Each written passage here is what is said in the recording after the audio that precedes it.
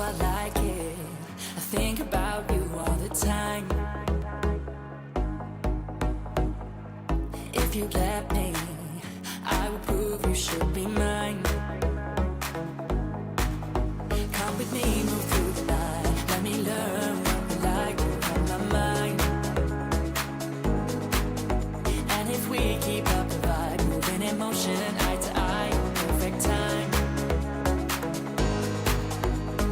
Talk to me, I want you on my body. Feel the heat all over my body. Come on, talk to me, I want you on my body all the time. Talk to me, I want you on my body. Feel the heat all over my body. Come on, talk to me, I want you on my body all the time. Talk to me, come on, talk to me. Talk to me, come on, talk to me.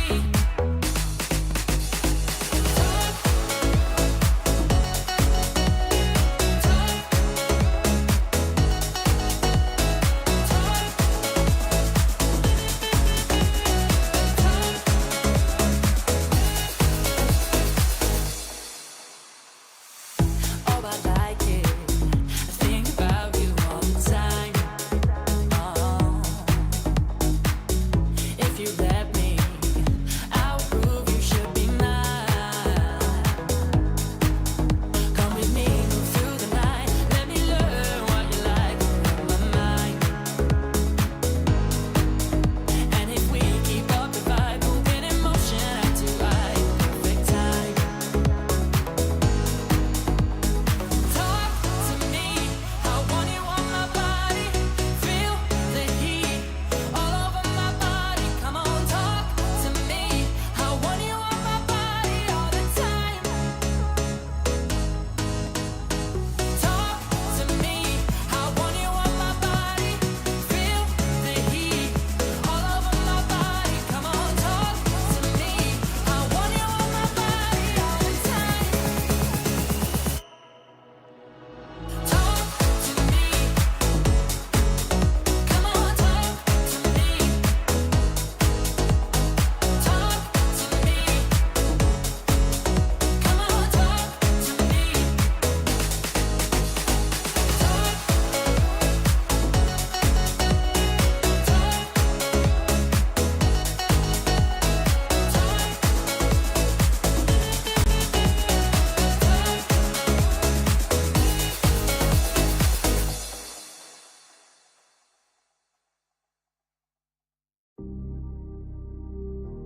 I've been wandering these places, trying to find where I know I belong.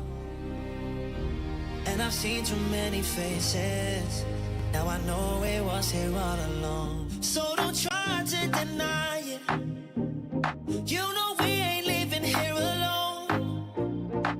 When I'm with you, I'm flying. I just want you here, that's all I know. Got me feeling, got me winning. I'm lucky when you're by my side. When I say it, I'm not lying. And every time we touch, it feels like. Every time we touch, it feels like. Every time we touch, it feels like home. Every time we touch, it feels like. Every time we touch, it feels like home. This feels like home, yeah. This feels like. Every time we touch, it feels like. Every time we touch, it feels like home. I've been wandering these places, trying to find where I know I belong. And I've seen too many faces, now I know it was here all along. It's an impossible thing that I'm feeling. Pressure is building inside of my veins. Tell me it's real and you swear that you mean it. Yeah, you mean it. So don't try to deny. Don't you try to deny. You know we ain't leaving here alone. No, we ain't, no, no. When I'm with you, I'm flying. When I'm with you, I am flying. I just want you here, that's all I know. Yeah, yeah, yeah, yeah. Got me feeling, got me waiting. I'm lucky when you're by my side.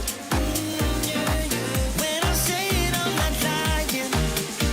That every time we touch, it feels like. Every time we touch, it feels like.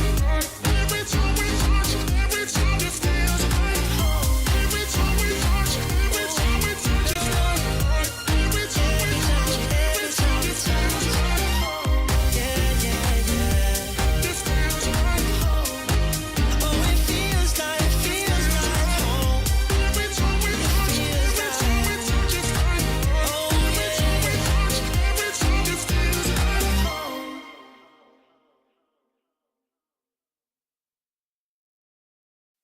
No, we never choose.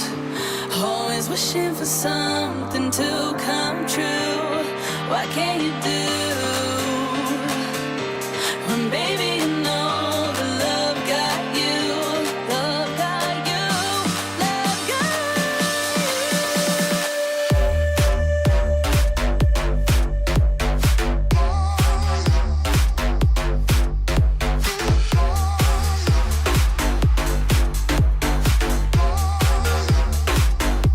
love got you.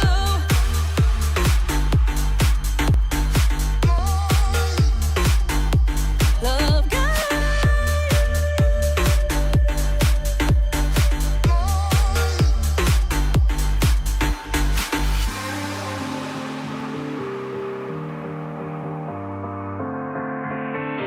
no, we never choose.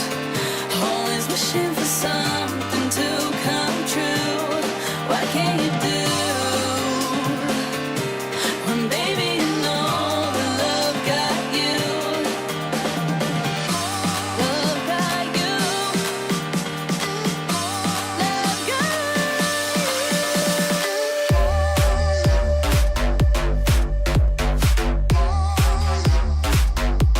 love got you.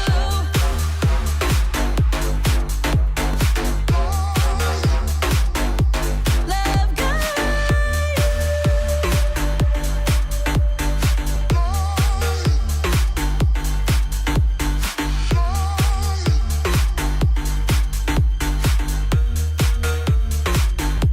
love got you.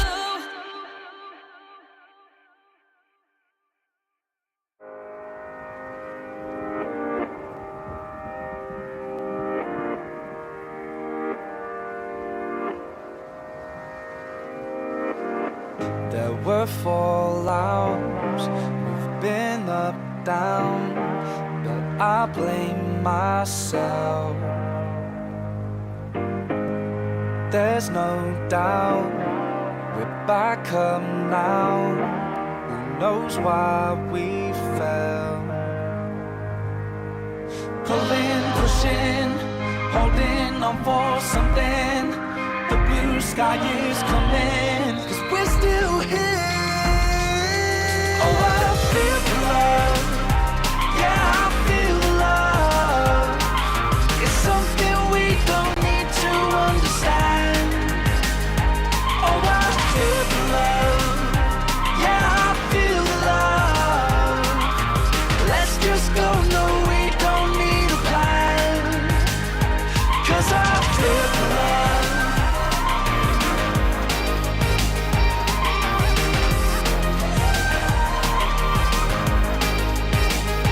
'Cause I feel the love.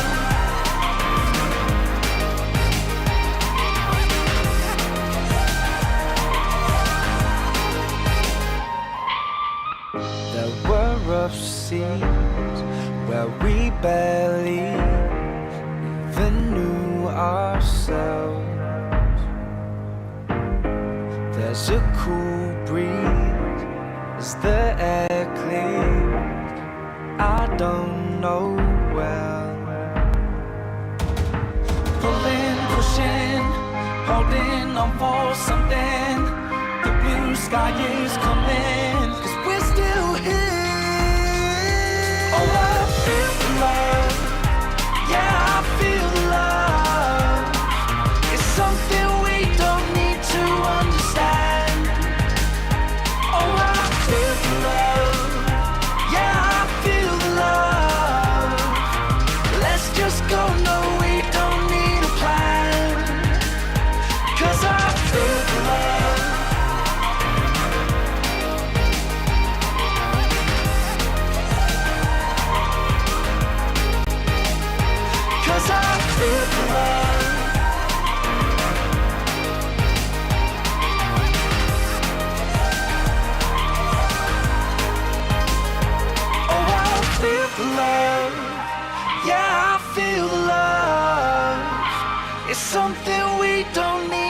understand.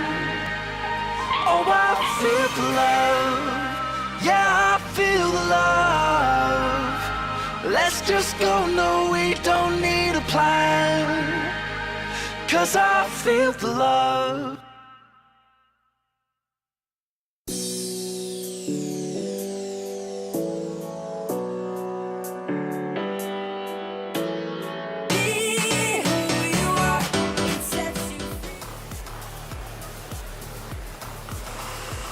We have made it to Tachikawa, Tokyo, Japan. We're here at the arena, Tachikawa Tachi, for the 2026 Champions Clash. 8 teams are fighting for a shot to hoist the first major trophy this very year. My name is Zoe, and joining me on the desk on this wonderful day are Ash and Johnny. Guys, we're here. We're in Japan. The crowd is with us. The teams are with us. I'm so excited. I am so excited. So am I. It's my first time in Japan. To be here for Overwatch as well is absolutely insane. The vibes are crazy right now in the arena. And we've been talking about how big Overwatch is in Japan.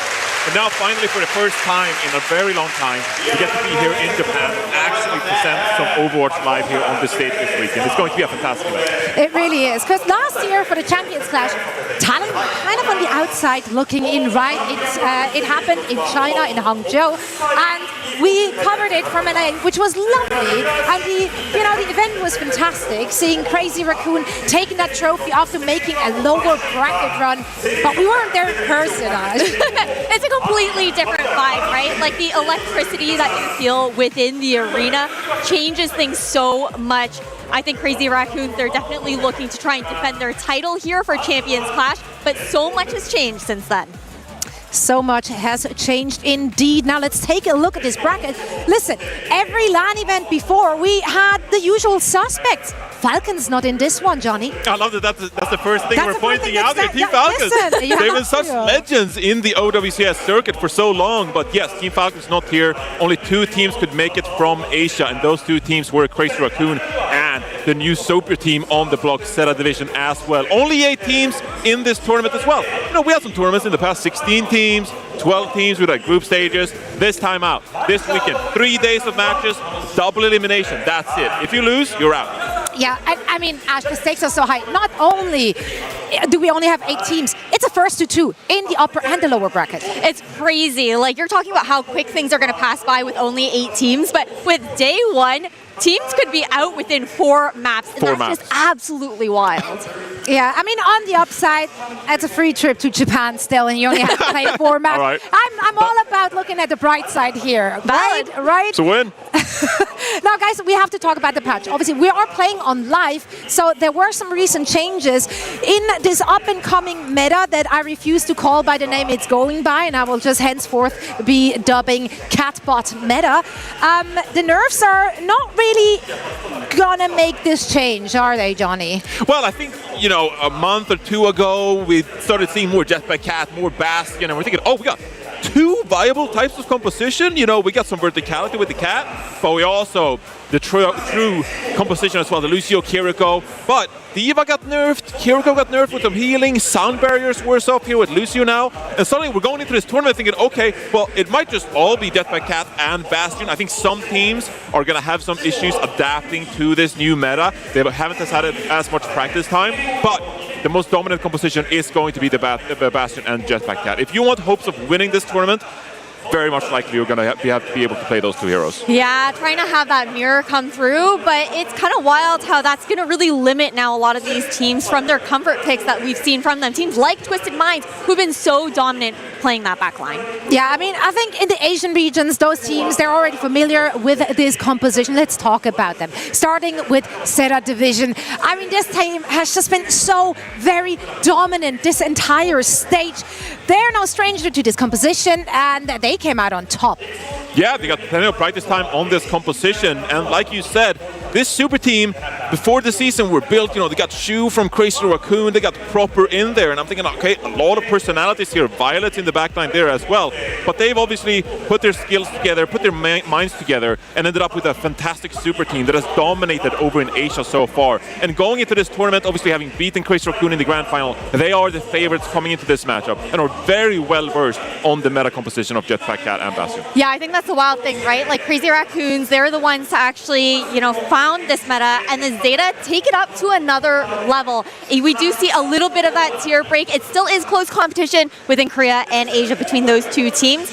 But Zeta are the ones, I think, that everyone's looking at to win it all. Absolutely. They're the favorite to win it all. Crazy Raccoon, that used to be them, right? And we just talked about how they were the originators of this Catbop meta. Like, they were the first one to really show that during the regular season. So we do expect that to give them a leg up in the competition here.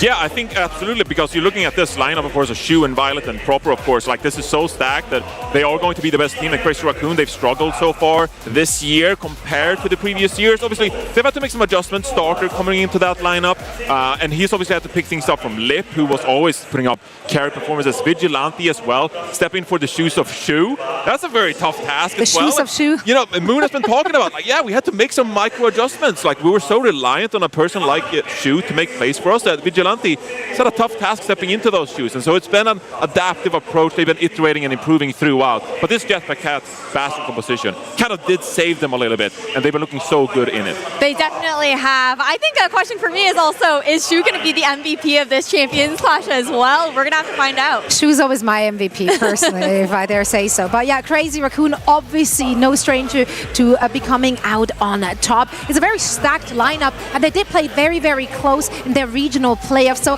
this is another team we just expect on the top. It's kind of going to be a CR, Zeta division, and then everyone else. It will be a big surprise if it wasn't those two in the top.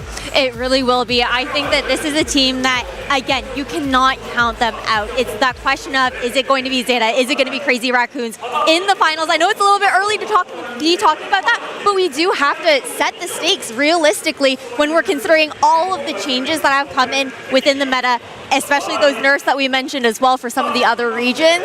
Korea definitely has an edge up. Yeah, if you left the World Finals thinking like, oh, EMEA, they won Twisted Minds. They're the champions of the world. EMEA, are they going to be super competitive? Well, they could be competitive, but it seems like it's going to be another one of those historic tournaments where Korea is kind of like playing their own game, and then everyone else is playing like, okay, who gets top 3? Who gets top 4? So far, they're looking like the favorites very much. That's the fun of those international competitions, right? Especially if the meta develops differently in the different regions, and then it just kind of comes to a clash here at the LAN event. Let's talk about EMEA and Twisted Minds. Obviously, there are our reigning champions. They have been so very dominant, but in a very different meta, with a few changes to the roster as well. Where do we see them standing in this very LAN event? I think that when you're considering the past accolades here for Twisted Minds, they didn't just win World Finals, they also came in hot for preseason boot camp. This is a team that's shown that flexibility across different metas. However, again, it's a very different look from what we've seen from them throughout EMEA Stage 1. We did see them bleed in the grand final up against VP, dropping their first map of the season thus far. Overall, though, this is still a team that you cannot scoff at. We constantly talk about how Quartz is looking like the best hit scan player right now in OWCS. Yeah, all 5 members are fantastic in their individual roles, and obviously they've showed some flexibility in the past as well. Funny Astro picking up the Wu Yang last year was a big win condition for them, and one of the reasons they were so great, right? And so they are not your traditional Lucio Kiri team, I want to say. I want to say they have more flexibility than that, but obviously they were experts. They were the champions when it came to a more linear style of play that we've seen in the Overwatch the past couple of years, right? Jetpack Cat being meta now for this team, it is massively going to change things up, and I do think we can expect them to have trouble in these early stages to adapt to this meta, especially because they've had way less practice time on this composition compared to the Korean teams. I think it's going to be interesting to see if they're going to lean into it or if they're going to continue to play their own thing. This is a team that can definitely cook behind the scenes, though. I think it'll be fun to see how things are going to look, especially in today's matches. Being those first to twos, there are opportunities for upsets depending on how those hero bans go. all things considered. No, honestly, it's still everyone's game, especially with the format that we have in place here in Tokyo. Now, let's talk about VP, the second seed coming from EMEA, and there in this region, it's just like this tier break, right? Like we have Twisted Minds all the way on top, and then there's a bigger gap to VP in the second seed, and then after VP, again, a big gap, and then the middle of the pack. So like VP in EMEA, they are considered like one of the teams to beat, but internationally, how will they stack up? I think realistically, though, when we've talked about, okay, what teams are going to be picking up, you know, the Cat Bastion meta, I feel like we talked about it a little bit, you know, over this past weekend so far, Johnny. I think VP is going to be more likely to lean into that with the flexibility that we see, and also adding Psycho and Landon to this lineup. They've brought so much vocality to this team, so much leadership here as well, and I think those are going to be huge boons for VP now at LAN. Yeah, if I was VIRTUS.PRO, I would actually kind of be excited at the prospect of a meta shift, because I'd say like, hey, we're not as good as Twisted Minds in this kind of composition, and so if we get the opportunity to start from ground zero, like from level 0 and then work our way up to really try to get really good at the Bastion and the Jetpack Cat position, I would welcome that as a team, as leveling the playing field. The problem is, Kevster, you really want Kevster to have a big impact on this series. You want him to be a playmaker for this team. It just so happens that in this specific meta, the Bastion is kind of like flying around, and you know the one making plays. You're kind of relying on, hey, Jetpack Cat, fly me over there. I want to go over there. So Kevster will be like, hey, can you push me over there, and I'll make plays. So Otherwise, it's gonna be tough. Teamwork is going to make the dream work, guys. I'm going to be very excited to see what these teams have in store for us. If we're looking at the Chinese region, also like playing kind of their own thing. Now, of course, the big name has always been Weibo Gaming. It is the Chinese super team. It's the Chinese Avenger squad. Now they're looking at the new backline that they added for this year. Yeah, they added a new backline, of course, because this is a team that has been struggling, I think, for the last couple of years. And so I think that they needed something to change. They needed a couple of roster adjustments to try and raise their ceiling to compete at an international level. They're still the best team in the Chinese region by far. We're still having a lot of teams catch up, and as you look at the bracket, of course, yeah, they dominated all gamers. They only dropped a couple of maps here in the upper bracket and the grand finals, right? So they are the best team by far, but like you said, so the big question is, how can they compete with the Korean teams, North America, Europe, right? That is the big question mark for me. I think we have to wait and see. Like, you can look at the Bastion composition and say, this is a leveling field. It's going to even some of those kind of things out. But so far, I'd say the last couple of years, this is a team that's been struggling on the international stage. They have been able to take games off of teams, like NA teams, for example, right? Of course, you know, things are a little bit more different this time around with them facing up against EMEA to start things off. Overall, though, it is difficult. I think when we look at the Cat Bastion meta, too, for Guxue, he is that Winston player. It doesn't really play well into his strengths. So I have a lot of questions for how they're going to perform in this new kind of world. Yeah, absolutely. I mean, the region as a whole, right, they're playing catch-up. Now, all gamers are the second seed, the proud second seed from this Chinese region. And the exciting thing about this team is really that we have so many up-and-coming Chinese talent in this squad, which are joined by some more veteran players of the sports. I'm very excited to see what they have in store for us today. Yeah, like you said, they have a couple of young players, Alphari and Insane. I think they're 20 years old each. And so you compare that to Weibo Gaming, we're like, oh, they're aunts, you know, 23, 24 years old. They're on the older, they've been around for 6-7 years. A couple of these players, they're on the younger side. They're a new generation of Chinese Esports players coming into this one. But obviously, they're surrounded by some of that experience. Like someone like Vigay, I think is going to be pivotal for this lineup as well. Lengsa bringing some of that experience to this lineup. And they actually qualified playing some of that Jetpack Cat and Bastion. So they have some level of experience playing a composition like this. Maybe that experience could be enough to be the dark horse and upset some of these European or North American teams. I think that's the fun conversation when it comes down to like these new blood players coming into the fray here, and also just honestly it being a huge learning opportunity as well, and being able to face up against international competition, maybe a little bit of a different style for them, things that they can take away from those matches, and also maybe those opportunities to kind of shake off, you know, that tier break within China and have that reset now at international LAN. Absolutely, and there's an element of surprise that all these teams have because we haven't seen the cross-regional competition, right? So they're not as familiar with their foes. If we're looking at our last region, it's North America. Obviously, the big talking point heading into 2026 has been Dallas Fuel is back. A storied organization. Expectations were high. We were so ready to be disappointed. But we we weren't. There's no like circle of misery happening. Dallas Fuel has been phenomenal, all stage dominating the region. I know. I think catching a lot of the community off guard, because a lot of the community did have questions about how this team was going to look. The way that we look to build this roster, taking these individual pieces that are so good at their particular roles, and it works for them. Like, they're marching to the beat of their own drum. They don't succumb to the meta, and I think that way of thinking can definitely take them far here at Champions Clash. This is the part of the show where I place my bet. I say Dallas Fuel could be the team that ends up surprising everybody and secures a spot as a top 3 team. I think they're competing with Twisted Minds because of the reasons you outlined. They are not that linear team that's relying on Lucio Kiri. They're like, oh, we're going to play double flex support and like we'll try to pick our opponents apart. And I think a team like that is just way more mentally in the right headspace to pick up on new metas. Like, okay, like the meta is now going to be Jetpack Cat and Bastion. We played some Jetpack Cat earlier in the Stage 1 regular season. Like, yeah, we can welcome this. Like, we actually welcome a new meta shift and you start practicing with an open mind. And so I think Dallas Fuel, the fact that they're approaching the game in a pretty unconventional way already, and because of the skill in the backline, the versatility those guys bring, like Luke Emino, for example, no doubt that this guy is going to approach 3D strategy games playing Jetpack Cat here. Like, I think he's going to have a great time, even though he's very mechanically skilled.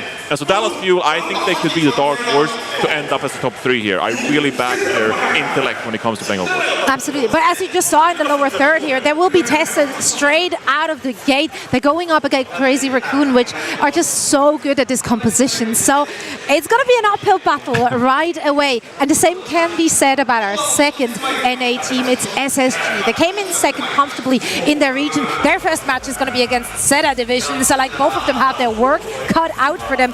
They made a few changes to their roster heading into this season. What are your thoughts on SSG? Hey, I mean, for SSG, they're picking up that previous Nightmare core going into this season within Lethal Admiral and Ultraviolet, and that was the squad that was able to take CR down during last year's Champions Clash. I think that this is a squad that does show a lot of flexibility, even though there were some questions with how their performance ended up looking during Stage 1 within the NA region as a whole. I think when you consider the coaching staff behind them, how Christopher likes to approach the flexibility on that squad, that's the boon that I have for SSG. I'm really curious to see what direction he's taking this team in for this event. Right, not only do they have a smart coach, but also I'd say that Admiral is one of the smarter main support players we have. And last year showed some adaptive skills. He picked up the Life Weaver. We're like, oh, is Admiral like the best Life Weaver in the game? So he's done it once before on a hero like Life Weaver. Can he do it again on the Jetpack Cat? Now, SSG, they've talked pretty openly about they didn't have the best bootcamp experience. Their scrims, their practice weren't spent efficiently. And so they haven't had the best preparation going into an event like this. I also would say that we haven't really touched on the fact that the hitscan players have been pivotal for so many years here, but like I mentioned earlier, like now you're a Bastion flying around, someone like Lethal can't take over the game playing Sojourn anymore. Instead, you're being guided by that Jetpack Cat. Sugar-free, what level of impact is he going to have in this tournament? You know, can't play some Tracer still, but we also seen a lot of Reaper. And so I think SSG, they're actually going to have maybe like the wrong hero pools approaching a meta like this. But like you said, we put a lot of stock in how smart they are, their experience playing this game. Hawk, you know, been around forever. And that is the upside potential with SSG. Like, can they just quickly figure things out and be pretty adaptive during the middle of the tournament? Yeah, but like Ash, you also mentioned obviously, right, with the hero bans and the map pool and the map bans, like there's a lot you can do in order to throw your opponent off. Also, Antarctic Peninsula rework is back in it. Penguins for everyone. I mean, what's not to love? Hey, I love Antarctic Peninsula myself. Same. I'm excited to see it personally, but I think it's going to be really interesting. It's fresh ground here, even though the meta has been developing over the last stage here, particularly in Asia. Everyone's playing a little bit of that catch-up. The change in the map pool could be a big difference maker here for a lot of the teams if they can pick strategically. That's right, that's right. And now, of course, we're not just having Overwatch here, we also have drops, Q air horns. I'm very partial to the Kiriko drop, goes hard. Actually, all of this goes hard. So make sure to connect your Battle.net account to your Twitch account and start collecting now. The drops will be changing on the day as well. Like, trust. There's some goodies in the mix here, They're Johnny. fire. They're really good. There's always so many drops coming your way on the Overwatch broadcast. So you gotta stay tuned the whole weekend. That's how it is. There are rules. Lock it in. They're going to lock in. Also, of course, we do have these matches on the docket. 6 matches overall, all of them first to 2, Ash. They are first to 2, and I think that's the scariest part. We keep reiterating it, but that's just insane how quickly today can fly by and how punishable today is going to be as well. These teams, I think this is the day with the most upset potential with these short matches. Johnny, I'm so excited. Honestly, I got my money on some underdogs. You guys, okay, you've established kind of like a reputation for betting on the underdogs, and so you have fun doing that today. I'll play the hits, and we'll see who ends up on top. Am I like, do I have to like take a side here? You're the tiebreaker. Oh, do not like that. Let's take a look at that prediction, shall we? I right. kick us off with this one. I went with VP. It's honestly very, very simple. I have not been following Weibo very much. So I got to go with the known factor. You know, I know what VP can bring to the table once they are in high-pressure situations. We've seen that last year already at plenty. They have the talent. Not to say that Weibo doesn't have any of that, but I just went with the known factor. That's VP for me. Hey, that's understandable. Me personally, I'm in a very Chinese time of my life. My Chinese hat has got to take over. right. I went with Weibo Gaming. Listen. First to 2s, upset potential. They can get strategic with these hero bands coming in here, Johnny. I believe. Good for you. I'm going with VIRTUS.PRO in this one. I think it's just a regional difference. Weibo Gaming, they were struggling. They need to show it to me. I've been burned so many times, okay? And this is coming from someone who was in a very Chinese time of my life, back in Toronto, the Grand Finals, when I rallied the crowd for Hangzhou Spark, upsetting teams like Atlanta Reign, and just dominating right there. But I'm past that phase of my life. I'm just submitting to the religion of Kevster, and that's what I'm doing now. So I'm going with VIRTUS.PRO. I feel like you've bought into the Kevster religion for some occult, I dare say, for quite some We're really time. just Swedish people at the end of the day. I don't know if we're Swedish people or occult. Sometimes it's just that simple. No, honestly though, like I feel like this is genuinely everyone's game. We do not know how they stack up. We don't know who's been scrimming, what's word on the street. Do you have any insight, Johnny?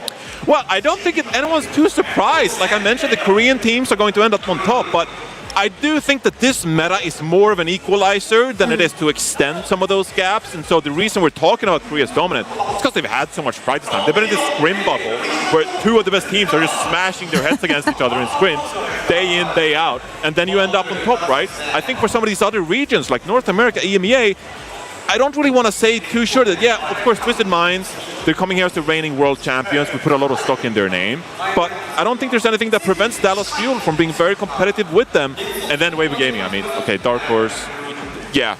If you want to bet on them, go for it. But Hey. I do think that North America, EMEA, I think that's the big conversation. Yeah. I would say they're pretty close. Yeah, I definitely agree with that. I think that overall, though, it could also be a strength for these teams who maybe even though they don't have, the same amount of reps on this particular meta, that possibility of bringing in new ideas like teams that are really funky within Dallas Fuel, I think I'm going to be interested to see if they're going to have their own takes on this Cat Bastion comp. I feel like there's also a few teams in here which might really just ignore the meta. Yeah. Because they have been doing that in the past. VP, I feel like it's one of them. Like the Symmetra didn't work out for them at all. So they just decided on a no-sim hill, die on a no-sim hill, and dying they did. But at least they stuck to their guns. Which are the teams here, Johnny, that you feel like they're not going to buy into a cat bot? I think there's going to be more teams than maybe we've been giving credit to so far here in the pre-show, because like a lot of these teams, like Twisted Minds, for example, they probably feel like, okay, well, there's probably 1 or 2 maps where, we could ban out both Jetpack Cat one time in the series, we could ban out Bastion one time in the series. So, yeah, maybe we want to force like a new Junk City, for example, where, you're fighting inside cages and there's a roof in the way, and so the Jetpack Cat doesn't have the same level of verticality. Maybe that's where Twisted Minds say, like, hey, we want to force a map where we don't have to deal with all that Bastion Jetpack shenanigans, and we're way more reliant on the Lucio Kirigo. The problem is that you can force these kind of different compositions, but at the end of the day, you got to win 3 maps in a series, and if Jetpack Cat Bastion is just a better comp, then essentially you're asking yourself to, like, being at a disadvantage a couple of maps and then come out on top. And that's just statistically just not the way to go about this. But yes, for sure, there are definitely going to be a lot of teams in this tournament who will just forfeit themselves to Lucio Kirigo and play what is the known quantity to them. Yeah, I mean, hey, not today though, like with first to 3 maps, first to 2. So there's that opportunity to ban out each half of the cat bastion today. I'm just like, you can only protect one half of the composition. Today is the day for upsets for sure. Yeah, this is where, you know, obviously the cat bot meta teams, they're familiar with our format, so they know that they have to have another layer. Have we seen other layers from Zeta Division and from Crazy Raccoon heading into this one? There are some adjustments you can actually make in this Jetpack Cat composition. Of course, with tank roles, we've been seeing a lot of Mauga being played, but also the Wrecking Ball is going to come out for some of these players like Junbin, Milgaro, both very well versed on a hero like that, for example. D.Va as well. We have a lot of D.Va players because D.Va's been such an important hero for so long. And so that I'd say is maybe like the core trio, and then we'll see what happens in the tank role. We've seen Reaper and Tracer in the damage role as well. And we might get a little bit of Ana. If some of these teams are brave enough, Ash, they might bring out the Ana instead of the Kirgo. I'm an Ana lover, but realistically in this composition, you do want that mobility. So the Ana, she gets punished a lot. I think that we saw a little bit of that even in the grand finals for Asia between Crazy Raccoons and Zeta. That's why it ended up being, honestly, that close at certain points. Yeah, I mean, there's definitely like compositional preferences for each individual team, but then also map preferences just based on how things played out in their respective region. Like Weibo, for example, has like a really, really high win rate, but again, they haven't been stacked up against international competition.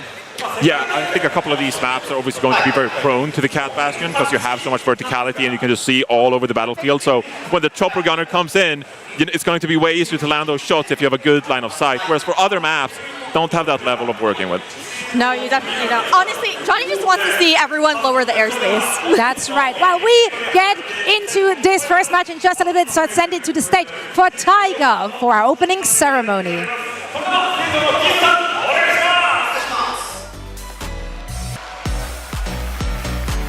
皆様、本日はご来場いただきありがとうございます。これよりオーバーウォッチチャンピオンズクラッシュ2026幕開けを飾るスペシャルオープニングアクトをお届けしてまいります。改めまして本日 MC を担当する岸大我です。3日間よろしくお願いします。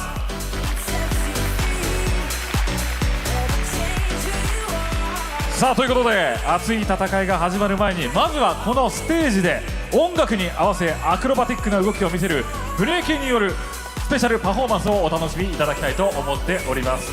本日のオープニングアクトを務めるのは世界で活躍するブレイキンクルー12アフターアワーズということで、それでは早速世界レベルのパフォーマンスを見せてくれるメンバーを紹介してまいりましょう。 B ボーイ Y ハイ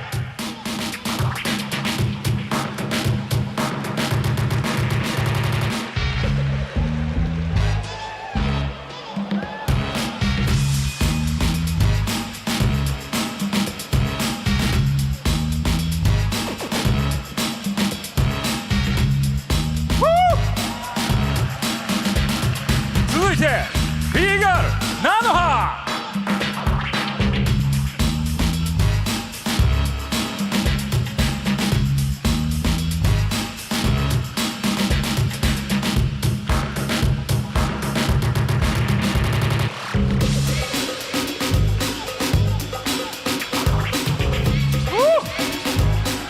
さあ続いて B ボーイライオン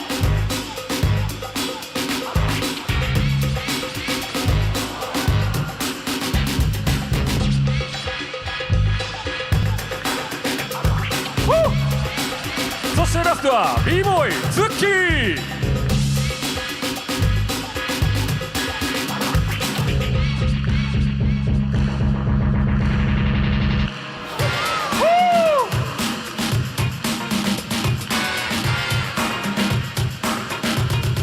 さあということで改めまして今日このステージでパフォーマンスを披露してくれるのは12アフターワンです。大きな拍手を。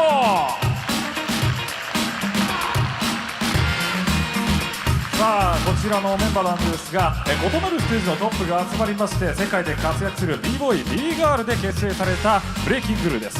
2024年の結成後すぐに日本で歴史のある大会オールドスクールナイト、また日本初の国際大会スーパーブレイク、そして1997年から開催されている世界三大大会の一つフリースタイルセッションなど世界レベルの大会で優勝を重ね世界に名を轟かせています。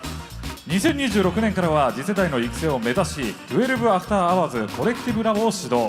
これからも日本のブレイキンシーンを牽引していきさらなる可能性を切り開く次世代のそして新世代のクルーとなっております。さあ本日はこのステージで世界レベルのスキルやミュージカリティを見せてくれるということで、ここからはこの4人に見せていただきましょう。それでは12 Hours ショーケーススタート。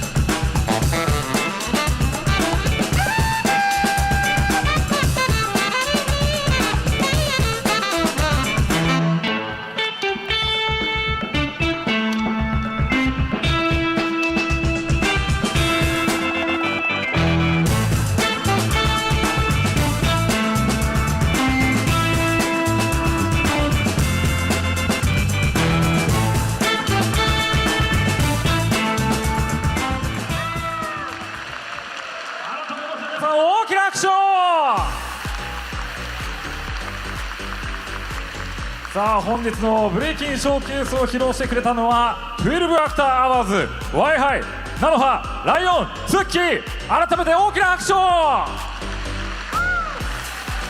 りがとうございました。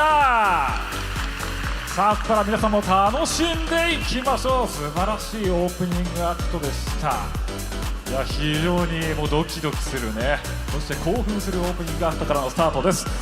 さあそれでは本日ここからメインイベントに移っていきましょう。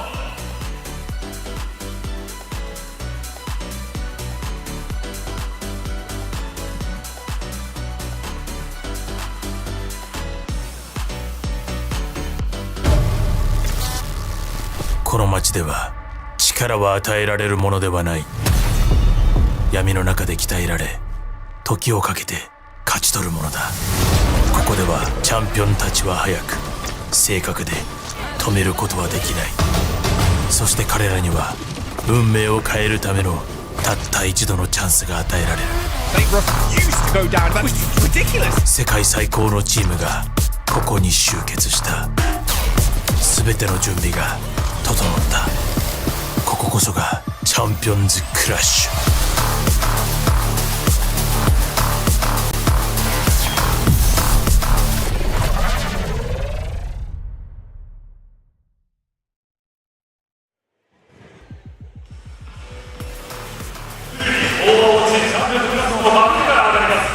これまで数多くチームがチャンピオンを夢見て散っていき、強さを証明した者たちだけがこのステージにたどり着きました。ミスが許されない極限の緊張感の中、たった一つのチームだけが世界最高峰の栄光を手にすることができます。今全世界が見守る中、オーバーウォッチの歴史に新たな1ページを刻む偉大な旅が始まっていきます。王者の資格を証明するために集結した8チームをお呼びいたしましょう。今年壮絶と同時に大陸を制覇し、このステージにたどり着きました。世界を飲み込む恐れ知らずのルーキー、オールゲーマーズ。 Securing their ticket to Tokyo as China's proud second seed. This is a roster uniting hardened veteran players with an absolute influx of explosive up-and-coming Chinese talent. This is an opportunity for these players and this roster to put themselves and their region on everyone's map.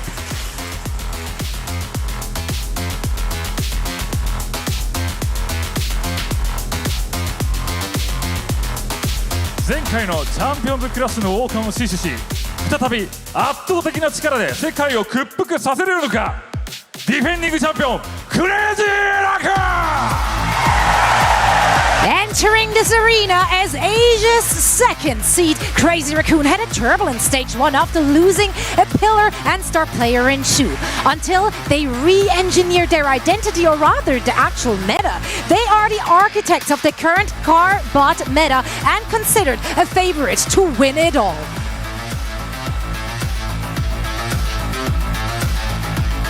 北米のプライドを胸に再び世界一への軌道に乗りました。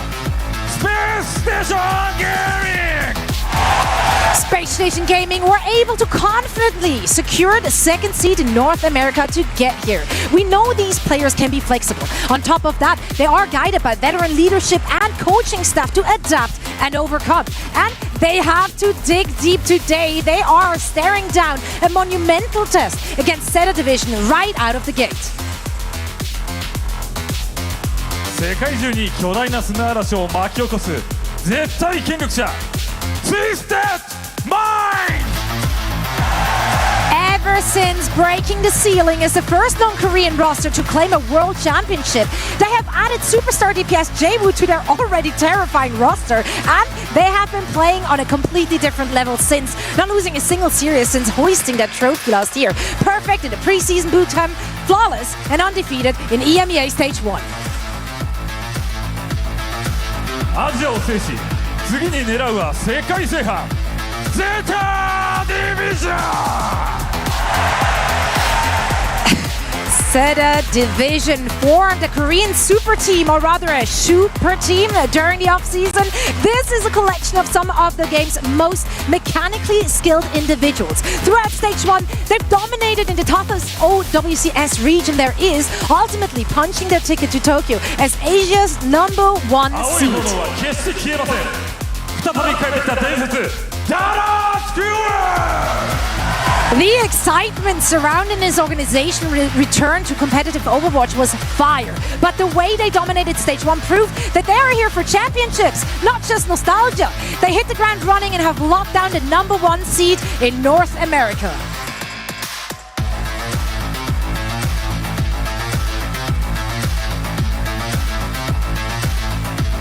激しい吹雪を突き抜け、世界の頂点に旗を立てるために進撃する北方の奥間、VIRTUS.PRO!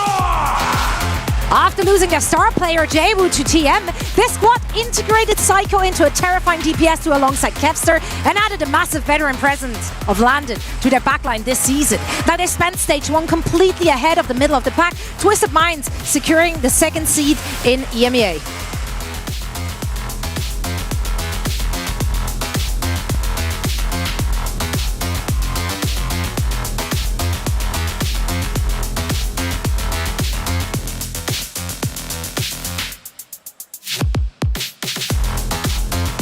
大陸を越え世界の頂点を取るためにやってきました。大陸の誇りを証明せよ、Weibo ゲーミン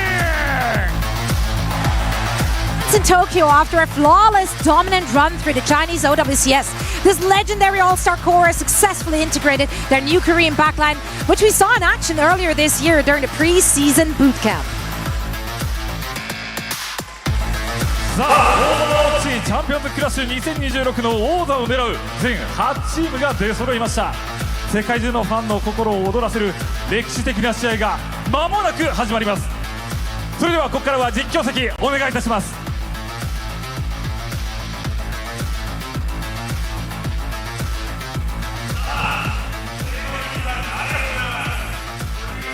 Matt, I couldn't be happier to be here in Tokyo to watch the best of the best do it. We're the lucky ones who get to kick it off here with the first match of the day, what the fans have been waiting for. This crowd is lit. I mean, those dancers, dude, they're looking like me out there. Dude. I mean, I got moves like that. Yeah, Matt was in the back talking about a dance-off. I don't think the people want to see that, Matt. Yeah, those guys did it pretty good. No, they don't want it with me. Yeah, they're scared? They don't want Is that what you're saying? Okay. Yeah, they're scared. But no, we've had a great time here in Tokyo. I mean, this arena is packed, and we have some sick games coming out today. We have a lot of matches just overall here at Champions Clash, but today we're going to get into 6, and they're all like BO3s, right? Yeah. So first to 2s in Overwatch, right? Because we can time. But all of them, are really impactful, right? You can be sent home off of 4 games, which is crazy. I mean, look, you got to come to play here. I mean, you're here with the best of the best. Yeah.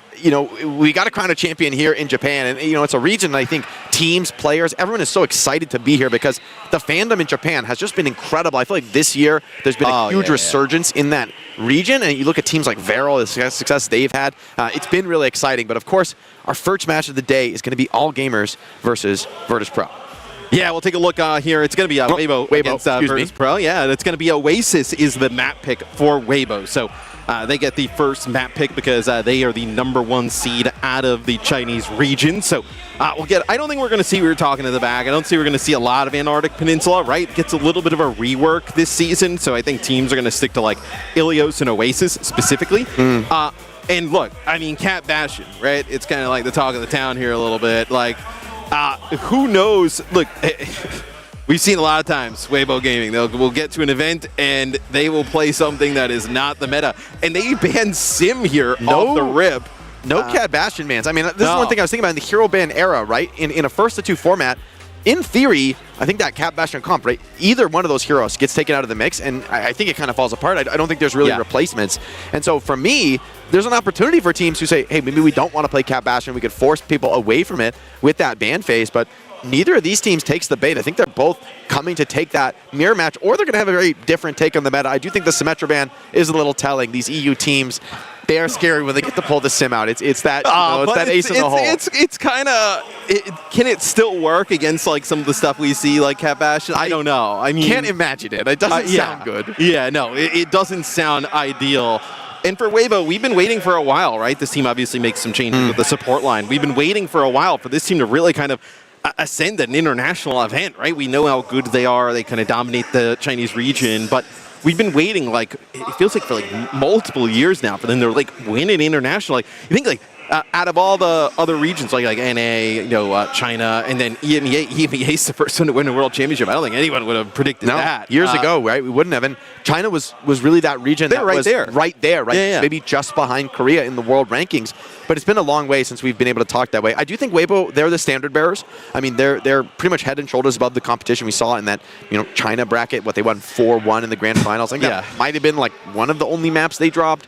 So yes, if there's a team that's going to have a great run out of China, but them just getting the #1 seed from China every event, it's not like at this point for me, it's like I want to see them do it here at an international. It's not that impressive. Let's take a look at the bracket here real quick as we bring it up. So you got Twisted Minds versus All Gamers there at the top, and then Dallas CR. That's going to be, I think that's going to be a pretty good game. Weibo versus VP. That's what we're about to kick off, and then this place is going to be insane for Zeta versus SSG. I mean, it's going to go wild. They'll have to bring the dancers back out. We'll have to get like a little elongated pregame for that one. It's cool to see 2 Japanese orgs here, right? Because getting that local fan support. It's for us first time in Tokyo. For a lot of Overwatch fans, same can be said. So always I think it's exciting to see the energy of that home crowd. And I mean, the energy is real in here, Matt. You can hear it all around us. The crowd is incredible. Like everybody is excited.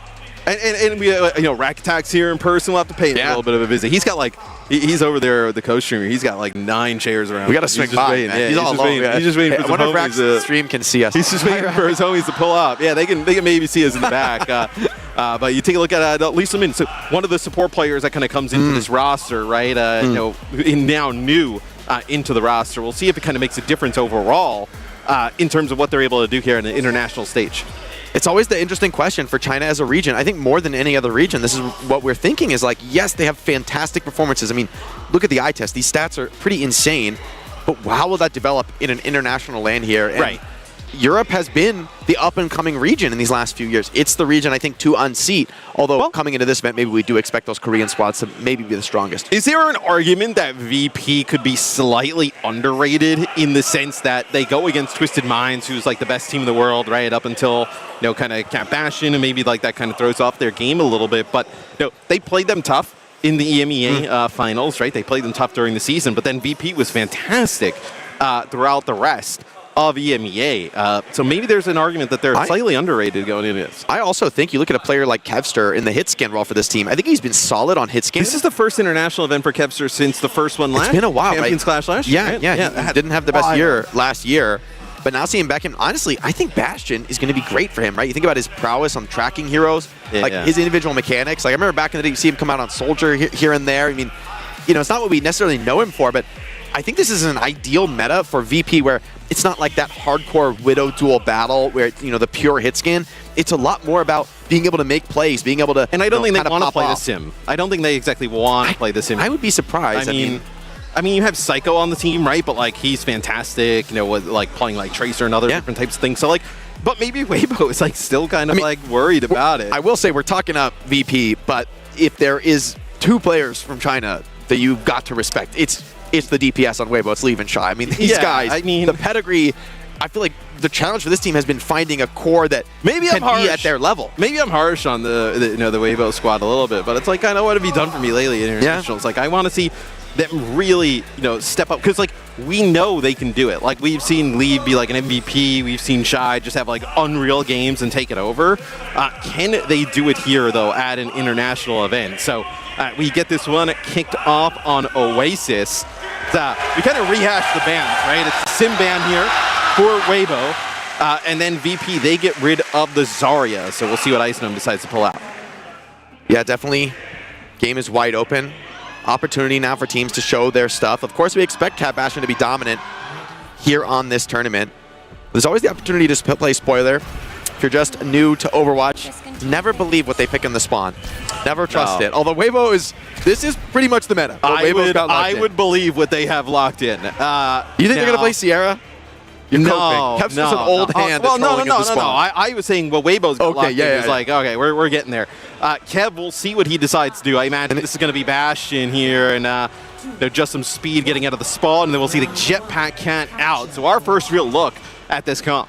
Whoa. Is this Lucio Kiri on the low ground? Kiri Bastion, okay. Interesting concept. They're going to try and shoot up and just deal with the Bastion, but that's going to mean there's more opportunities here for Leave and Sunzo to get in and connect on low ground targets.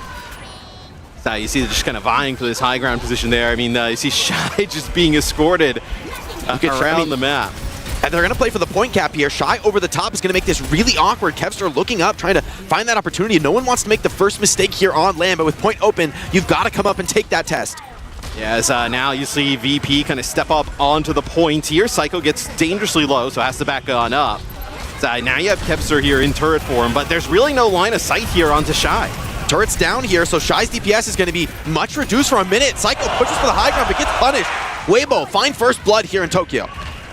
That is huge, and now you're going to push VP back into this choke, and just the angles that you can get with the Bastion, with the Cat, is so absurd. And the amount of damage that Bastion just pumps out in general is really strong, right? So to have those wild angles, obviously not how the hero is kind of designed, but with the help of Jetpack Cat kind of bringing that to life. Much faster move this time. VIRTUS.PRO swarming out onto the point, trying to find weakness, probing. Weibo backs up for a minute, but they do not give the flip. They're going to be right back into the fight. Sunzo holding his point. The rush from Landon, though, gives him real power, taking this fight to Weibo, who have to back out even with the rushes traded. So, good fight so far for BP. Yeah, I mean, Maka ends up using the rush as well. It's going to be a sound barrier here from Fixa. as Kev also using the Bastion ult here, seeing what he can come up with. See if anyone can find more, but FACEIT drops Sunzo after losing the suit. So Weibo evicted from the point with only 24% to show for it. So VP's giving up here vertical mobility for just kind of more mobility with like Lucio, but then also having like a support ultimate's kind of huge in comps like this. Definitely. I mean, you know, the catnap, it's interesting, it's a little cheesy, but the way this comp plays, you really don't find many opportunities to use it since you're pretty much always going to be carrying your own Bastion. Now Shy coming in from above, looking to put down some big pressure on the front line. Psycho holding his own, but FACEIT does get caught. The flanking Cat Bastion cuts him down. Leave forced to Wraith form, but with the player advantage, it's going to be a difficult fight for VP to battle back into. Yeah, it'll be a self-destruct here from Icegnome to get a mech back. Okay, hold on, you get Maka, so you might be able to fight this here if you're VP because you're going to have FACEIT coming off the spawn. Likely you can, but with Shy and Leave finding kills of their own, I think for VP, it's going to be a quick retreat for them. Dude, those 2 kills are huge. I mean, you would have been able to fight that there if you're VIRTUS.PRO. I kind of like the idea here from VP. It just seems like the line of sights, and I mean, look at, just Shy this being map, right, in particular, is wild. I mean, oh, they're going deep. They're going aggressive. Diva, great save from Icegnome, keeps his Bastion alive.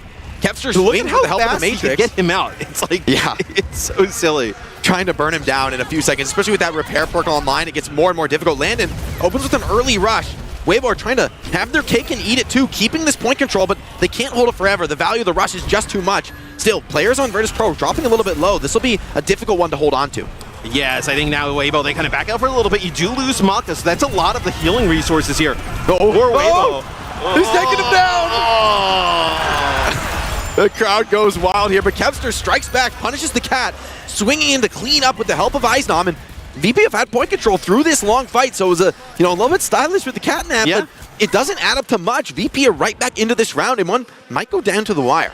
Because the ult is kind of worthless, in a way, for the catnap. I mean, like, okay, in theory, it's a free kill, but it takes a while. Yeah, we're all having fun. It was a great time to see Psycho get dragged off the map. But, like, in terms of what it provides to the team, it's not close to, like, a secondary, right? We're not even having a discussion about it. It's kind of odd, and as a support ult, that it essentially is a killing tool. And whoa, Icegnome with the help of the team burns down Shy out of the air. They weren't ready for that one. Leave, though, with the help of the Kitsune Rush, still fighting for this one. Diva, the micro missiles, not doing enough damage to clean up Maka. But without that swift step, he might be vulnerable, and VP going to absolutely continue to fight this one out. Shy going to be coming back in off the spawn. A quick punish onto the Jetpack Cat, but Icegnome can't quite get the finish. Yeah, it'll be a Death Blossom there from Leave.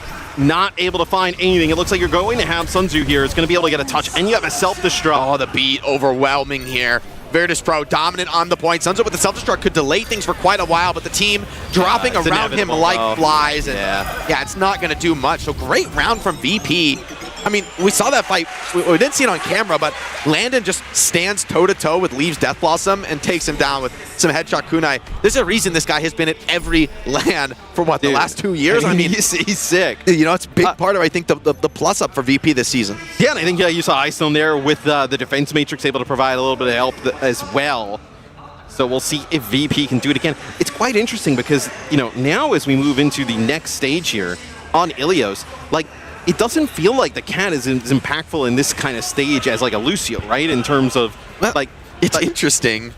I mean, there's a lot of you can get high vertically, right? But there's not a lot of great angles here. You're going to be visible basically the entire time. I agree when it comes to the point control. However, this map typically, whoever gets to control that outside high ground tends to have an advantage, and I really feel like it's going to be impossible because Bastion can take this ridiculous angle. He's got that cover on the outside of the map that we normally never think about in Overwatch because there's Pharah is the only hero who can really use that geometry. But even Pharah can't stay that long anymore, right? Yeah. I mean, and Bastion's just going to be chilling there. I do think VP are just going to play for the point and play in, kind of the corners where you might be right. It's going to be a struggle where Bastion now flies in with the help of the cat. Is he going to look in for the flank? Kevster turns and punishes him. Yeah, it's really tough. I mean, because you need the damage from the Bastion to kind of take out the rest of these players. So you're going to have to kind of close the gap. And it just puts him in harm's way, and they're able to deal with Shy relatively easy. And I wonder if, sometimes we get to these events, right, and, you'll have, obviously Cat Bastion, we're talking about Cat Bastion, and, everybody kind of, hard commits to that. And then it's well, maybe there's another variation of it that could be more effective or as effective on, certain maps, which it feels like VP here, this is a really good look. Maybe it's one of those, and maybe it's just an Ilios thing. Yeah, I mean, here on Control, it might feel a little bit better. I will say I kind of like the Lucio as a more classic enabler of this style. Feels like Leave and Sunzo are going to really struggle with the Lucio against them. Once again, Bastion swings in deep, but VP just bunkering in the room. Can they stay alive here? Weibo bringing more of the full force of the team this time, but the turret form does not find any kills. VIRTUS.PRO, opportunity to clap back. Yeah, now VP with that extra mobility. See FACEIT gets out. It's going to be a Kitsune rush. Just knock some players back as it's going to be the Bastion ult here from Kev. Just to kind of stay alive, as you're also going to have a sound barrier here. Dude, that's a huge kill there on the lead. I think Sunzo just didn't have the defense matrix. But now having this sound barrier is going to be massive for the next fight. I mean, you're already halfway up in terms of control percentage here on this point, and it feels like Shy has not really been that impactful. This is great to watch, man. This is so silly, man. Oh, wait, he catnaps. Wait, what? The self-destruct in the world? He jumps out of the suit and says, you can have it. You can have the suit. I don't need it. Oh my, what a fight there. Sick reaction from Ice. Yeah, quick one. Rush advantage, but the beat aggressively. VIRTUS.PRO trying to end this one quick as they can, and Leave just can't weather the storm. VIRTUS.PRO up 1 in what could become the final fight on Oasis. Weibo struggling, trying to find the answer, and the much vaunted Cat Bastion has fallen flat on our first map of the tournament. It throws everything into question. I mean, dude, VP has looked sick on this map. A full delay. He's going to get stalled out, and I love this decision. It's going to be Psycho. He TPs in. They're going to go deep. They're going to try and spawn camp. Yeah, try and get somebody off the spawn, but worst case scenario pushes them all the way back, and now it looks like, okay, it's just going to be Lisu Min trying to get a touch on the Cat. He's going to get burned, right? Sure. Okay, wait, does he get the touch there? Oh, yes. Looks like Reaper had to come grab it. But, the formation is really rocky right now, and Landon, 99, has the Kitsune rush. Could open this up on point with overtime ticking. You can't really go far here. Sunzo taking a lot of pressure, has that self-destruct to try to outlast through it. VIRTUS.PRO just biding their time, picking off players one by one as they come in, forced to take this fight. Weibo with nothing to show for it here on Oasis University. Yes, you'll get Sunzo not able to get back in a mech, just leaves him in, and that is it. VP with a dominant showing there in our first map. It's so early, right? It's literally the first map of the tournament. Yeah. But, it's like you said, you come in with this, everyone's been playing this, people kind of get into sort of a group think, especially when a meta like this really develops in one region, where we saw a ton of this in Korea, in China as well, but really wasn't played in NA or EU, and so new teams coming with a very different take, a different perspective, throws a wrench into the works. And it's like 50-50, like, historically in Overwatch, right? You think about the sim meta kind of, originating in EMEA, right? We go to events and other teams feel like, oh, we can play ball and do some other stuff against it. And then you actually find out, actually, no, it's probably the best. Like this kind of coming from Korea, and now the rest of the world kind of coming here playing it, and then obviously playing against it more, are going to come up with different variations of it, different looks of it. And we'll see kind of like which one ends up coming out on top. That was a really nice look there from VP, having the Lucio in the mix instead of the Cat. I mean, it looked pretty unwinnable for Cat, right? Like, what I like about this comp is, what does the Cat really provide? You're mirror matching every other hero. The Bastions are just shooting one another. Yes, you can get some cheeky angles on Bastion, with the Cat, and be poking from really odd spots, but when it comes to like brass tacks Overwatch, 5-on-5 team fighting, forcing you to come touch the objective, you'd rather have the Lucio with the Reaper, with get the that Diva. Sick clip though, with the Cat. Hold on. You get the clip, the think cool about the TikToks. The TikTok short quotient is much stronger with Cat. I'll give you that. Yeah, think about the short form content you can get by playing Jetpack. When it comes to winning the tournament, right? Lucio looks compelling. That's true. No, it does. This is a tried and true style. There's a reason it's been played for many years in Overwatch. The nerfs came in, but they don't affect the synergy of the comp. And the Bastion with the Cat seems really strong when obviously Bastion's in turret mode. When Bastion's not in turret mode, it's not that strong. So when they commit with the Cat and you have the Bastion turret, that's a sick play by Ice to be able to kind of disengage.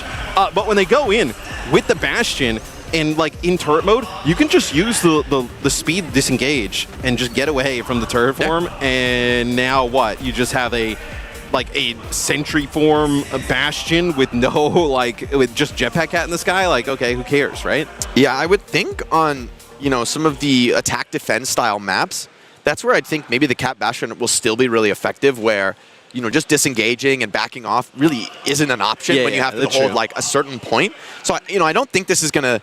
I don't think it's something you do again. Like if it's We'll see what Weibo decides to do in terms of map selection, but let's say like on a Numbani, could you do that? Exactly, right? Where things where there's a more static position and backing off has a huge cost to it. Yeah. That's where I think, okay, maybe this Cat Bastion has something to it. I mean, Numbani, I think, might be the best Cat Bastion map in the game. Like, if I were Weibo, that might be where I take us because you could go around the map in like these... But then, couldn't you just, if you are VP at this point, just ban Cat or Bastion? Yeah, exactly. Right? So that's, I think they put themselves in a fantastic strategic position. Like, they can't protect both. That's another weakness, right? In the hero ban era, you know, it's not like the Symmetra where it's really just the one hero that plays those Symmetra styles and takes Symmetra out, you know. Like, that's respectively the only true backbreaking ban. This is a meta, well, at least it's developed in Korea, with two core heroes. We call it Cat Bastion for a reason. Yeah, no, and I mean, look, let's say Weibo decides to take a Numbani, try and protect the cat or something along those lines. Then you just have the Bastion as a free ban. Yeah. Easy. And now who cares that you protect the Jetpack Cat? it's like, who else are you going to carry? Malga? Yeah. Hold up, dude. Hold up. That sounds kind of spicy. That'll be the spicy. new tech. We got Bastion at home. New tech. It is Numbani. I mean, look at that. Yeah. So, yeah, this is like what you would think is like one of the better maps in the pool for that type of play style. So I also think in the first of two, man, to come out on map one, have a great response, play good fundamental Overwatch, and really put the screws to Weibo. Like, Weibo, I mean, they look competitive on round one. Ultimately, they lose it, and then round two is a blowout. Like, they didn't touch the point on round two, let's be honest. It was not close. Like, they didn't have one good fight. So, I mean, you're facing, like, being sent down to the lower bracket here in two maps here in Tokyo. We were talking about what have you done for me lately, Matt. It's not looking great for Weibo. No, I mean, and you see VP. I mean, they're obviously kind of like they're working on whatever strategy they're going to be going into here for Numbani. For Weibo, it has to be obviously frustrating, but also like at some point nerves kind of set in, and you're just like, oh, here we go again. Like, we made some roster changes. We come here, it's going to be the same type of result, right? And then that's the worst kind of feeling. But I think you're right, Matt. It's a real thing. Like, there's so much pressure on this one moment. You know, you travel, you come to the international land, you play the other best teams in the world. You're representing a region that has had incredible passion for Overwatch over the years, has had incredible historic results. Yeah. And yet, it really does feel like Weibo are the standard bearer, and it's also they haven't been able to really do that. It's also different if you're like, you know, hey, we're the number, 2 seed from a region, and you have to play against like Zeta or CR in round one. It's like, all right, it's a little bit different.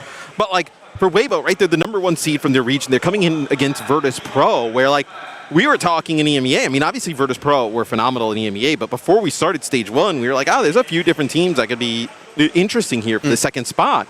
And, I mean, you just get the doors blown off you there in, the first map. So now we'll see where, I know Weibo obviously picking Numbani. I'm curious, once we get into these bans, what we see. Yeah, I think you're right, Matt, as far as it's going to be either Cat or Bastion taken away by VIRTUS.PRO, unless they want to mirror. But when you don't mirror map one, it really makes me think you want to. You don't really punish intend the style. to do it. Yeah, exactly. I think though you got to remember in the hero ban era, it's so hard to have like a truly dialed meta. There isn't a solved meta because you don't know exactly what the bans are going to be. You always have to be ready to adapt.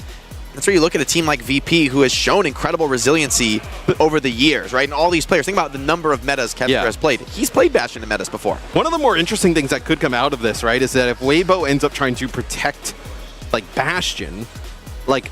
But you Bastion without Cat. I'm sorry, VP could just get rid of Cat, and then, like, I don't think they would play it, but...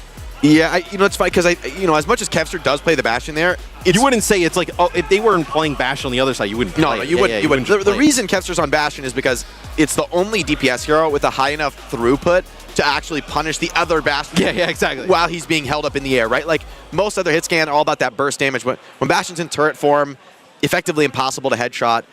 The other Bastion really is the best response. But if you take Cat out of the mix, I think it kind of comes back to a more standard, like a Sojourn, an Ashe, something more conventional when it comes to hit scan. And arguably, that could be good for Weibo, but they have to have come into this tournament playing Cat Bastion. That's what we saw from them in China. Like, they must have believed, hey, that's going to be the meta. And if VP have truly found an answer, if there's not a playstyle adjustment that makes Cat work into that style, the whole tournament could be turned on its head here in match one. Hey, that's us. Oh, right there. We're in the middle. Hello, everybody.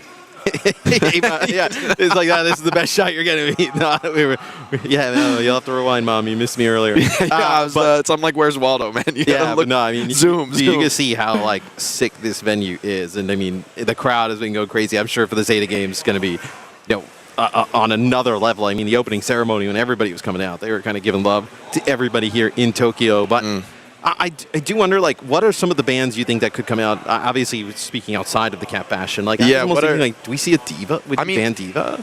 I wonder about banning like a Lucio. Oh, You know, true. maybe because I do think FACEIT could have other options, but Lucio I think is probably the best for the sort of anti-Cat Bastion style. You probably still get the Bastion banned away from you, but like we've said, right, we have to accept that combo. If VP doesn't want it through, it's not getting through, and yeah, here it is. I was like, so they banned Cassidy. That was that a Bastion Protect potentially there? Yeah, I mean, I think Cassidy, some people have also looked at it as like an option as far as a DPS counter, but I actually much prefer Kevster's choice to mirror the Bastion. I think it's way better than Cassidy. When you're shooting up and trying to take down an enemy Bastion, you do not want to be trying to hit that cat. Like, you might be very good at Overwatch, but nobody should be trying to hit that cat while like the 10-ton Bastion mech is bearing down on you. Just like every game of Ranked for the last 2 months, Jetpack Cat is banned. So we will see that here. No WCS, it does make it through because it has to. No, I don't think you'll see them play Bastion. I think they're going to kind of work up another comp. No, I think we'll get something a lot more conventional, right, with these bans. Without Cat in the meta, I think... We see Emre, or is he kind of like, with the latest adjustments, just kind of completely out? I'm curious. I think it's very possible. I think Kevster, in particular, looked like one of the best on that specific hero. I think that's really into his strong suit as a hit scan player, when he can be... I would say a little bit more creative than the conventional, more stock standard backline hit scans. There's no shall we see Sim here. I mean, it's Numbani. On new Numbani, I think it's a little bit unlikely. I think it's a little too cheesy. And you got a player like Psycho. We got to remember, this guy in his own right is a huge presence. Well, yeah, he was doing some really sick stuff in EMEA. If you think back, I know it is stage 1. It's been a bit now, right? But like playing some like Echo and Pharah comps with like the Emre in the mix. And Psycho's got a fantastic Tracer, right? We can see Tracer kind of come up in here. So I think some options here for VP. I'm curious now, like, I think the real question is, who is the hit scan of choice, right? Now, if like Bastion is gone, right, and we've had that patch recently, right? So there's, it really is. I think there's probably different, perspectives from different players based on comfort, based on preference. Did they defer the ban? Looks like they did, right? Well, Weibo is the high seed, right? So they must have. Oh, but the map selection, right? Oh yeah, no, it is a VP. First ban there. So they get rid of the cat, and then the Cassidy's like a throwaway, right? So. Oh yeah. So I mean, Weibo must have deferred ban. Yeah, they deferred on map because, 2. Which, I mean, honestly, in fairness, I do think the bans almost don't matter because of what we talked about, where like it doesn't really matter what you do first. Yeah. Like in a way, I actually agree with this from Weibo because you're not getting Cat Bastion through. That's a foregone conclusion. So you and force them to pick which one. Exactly, and then you can maybe have your secondary ban is actually meaningful, where now it's more responsive because maybe this Cassidy is banned from a perspective of, look, we know we're not playing Bastion, let's kind of control the hit scan battle. Although even in that way, I'm like, why ban Cassidy? I would think, isn't that a little bit, at least in my eyes, a little bit better for Shy and Leave than it is for Kevster? Yeah, I mean, Shy would want to play probably like Soj. Along those lines, right? We've seen Shy play on the Sojourn, right? Yeah. So yeah, I mean, all right, Shy Sojourn, you're not going to be sweating too much, right? Like that has to feel reasonable. I mean, look at the history of Weibo Gaming as a team. Yeah. I also think for Leave to go on what is more than likely a Tracer mirror here, maybe I'll eat those words, but yeah, I have to imagine. I mean, this is Numbani, especially after the map rework. I feel like Tracer is really adept on this map. Yeah, I mean, it's not like Tracer needs a lot of help to be good on a lot of maps, but yeah. The changes here definitely have paid off. So Sunzo, hold up. Okay, so Weibo, they're rolling out with this. Weibo Gaming, they'll actually come out here with a Zarya look. So we've seen these types of looks, but not with the Reaper in the mix. So teams obviously, I know with Reaper obviously getting, that right click, the long range shot, just baseline now to his kit. Yeah. And obviously some other balance changes becomes a little bit more impactful as like a flanker potentially. So I don't mind the Reaper. And also I think there's something to be said in a LAN environment, in a high pressure match, for some of these comps that just barrel down on you, that like there's incredible pressure from a Lucio Reaper Zarya at any time in a match. So I like this look from Weibo. I think this is a really strong way to come back into map 2. VP almost certainly going to scout things out and really, consider their approach, but let's see how they react. Clock is started. So they're going to play, Bastion Sim. Oh, okay. Okay. And I was saying I don't like the Sim, but into the Reaper, I actually quite like it. That's a bit spicy. It means now Zarya is going to struggle to stay alive in this comp. There is absurd DPS throughput. This is going to be a real test for Sunzo, and he's getting cooked. Already drops on the high ground. Big damage back on Kevster, but he stays alive and immediately starts capping the point. Yeah, as they drop down to the low ground here, it's Leave is going to try and work his way around to the point, and he does end up finding Kev. That is a huge pick-off. The Leave will find another, so although it looked pretty good for VP there at the start, Leave comes out, gets 2, and shuts it down. I will say, if you don't get value off that turret form, there is a pretty powerful clapback for Weibo Gaming, and Sunzo held on to a bubble right to be able to empower that next repush. Got to keep your head on a swivel here in the LAN environment. Weibo Gaming defend that first push. I do like the sim with the Bastion, though. I think this could be pretty good. Great boop from Lee Soo-min. Pushes Kevster back. I don't think there's going to be much joy from that turret form. If you're VP, I hold high ground here for a little bit, right? Yeah, I think it's a really weird position for Weibo to fight from. Yeah, they don't like this position at all, but you're not forcing the cap just yet. Turret form online. Big pressure comes in. You're already forcing the cap before the fight begins. You're going deep into the back line. Landon, first Kitsune rush. They're looking for these kills. Weibo Gaming have to give up so much territory, but it's still not enough to stay alive. And VP, with those 2 kills, surely they've capped first point on this one. Yeah, leave it to EMEA, right?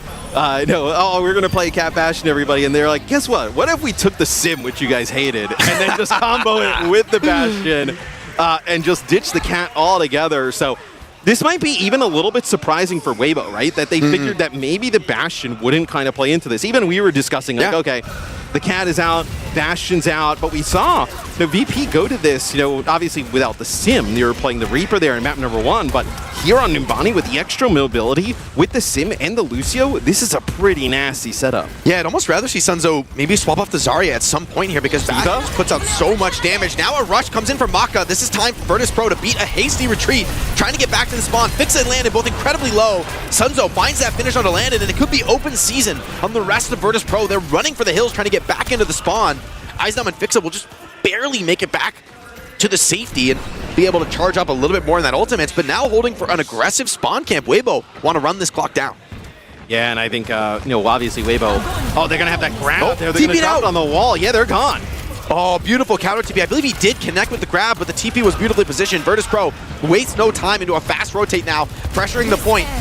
But Shy opens up with the OC, trying to find value, but VP respond with the beat. FACEIT sending it down aggressively. A better beat from Lee Soo-min. Ultimates pop left, right, and center, but VIRTUS.PRO still keeping the numbers, still keeping healthy, battling this one out. Kevster now into the artillery form, and it's FACEIT who finds first blood in the fight. Leave with this Death Blossom, though, still has more to fight for, and in the room, he cleans them all.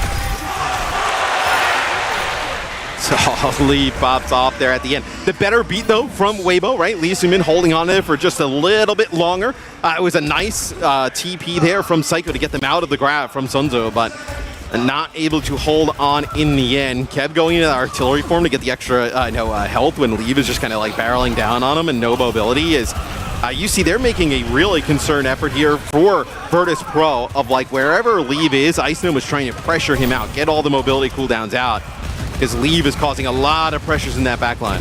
Yeah, Eisnam really putting that work in. Sunzo has to drop up the high ground just to stay alive, and we're going to come down to a single fight on second point, which I don't love for Weibo, considering there's a rush bearing down against them. Landon finds the opportunity to open up first. That turret form is cooking. Sunzo solo. A beautiful boot from Lee Soo-min, though, keeps him alive. Eisnam trying to hunt these kills, but can't quite get them, and it's a beautiful rotation from Weibo to stay alive in through the rush. Yeah, now Maka's got a rush of his own. Gonna decide to use it, and that is a railgun from Shy. It takes out Psycho. Now you've lost a lot of the mobility for VIRTUS.PRO, and you're in a really weird spot. Yeah, beautiful rotation, and it gets that fight win. Weibo bend, but they do not break, and getting the rushes off the field has to feel good against that Bastion. There's still a decent amount of time here, though. 2 minutes. It's going to take a while, I think, for VIRTUS.PRO to make it back, right? Because you're going to get pushed up here for Weibo. And I think if you're Weibo, you push up. If you lose a fight, you still probably have one last desperation effort there on the payload before that second checkpoint comes through. The ult status is rough for VIRTUS.PRO right now. I mean, beat, but there's so many threats you have to respond to. With just one sound barrier, artillery form really doesn't tend to mean much. Here comes the OC from Shy. It's going to force some kind of a response out of VIRTUS.PRO. For now, they're just bunkering, trying to hold on to that beat for another day, and looks like a slightly missed slide there from Shy. He's not really going to be able to find big pressure. Artillery form from Kevster puts a little bit of counter down. And effectively dodging that OC is going to feel good for them with beats available. Still, Sunzo with this grab could be a problem, and Shy just drops Psycho before the fight even begins. I mean, he is cooking on the Soj as gets dangerously low, below 100 HP, and VP wants to continue to fight it. It's going to be a grab that comes on through. Big cleanse. From Sunzo. Yeah, very nice cleanse there. Leave does have the Death Blossom, just trying to track some targets down. Landon getting close to a Kitsune rush of his own. Yeah, VIRTUS.PRO, despite being down numbers, Psycho's going to be back into this one soon. Leave has a Death Blossom, but against D.Va it's hard. But again, Shy punishes. Cleanse onto Kevster, keeps him alive, but the Death Blossom overwhelms. Landon running out of gas now in the backline, and Shy, or Leave rather, will have him as well. So Weibo on this second point have planted their flag. VIRTUS.PRO really haven't found purchase here. You make any changes here if you're VP, right? You probably have another fight. I think it's too late. Yeah, I mean, well, you have the sim wall and then the damage of the Bastion. I guess you can't, right? You're kind of just stuck on this.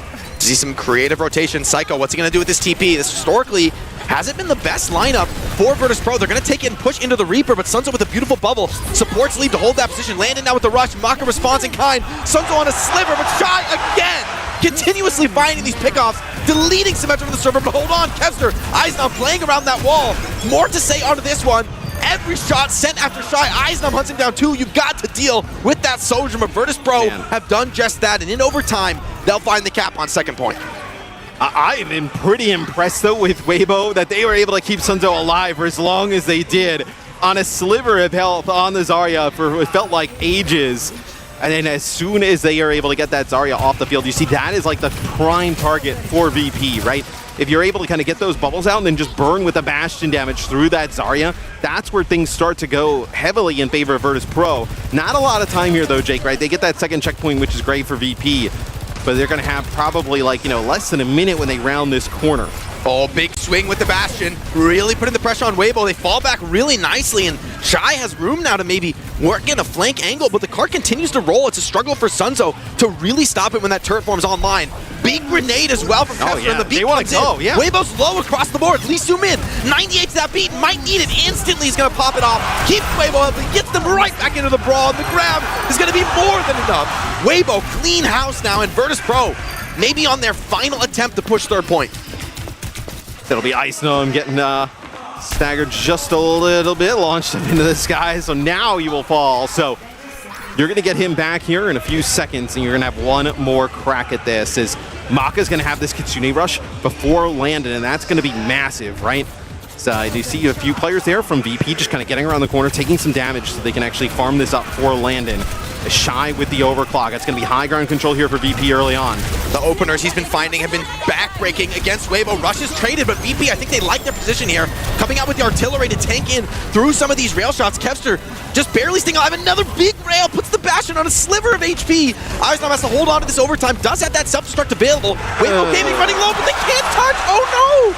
VIRTUS.PRO, the C9 and all game on Numbani, Matt. Lee Soo-min's boops have been absolutely devastating. Every time Kevster tries to swing with that form, he's getting booped back. It's keeping Sunzo alive and into the fight. They had two players there, though. They had Fixa there as well. I think Fixa... No, I did see Ice get knocked back, right, by the boop, but then Fixa was like, I think maybe got like knocked off course just slightly. He was going for like a wall ride and was not it's a actually scary get place back to into touch, right? Like in the Zarya Reaper Sojourn. It's a nasty spot. I think you need D.Va to get that touch with self-destruct, but Lee Soo-min, man, I really got to give credit to the Lucio because... Dude, the supports for Weibo, just in general. Really, really clean. We were talking about this. It is really hard to play Zarya into this comp. The Bastion Sim cut you to pieces. Those bubbles, they really don't mean much, right? Like, they just chop right through those. And so it's really up to the Lucio to find that clean rotation, to boop you back, and by that extra second, it makes all the difference in the world. Now, as we do take a look at some of the stats, right, when we get into the second half. Shy. Whoa, excuse me? 13K? Yeah, pretty nasty. Okay. I mean, more than the Bastion, right? Can Weibo make this work on offense, right? Like VP, you get to that second checkpoint, you get around the corner, but they had a great start, really. It was the second fight that VP was able to win and take it. So we'll see if Weibo can kind of put that type of performance on offense, because you can get bled out in that second part of the map here pretty long. If you're like first point offense stalls for a while, like you bleed out your almost entire clock in the second part of the map. So very dangerous for Weibo. You're going to want to see them get a pretty early first point take. And it's going to be a little bit harder for Shy, right? Because he doesn't get to take these ideal positions. He has to, really come through the thick of the fight to get an angle on Sojourn. He's trying to work something on the outside of the map. But with this symmetric car wash up here, it's looking really rough to take that angle. So they're going to take the outside path. But do you like this come better on defense from VP than offense? I think so. I think it's going to be much harder to get that turret form out. You see Kevster's going to be really holding on to it. Ooh. I thought he's off the side. Yeah, I mean, back in old map it would have been. Oh, yeah. Turret form, though. It's out from Kevster, putting down big damage. Sunzo's down. Shy takes down Psycho in what is now a familiar moment here on Numbani. But Kevster's done more than enough. The Symmetra ultimately is more of a support in the stop, but Lee Soo-min drops Kevster off the side of the map, and with the quick spawns on attack, this could be brutal. VP lacking their most important piece. And if first point goes this quick, this could be really impactful for the rest of the map on Numbani. Yeah, and Ice is doing his hardest here to try and hold some semblance of high ground, right? You're going to get Psycho back in the fight here at the same time as Kev. Probably use that Sim Turret to get him back into the fight, but yeah, that kill by Lee Soo-min could be massive as you see Kev now, taking an interesting angle. Big swing out, the cleanse is out, the bubble comes in as well. Sunzo just barely staying alive, has to take the rotation, but with Kevster's form ending, opportunity now for Reaper to get back into the mix. Landed with this Kitsune Rush is going to be critical. Doesn't want to pop him off, but Shy drops him. The most important member in that moment for VP is off the field. And now it's open season. Weibo looking to charge forward to claim this first point, begin moving that payload. Yes, Kev's going to roll out here on Bastion for a second, but it is the overclock that comes through from Shy. He takes that high ground, so that is a really good first point take from Weibo, and it's really all for the back of Lee Soo-min, getting that loop off of Kevster, knocking that Bastion off of the side. It kind of messes everything up from the spawns there of VP and allows Weibo to get control of the high ground, and everything kind of crumbles from there. You know, we've a lot of times talked about how Weibo, they need someone to step up alongside a player like Shy, and in this map, it's been Lee Soo-min, right? It's really been a dynamic duo there. Once again, though, VP, they're not out of this one yet. They're taking the fight to Weibo. Forms are out. Rush is traded on the payload, and Eisnop finds the kill, shuts down that ever-dangerous thorn in their side. More ults to be deployed for Weibo, and they're going to double down on this. Despite the player disadvantage, VIRTUS.PRO, I think, more than happy to continue taking this fight. Graviton is out, and Psycho is down before the mech can be resuited. Kevster drops as well. And with the spawn this close, it's only a matter of time before Weibo clean up. Yeah, this is looking much better for Weibo here on offense. As Icenom ends up using that self-destruct. He doesn't get the sound barrier. He gets the sound barrier and then kind of like comes back into the fight. But the grab comes through from Sunzo there, connects with Psycho and Kev. He's like a little bit late to get back in mech, so doesn't have the defense matrix there really early on. So they just kind of eat a lot of that damage and get taken out. Where now I think if you're VP, you have to fight this here at this checkpoint. You can't allow them to get towards that final checkpoint, that box of victory with like above 3 minutes on the clock. That would be insane. Nice TP rotation here. VIRTUS.PRO getting a strong angle on the fight. Going to be able to just hold on to this payload. Sunzo, relatively low energy, but gets quite a bit of charge off that last bubble. We'll see. It's going to be the sim wall here to open things up from VIRTUS.PRO. They're going to get quite aggressive. The bubbles are out from Sunzo, so I think they want to chase. They got to find something here, got to find some sort of value. The turret form is out as well, everything being deployed, but they're nowhere to be found. Weibo sliding away with the help of this Lee Soo-min Lucio, and Eisnam takes the wrong rotation back, gets cut down by Sunzo, and with the cart in pressure, somebody has to take down Shy. They do it, but it's too late. He's already made his mark. Sunzo more than happy to run this one through. Kevster desperation with the form. Slows things down for a minute, surely not with the artillery form. And yeah, with Reaper Zarya on the point, it really is just a matter of time before Weibo open up this third fight with 4 minutes on the clock, just 45 meters to go. I just don't see how VP can fight this one back. Yeah, I mean, what does VP go to here, right? Like, so you see Icenom's going to go away from the D.Va and going to end up playing the Ramatra. They're going to continue to play Bastion in this setup, but man, Weibo is set up so well, right? It's going to help you with the Zarya, but it's going to mean Shy has a lot more space to work with, and with overclock available, that could be deathly. Rush is now traded on the cart. Eisnam holding on for dear life, really, because Weibo with the DPS ultimates available, everything coming up on the tank. VIRTUS.PRO, no. This is an incredibly difficult fight to win. They're going to have grab plus beat. I mean, it's going to be almost impossible. It's a TP out of the grab. It might be enough to keep him alive with Shy off the field. Are they going to do this? Eisnam getting the beat. He's going to stay alive. So they passed the first test, and Weibo dumped everything. 5 ults into that. Beautiful TP from Psycho to get out of the grab and stabilize. So Weibo are trying to force this one through, trying to just devastate before the cooldowns are back up into the next fight. Not getting any quartered. Eisnop just out of gas. Symmetra trying to get in there and deal that damage, but the cleanse is good enough. Sunzo now turns the tables on him, beams him down, and it's all Weibo in the feed. They do not need these ultimates, Matt. As Weibo will send us to a third game here. It's really interesting because we thought like, okay, well, they're definitely not going to play that Bastion again. They went back to it there for VP, just completely ditched from Weibo. And look, I kind of liked that comp from VP at the beginning. It looked kind of nice. But then it started, I think once Weibo got a sense of it, and I think Shy obviously started connecting with these railguns, it all fell apart. historically, it's a really hard comp to play these Zarya strats into, and even Reaper, can struggle when Bastion's just kind of carving him down. I think you got to give a lot of credit to Shy. Like, there are not many players in the game anywhere in the world that could do what he just did on Sojourn, right? Like, it felt like Psycho just got picked, 4 out of 5 fights, right? Just a crazy level of consistency from the Sojourn. That is something we come to expect from Shy, something I think they really need if they want to go far in this land. But if you're VP, you'd almost have rather have seen them play Cat Bastion, right? You're like, maybe we should have let them play it and just take that match. Yeah, it's interesting because now VP, you've seen 2 completely different looks from Weibo, right? What do you want to kind of see here in this 3rd and final map of the set? I mean, these early games are so crazy that they're first to 2, right? And then you end up in this huge decider. Fortunate for VP, right? You end up getting the map pick. Once we get to the map set, we'll discuss a little bit more what we'll potentially see. If you wanted to play the Lucio, you could take us to a flashpoint, right? Yeah, it's also a little scary because you deploy that cat ban in the last map, right?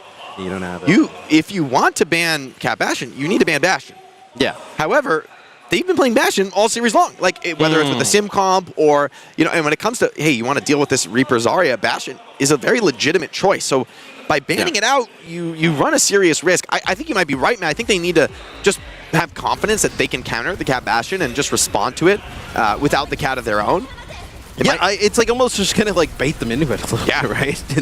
In that sense, I think if you wanted to get rid of it though, Flashpoint is so Lucio, I mean, since the game mode's inception, right? It's just been Lucio reliant, and even with some of the speed additions to it, still is. So that would potentially be an option where it's okay, if you really want to play Cat Bastion, with a Kiri, you are just going to basically be without speed on Flashpoint. You're going to get a fight less per Flashpoint. So maybe that's a route you could take if you're VP.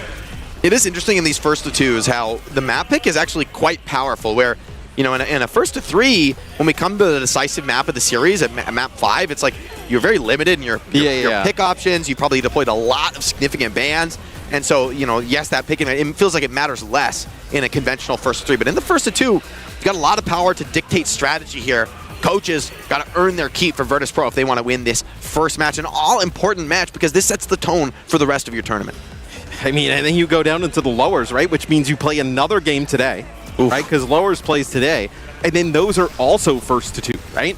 So you could be, 4 maps and you're out of here. Yeah. I mean, that on day 1. So that is a scenario, obviously, no team here wants to be in as we look through some of the highlights. Yeah, that's where Isom ends up using the self-destruct to get a mech back there with that sound barrier, but doesn't have the defense matrix to help through some of the damage that's coming down onto the DPS that were stuck in the grab. And then, I mean, dude, when Shy is playing like this, they're difficult to beat. I mean, he was really popping off on the Sojourn. I feel like for the first, maybe minute or 2 of the game, it was oh, okay, we'll see if he starts kind of connecting with some of these railguns. But it felt like every time he would come out with a first pick.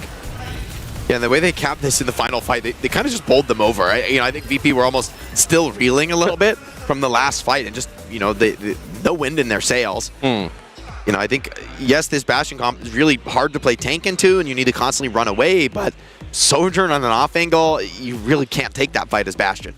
Yeah, as we take a look at some of the stats here, we're Shy 30-6. Lee Soo-min, we talked about the huge boob there on a Keb, which kind of opens up that first point, right? Only 1 death. I mean, that is...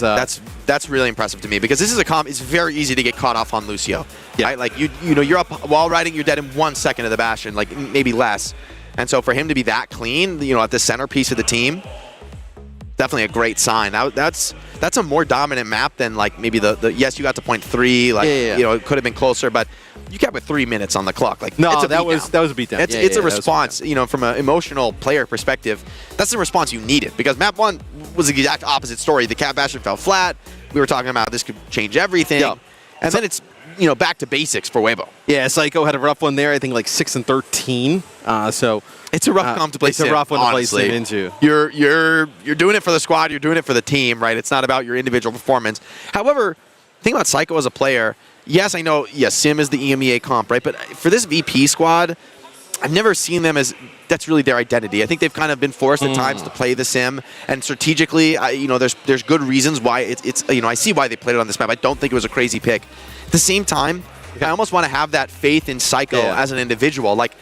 what if you even play the Bastion, but let Psycho, maybe on the Reaper, like let him work a little bit, let him make his more individual plays, because that's where we know this guy can really pop off. Yeah, this is what I was talking about, right? Like if you wanted to basically force Weibo into picking Lucio or just giving up one extra, fight there, they will go to a flashpoint. So it'll be New Junk City.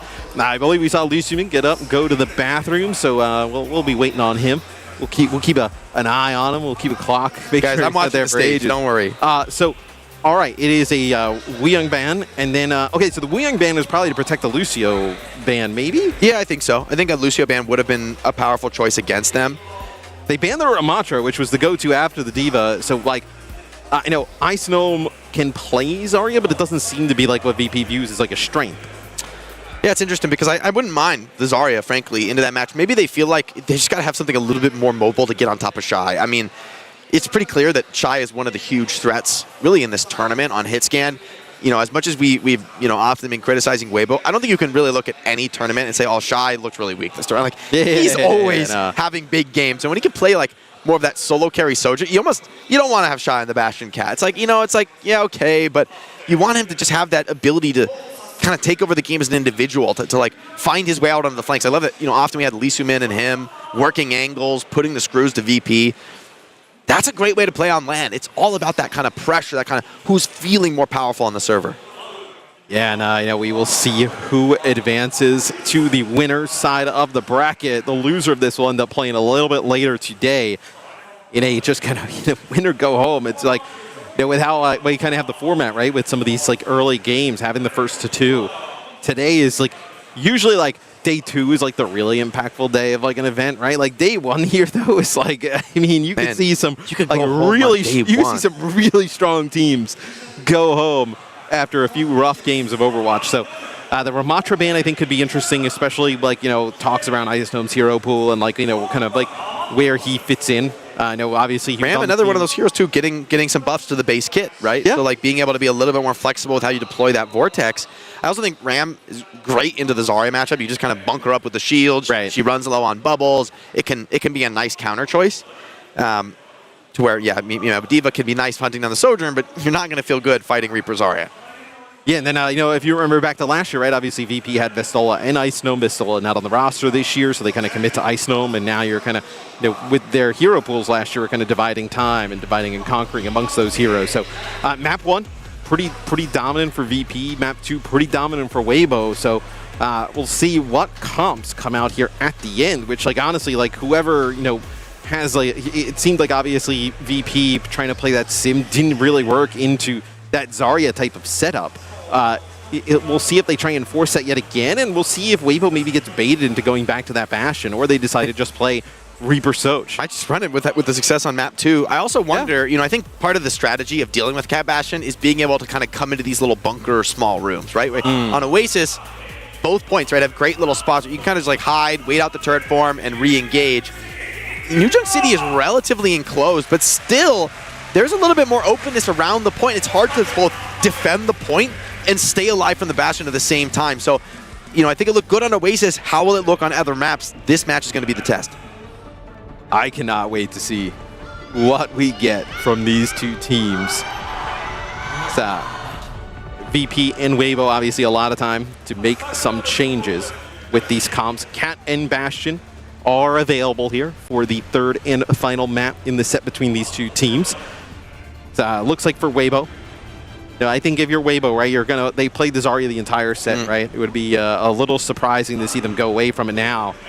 And it looks like potentially they're going to ditch that Bastion. I actually think it's a pretty good call there. Yeah, I really liked what we saw from Weibo in the last map. Will they keep the sim, though, or maybe go for a TP into Reaper swap? Looks like it's going to be bread and butter for this Chinese squad. They're going to try and run the sim with the Cass. Yeah, with the Diva, with the Cass, yeah. I don't mind it a little bit better. Maybe a battling back against these DPS, someone to really shoot back at Shy. And Kepster's already found Leave. Must have connected with the Magnade to get that one so quick into the fight. And now it's VIRTUS.PRO's turn hunting, looking for more kills, trying to chase some of these players down with point opening. Weibo just trying to back off and lick their wounds, and Leave is straight over to the Venture. So I'm curious to see how this is going to play. A hero we really haven't seen much of in recent metas. I mean, Cassidy obviously extremely sturdy, right? We've seen Cassidy in like sim comps in the past. The Shy gets dangerously low. Vixa striking back here. You know, he's been kind of least to the Bastion all series long. Now with a little bit more room to play with, the Lucio finds something. Maka punishes him, but he's made his mark already. It costs Leave his life. Yeah, but Sunso Sunso with the 2 bubbles, right? I mean, you have to use one on Shy there, and then he gets taken out. And then you have to use one on Leave. Like, Venture can't kind of hang around in the fights very long as now Sunso dangerously low as Ice Gnome goes in deep. And, Kevster! Oh, he is cooking. Matt, he's been off the land for way too long. You let him store up way too much energy. Yeah. He's unleashing now on Weibo Gaming. A huge fight from Kevster. Surely topping the server in eliminations. I mean, the thing about Kevster, just kind of his overall, like, career is it'll be a dead eye here. Is they're going to push up, take some space. Clock's running down. You've already used Bro for Venture. Who's going to touch? Who's going to get this OT? I think are they going to train on? They're going to. Oh, and headshot is so good because now Lucio has to get healed up. Will he be able to make it to the point anyway? Lucio Diva ready for the counter move, trying to deny this, and they don't make it in time. The impact from Kev is ridiculous. But you think about Kev, right? Hasn't played an international in a year. Like, he doesn't want to find himself on the brink of elimination after one day, right? Yeah. He wants to get a little bit more, bang for his buck here. As that is going to be VP taking our first point here. Now it'll rotate over Weibo. They tried to fight that at the end. They're actually quite fortunate that nobody got killed on the exit. Shy needs to come alive here. A little bit more room to work with on this flashpoint for Sojourn. Kevster now taking the fight to the opponent land and rips that rush. Maka responds in kind. Zarya gonna hold this corner strong, but Kevster just keeps dropping bodies. You cannot stop this man. Swinging wide now into the Zarya, takes the fight to Shy. What a thing! Just drops him like a sack of rocks. Dude. And Kevin refuses to go down to the lower bracket. What a performance. He is so locked in right now. That is some sick shots from Kev. This is not just doing it against like anybody, right? Shy and Lee, we talk about how fantastic. These are some of the best in the world. Yeah. And Kev is just deleting them. And on the Cassidy, no less. Yeah, Simwall here. You have Sound Barrier. You're in a great spot for VP to potentially take this point as well. He's so dialed, and this shot of the Lee Sumin followed up. Vixen gets that kill. Does cost Vixen his life. Because maybe it's going to be enough to finish off this cast, but Cast starts right back. A roll to cover, and now he's back into the action. OC comes out. Shy needs to find something, but Kevster playing the wall, beautifully positioned. Hinder, he has to just desperately run out of the fight. He stays alive, but no chance to threaten the point. Kevster's just a Terminator right now on the server. They have had no answer for Kev thus far. The answer actually they went to, right? Leave playing Reaper throughout this entire series. Oh my dude. He's not missing. He's not missing, Matt. What is going on? He just turned the corner and almost just double tanked Shy down. Okay, a beat comes in. They're gonna have to overwhelm him. He's got the high noon. You're scared to push into a big boot from Eisnom, puts this Zarya into a contested position. Rush comes out, but Sunso gets dropped. Big swing from Kevin. He fights one more, man. He won't stop. Deathless on the server. Cassidy reigns supreme, and Weibo have not even touched the point here on New Junk City. This is an obliteration in the decisive map of the series so far. I mean, dude, when he's playing like this, I mean, there's nothing. What is Weibo gonna do, right? We're like, can Shy step up to the table? I mean, Kev just on another planet right now in terms of the shots he is hitting on the Cassidy. God, it's great to have Kevster back on land. Here he comes, swings wide, takes a big shot. Have to bubble Shy just to keep him alive from the menace that is on Cassidy for VIRTUS.PRO here. Holding the high ground, refusing to back down. Beat is available for Fixa. Kevster knows he's got that ready. Still looking for all these opportunities. So many defensive bubbles. You can tell Weibo feeling the pressure, but an overwhelming rush. Kevster may be overconfident from his incredible dominance so far. That is going to mean a quick first cap for Weibo. Kitsune Rush and Zarya running you over. Okay, even Kevster can't deal with that. I mean, okay, so you're going to give up the point here, but an opportunity for VP for a pretty fast flip, right? Oh, I mean, they're right back into it! Instant from Kev! And with the melee, he'll find a second. Mock has to just TP out. Another headshot connection. Big bubble on the Shy, keeps him alive, but he's running out of gas as well on this point. The rest of VP chime in with kills of their own, and it's almost an instant reflip. With the Sim, you close the gap so fast. The Hinder, you take out one. And then you had double support ult there for VP. I thought, okay, that's why they were in a good spot. double support ult, you can take a fight pretty fast with the Sim. They didn't even need to use any of them. Lee Soo-min and Maka, I mean, they're not even close, right? I mean, you're going to get up to like tying the game here, probably surpassing Weibo in terms of percentage, but you are in a spot, VP, to close this out really fast. Has to be Shy. He hit one shot, connected the second before the peek can come up from Fixa. Fixa's still going to go for it in the 4v5. The grab, though, absolutely punishes this rush forward. And once again, it's going to be a quick flip for Weibo Gaming, but in the ultimate economy, it's relatively expensive. Yeah, but you're going to get, with the same way that VP had a really fast fight before, right? Sim TP with the Kitsune Rush coming out right after it, right? You're going to be able to fight this really fast. I'm curious if Weibo kind of learns or expects them to come at them quite fast like they just did, not kind of fall for that again, right? Because what they did last time was just TP basically up there where Shy was playing and then just kind of mosey on in, but it's going to be Kev just buying some space here with that Deadeye. Oh, Fixa does get cut down in the rotate. Simwall comes out, but it's hard to fight through this. You do get the flip, mitigating some of the progress here for Weibo, but they're getting all of the kills in this feed. This is great for Weibo. Yeah, this is a really nice one. I think because VP get that flip, they're maybe going to have one last chance to touch, but with 80% on the board. They save the rush, which is obviously huge, right? But now the support ultimate economy is flipped in favor of Weibo. And they've saved the rush for an entire cycle, so they really just haven't gotten value out of this ultimate.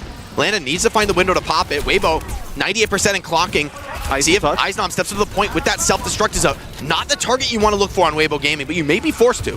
If Kev finds a pick here, then maybe you end up using the rush and try and actually win this fight. We'll see how it plays out. They'll end up using the rush here early on. It's going to be a Russian response from Maka. Lee Soo-min does have that sound barrier, going to decide to use it. Big beat now from Lee Soo-min. You got to fight through this VIRTUS.PRO without big ultimates to respond with. They got to get this done with the raw aim ability. Shy has already found one of the fight. Sunzo finds it next. And Weibo are going to open up here on Rujung City, finding a flashpoint of their own. So still more fight left in this Chinese team, refusing to be knocked down so easily into the lowers. A pretty huge bounce back there from Weibo. A few opportunities for VP where it looked like they had a decided advantage in terms of the ultimate economy. And the way the map is broken, actually, you get a pretty fast rotation here for Weibo Gaming over the next point. So you may be able to kind of parlay that into a second flashpoint back-to-back. We'll see if they can get an early hold here with grab and the overclock, right? I mean, that's a pretty nasty combo. You probably don't even need the OC, to be quite frank. Just get an early pickoff. And you're kind of, you're home free. You may be able to kind of take the second flashpoint. High Noon can be big on this flashpoint, though. A lot of power to zone off this point. See if Kevster opens up with that. They have the TP as well for added mobility. Here it comes. See if he can channel any extra damage. For now, Weibo just fall back completely, waiting this one out. And great move by Venture to continue to hold on to the flashpoint control. Beat comes out from Fixa to respond to Shy's OC. Another huge grab from Sunzo, but Kevster still finds the kill, keeps this fight in contention, needs one more to secure this win. Leave in the burrow is going to be not a target that Cassidy can really punish, but does find that double magnate, needs to find the finish, but with the ultimate from Venture, it's just going to be too much. Weibo holding on by the skin of their teeth, only giving a few percentage points to VP. Dude, I thought VP kind of got what they wanted there. They were able to live through the grab, right? They lost a player, but it wasn't like they got kind of full wiped by it. Now they got a pretty good use of the sound barrier. I thought Weibo did a nice job disengaging, but now the ultimates for the supports have just kind of completely flipped on its head, right? Where now Weibo, I mean, with just kind of like Landon being forced to hold on to that Kitsune Rush so long that last time, it's kind of really disjointed the support ults here from VP. Quick rotate. Are they going to be ready for this? Weibo respond with some relatively panicked support ultimates, but Maka still has a good position here on this rush. VP still alive, trying to buy time, land in 90% to a rush of his own, and they seem to have recovered well, so getting one out essentially for free. Yeah, I mean, they do a nice job with the Sim TP, and they set up the car wash in there, so you don't know exactly want to push on into it. Now you can actually come out here with a rush. Oh, Kev again! This time finds Leave, who's been the one to hold on to these checkpoints in dire moments. Lucio takes a big hit from the Deadeye and is going to be cleaned up. And they don't have to use the rush, dude. That's so huge. Yeah, now they've completely, just with some fast rotations, changed the economy game. And although Weibo have shown incredible fight back in this map, now they face maybe their toughest test yet. Beating aggressively here, it does not feel good into a Symmetra who can TP away. You've got Rush and Kitsune. This is a tough one for Lee Soo-min to figure out. It's hard to say where the beat can be best applied. See if VIRTUS.PRO can be able to hold on. It'll be a burrow here from Lee, who kind of goes in. Tries to get a touch there for a second as Icenom does have a self-destruct to be able to use. It's going to be a sound barrier here. It only connects to 3, yeah. Oh, that's a brutal one. Lee Soo-min cannot get a good connection, and the rush is going to overwhelm Weibo have to beat a hasty retreat, but Kevster's here, ready to cut off the retreat. He knows Lucio's stuck. He knows that Lucio hasn't backed out. He's trying to make a cheeky play for the touch, but the Lucio is found, and there's not going to be a single player left for Weibo Gaming to get this one into OT. VIRTUS.PRO, what an incredible performance from Kevster. He's been off the LAN stage for far too long, but true fans of the sport know he is one of the best to ever do it. And here in Tokyo, what a performance to open up the tournament. I mean, just for good measure, he gets one at the end, trying to make a play to get a touch. Dude, that is why, like, Johnny the entire year was so tilted we never saw Kev at a LAN, and now to see kind of Kev back in action on the international stage, a must-win game, going up against Shy and Leave, and he just dominates. I mean, that Cassidy was just unreal. Yeah, those first 2 points, man, that was haymaker after haymaker. Honestly, I'm incredibly impressed that Weibo could battle back and take a flashpoint, you know, push it to the limit on the 4th, right? Because, frankly, like, when a player starts just finding his groove like that, where he's just untouchable, he's dropping, every time he swings, he's just insta-kill. Like, how do you play against that? How do you know, there's no strategy that's going to save you. No, and I mean, it's a huge sigh of relief, right, from VP, a team that obviously wants to make it pretty far in this tournament, kind of keep Kevster's, I know, international run pretty strong here, and then also a team that I think has, like, a lot of potential with this roster. I mean, Landon was phenomenal. I know, really, you know, at every international event, he's always played, you know, at another level. I think Ice has a lot of potential, to really turn into a fantastic tank player. So VP wants obviously get some more run in here, and they take out our Chinese #1 seed here in the first game. Obviously, Weibo still in the tournament, but now going to have to play for their lives here at the next match. I also wonder, you know, for fans coming into this tournament who are worried maybe it's, you know, going to be Cat Bastion Mirrors top to bottom. Yeah, we didn't. That's been thrown out completely, right? Like, I'm sure it's going to be relevant. I'm sure there's going to be places for it. But this was good old-fashioned Overwatch, right? Like an incredible battle of strategies. I felt like VP in particular, they looked really well-practiced, well-prepared for the responses from their opponents. Yeah, and even when we saw VP end up going with that Bastion early on, it wasn't with the Cat, right? They ended up playing it with a Lucio, which was like a little bit of a different look. Didn't look great there in the next map that they tried it. But we have Psycho on stage for an interview. Let's go hear from him about their game against Weibo. 環境の気持ちをお伝えください. So, I know you won your first round. I'm very sure that, you know, boot camp was hard for you. How are you feeling, you know, right now in this tournament? I mean, I feel great. Obviously, getting the first win is amazing, and you guys are also amazing. It's an honor to play in front of you. So now we just feel great, you know? やっぱ1勝目を勝ち取ったっていうのがすごく気持ちいいし、ただあとやっぱ皆さんもすごいいいやっぱエネルギーを感じているので、その皆さんの前でやれることがすごい幸いに思っております。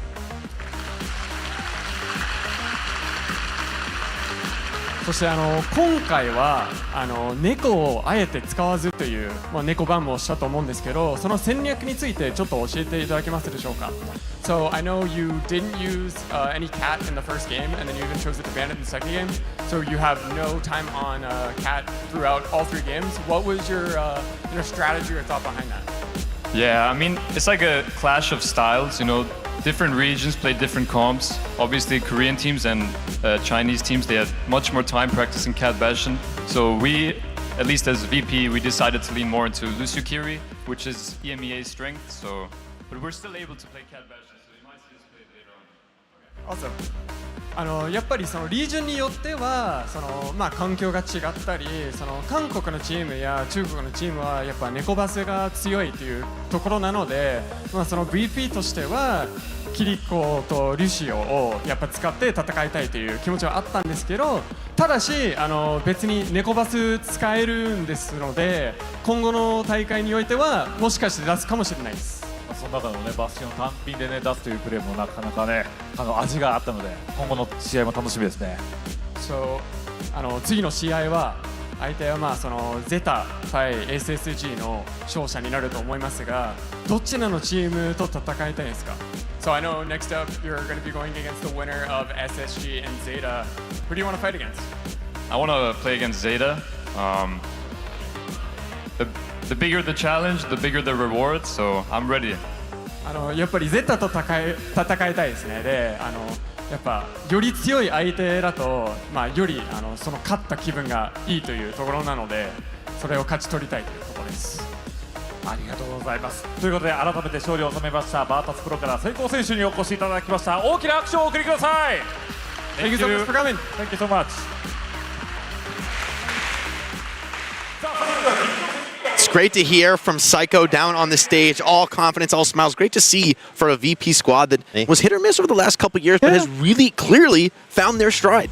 Yeah, I mean, adding Psycho and Landon obviously kind of takes them up a level in terms of team, and that will drop Weibo down here into our lower bracket. So they have not a lot of time, right? These first twos go pretty quick here. They do. Now on land, right? So just a little bit of time before they get back out on the stage, fight for their tournament lives. We still don't know who that's against yet, right? A lot of games to be decided in that upper bracket. A lot of important matches to play, a lot of games to get through here in Tokyo. So stick with us, guys. We're going to be right back after a short break.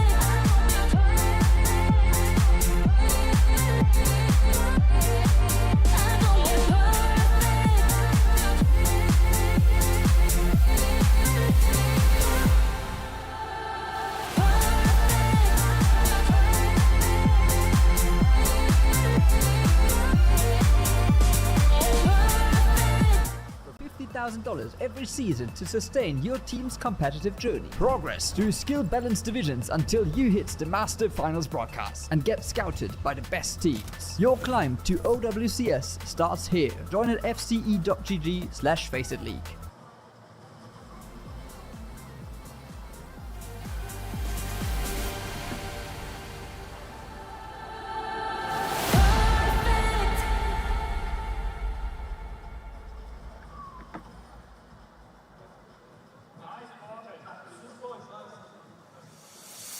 Oh, I like it. I think about you all the time. If you let me, I will prove you should be mine. Come with me, move through the night. Let me learn what you like, you have my mind. And if we keep up the vibe, moving in motion, eye to eye, perfect time. Talk to me, I want you on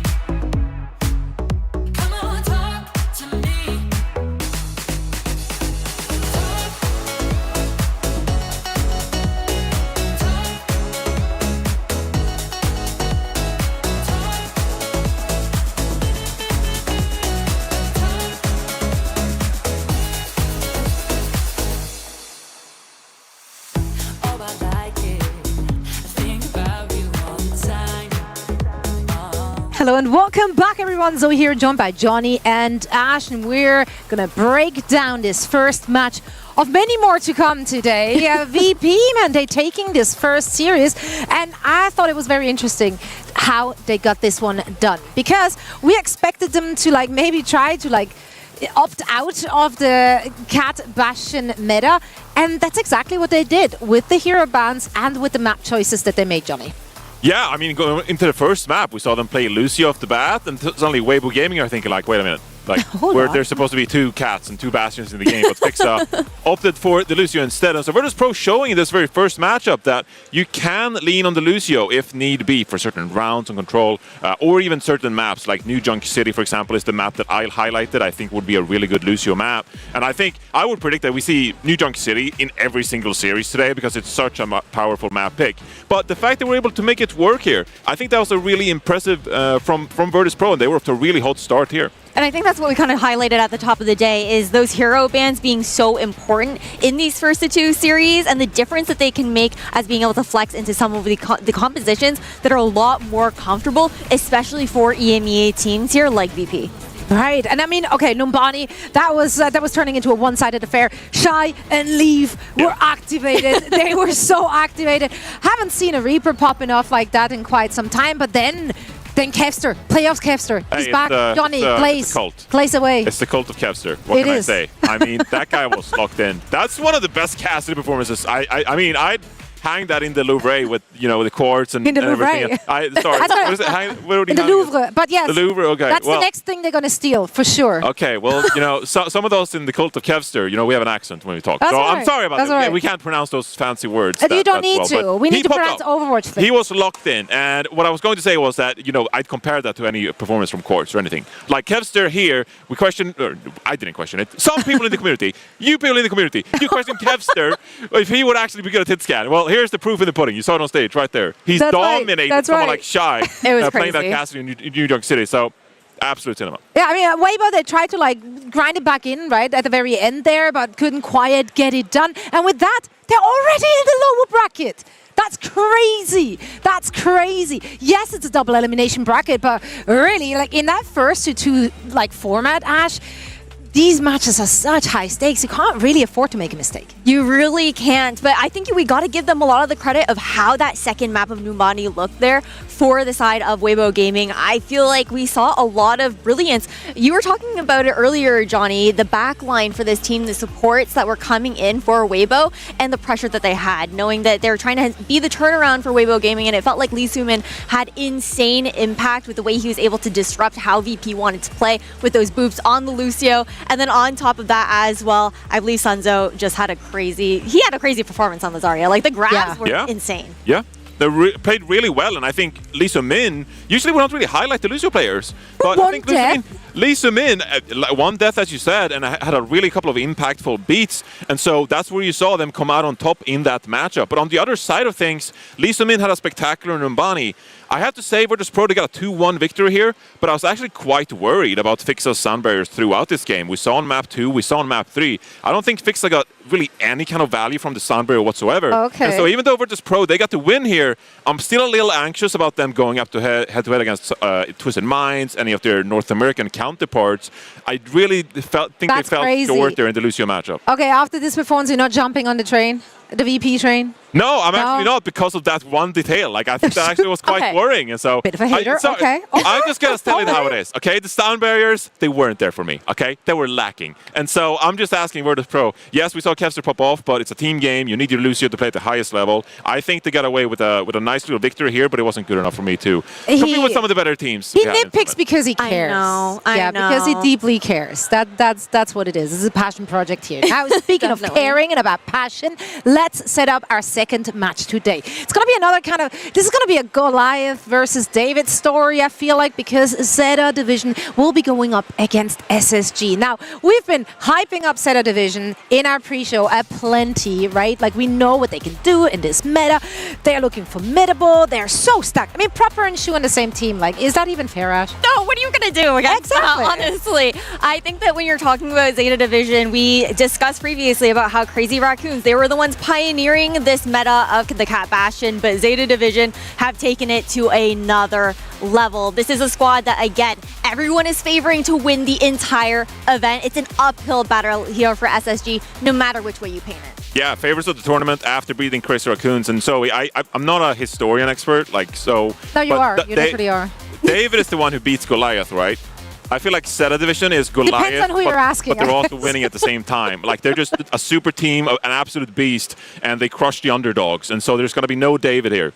It's all Goliath. And okay, this it's Goliath versus reenacting another Goliath. history, yeah, or myths. You know legends. what? I'm down for that kind of narrative. Why not? Now, SSG individually, like we have a lot of faith in these players. We were questioning whether or not they will be doing good in this meta, I guess. But now with VP kind of delivering a blueprint to how you can avoid opting into the Cat Bastion, does that give us more hope for SSG, perhaps? I think so, and I think my eyes for SSG when it comes down to that kind of strategy is going to be they have to pull it out earlier on. We didn't really see those hero bans coming in for the first map of our last series, but for SSG, they cannot afford to be letting the other side, whichever Cat Bastion side ends up being protected by Zeta, SSG can't be allowing the other one through. I do think, though, that for this squad, they do have a lot of firepower on this team. I think there's a lot of pressure on Sugar Free as well, being the flex DPS, to seeing how much impact he is going to be able to have into this series. But my eyes mostly get drawn into the backline with the supports. I think we've heard a lot from SSG about how vocal Ultraviolet's been, how much of a leader he has been for this team. And up against a Zeta Division, that's going to be even more important. Yeah, we talked about how some of these teams, like SSG, might have trouble adapting to the Jetpack Cat, and so therefore we might see New Junk City as their map selection should they lose this very first map. And that is where it becomes really interesting for SSG. How are you competitive when you actually don't play the Jetpack Cat? Because if you want to make top 3 in the tournament, and I think a lot of teams from the outside are looking in thinking like, yes, the Korean teams are really good at Jetpack Cat, but we can make top 4, we can make top 3. This is where it becomes really important for SSG to get off to a hot start here when they play some of those non-Jetpack kind of compositions and just get comfortable here in the tournament. They haven't had the best of boot camp so far, but if you get on stage, you feel warmed up and you start clicking, hit some of those headshots like Kevster, suddenly you get some momentum. You're feeling good in the lower bracket. Yeah. You know what it all comes down to? Confidence. I was going to say. You know who has confidence? Sugarbrawn. He has confidence, always. Should he always have confidence? Maybe not. But like, listen, like they've done really well in the regular season. They've played really good games, and yes, maybe the boot camp didn't go so well. Maybe like players were sick and whatnot. Maybe they didn't get that practice time. But we did send our best man on the case to like kind of check in with SSG, getting a bit of a vibe check. And Jaws did report back saying they're in good spirits. They're confident. They feel like this is going to be actually going to put words in their mouth. Easy win, probably. Probably what they said. They did not say that. They did not say that. But like that's the vibe I'm getting from them. That's kind of how you have to approach it, right? Yeah, you have to go in with confidence up against a team like Zeta Division, especially on the big stage here. That's what you want to be seeing out of it. Like, if we don't see Sugarbrawn going in confidence, is he really Sugarbrawn? Who is that? Like, exactly. who is that? I wouldn't even know. I want to see Admiral confident as well. Yeah. I want to see. This is going to be the tournament of main supports. And I feel like typically we don't really have tournaments of main supports. So I want to see Admiral come out, just dominate like an absolute legend. Whether it's on the Lucio, whether it's on the Jetpack Cat. I just want to see some good signs for SSG, and that's perfectly good enough for me against a dominant team like Zeta Division. Just show me some good signs. Just some signs of life, and then you can make that run in the lower bracket too, right? Exactly. So like not everything is over if you're losing this first one. Let's talk about our predictions for this one. Okay, well. I mean, it's going to be a short segment, so. That's why I tried to stretch it with like impactful silence. I see the vision. Thank you so much. I really appreciate that. I had to go with Zeta. Like I think it's a bit crazy to predict SSG. Do I want them to do well? Absolutely. Do I think they will? Probably not. Because Zeta Division they really didn't show many cracks in the armor, and they have so much flexibility, so much veterancy. Is that a word? I'm not entirely sure, but let's sell it. Yes. Yeah. Yes, said the other foreigner. Thank you so much. The other non-native English speaker agrees with me. Ash, this is your cue. Please. I think Zeta is just, you kind of have to pick them in this one. You do. I know that I get trolled for being the underdog chooser in this broadcast, but this time around I gotta go with it. It's not that crazy. I'm sorry. I do think that it's going to be interesting to see how SSG looks to handle like the map picks, the bans coming in. But overall, even if that Cat Bastion gets banned out, it's still the Zeta division at the end of the day. I want to know what the Twitch chat odds are. You know, this might be a like, hey, 97 to 3%. I might bet on the 3% kind of situation here. Because, I mean, the return on investment would be phenomenal. I mean, that would be game-breaking. But we're not giving you advice in your finances, my Twitch points, really important. But I think for actually, what I'm looking for in this matchup as well is, you know, we talk a lot about SSG showing good signs. I want to see good signs from Zeta Division. They're coming in as a favorite. All we talk about is Zeta Division being this super team. Well, get off to a hot start, of course, because they have a couple of things they need to figure out in this one. It's not just all perfect for them. They did go 7 maps against Crazy Raccoon, and they have been flexing their tanks. We've been seeing Milgaru play some Wrecking Ball at times, combining with Tracer play. We've seen Milgaru on the Mauga even, pretty much, while they have Bernard also playing the Mauga. So you have this weird dilemma where you're like, okay, we have 2 tank players that play the same hero, like some other teams have experimented with in the past. And, you know, that's not always the best thing to do, right, when you're trying to click. And so far, it looks to me like Bernard has been the better tank of the 2 when it comes to that Mauga. So I want to see how they utilize their tanks and how they get the most out of them throughout this tournament. Yeah, the pressure is definitely on Zeta here, right? If you're coming in and if you assemble a super squad like that, expectations are like so high. And everything other than first place is kind of a disappointment. Exactly. They need to come out with a strong showing to kick off this Champions Clash run. I think overall, like, you could make the argument of like some teams who are feeling that comfortable might want to do a little bit of that limit testing, seeing where, you know, the meta could be carrying them. But overall, when it comes down to the Korean teams, they're not really messing around, let's be honest. I kind of want to see them mess around a little bit. Just a smidge. Just a little bit. Teeny tiny bit. In the grand finals, like, we'll see them come out like Sigma, and, you know, they'll play like Illari, and they'll play Illari, BAP, and, you know, all these heroes, and they're like, oh, okay, we're just playing double flex support now, but that's Chu Violet. Like, why wouldn't you play double flex support? So I could see Zeta Division, you know, just making it really difficult for SSG to the point it's painful to watch. Yeah, that might be what we're in for. Let's find out as we are sending it back to the stage for Taiga to bring out our teams.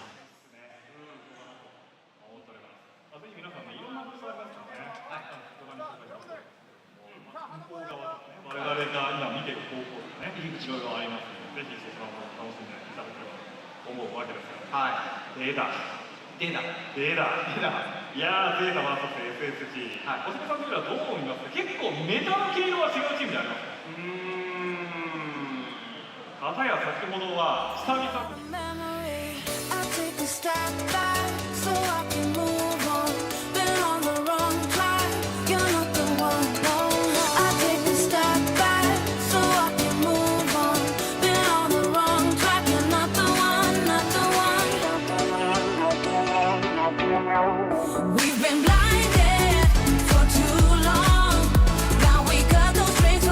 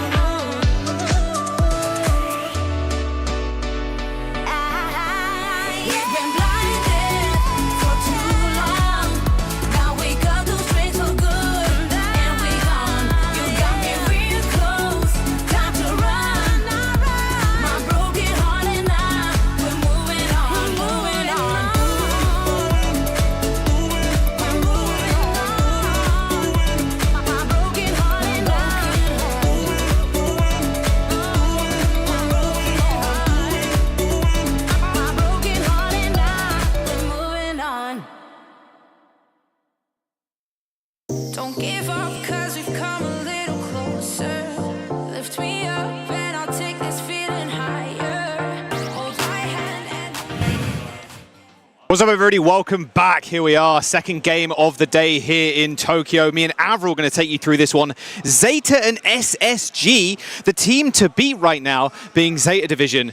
I mean, Avril, come on. Like, everybody, the streets have been talking. Yeah. Zeta Division, looking a little good. Zeta Division on top for the first time in OWCS. It's been a long ride for them, man. Like, as a franchise starting out in 2024, it's been rocky. They've had some good performances, had a second place in there. They got into the top 3 multiple times. But this is now Zeta finally making it to an OWCS land. Previous to this, you know, we saw them in 2024 at EWC, but we haven't seen them at any other land so far. That even includes, by the way, boot camp, which they were not there for. So this is the first time Zeta get to play in front of the home crowd in Japan. Yeah, it's been big. It's been big as well. Hearing the crowd go crazy when Zeta was walked out on the stage too. Winner here does face a VP. Loser goes down to that lower bracket. Obviously, already we've got Weibo Gaming down there. Dallas Fuel, Crazy Raccoon, TM, and AG as well to play a little bit later. First to 2 as well here on day 1. Savage format, Avril. Like, straight up savage. Like, first to 2 when it comes to picks and bans and whatnot. It's so much harder to navigate. There's just no room for error, right? Like, you really have to be extremely sure of what you're going to be playing. You don't have a lot of room for experimentation. Maybe on that opening control, like we did see in our opening match of the day, right? You do have a couple rounds in there, so maybe the first round, treat it like a mini map where it's like, okay, this didn't quite work. Let's change up something for the secondary round on that control map. But beyond that, first to 2, you know, you're out in 2 maps. The good news is, if you're a team that doesn't want to play the Cat Basher meta, it is possible where, like, especially if you are the team that gets to ban first map, you get to ban one of those 2 heroes.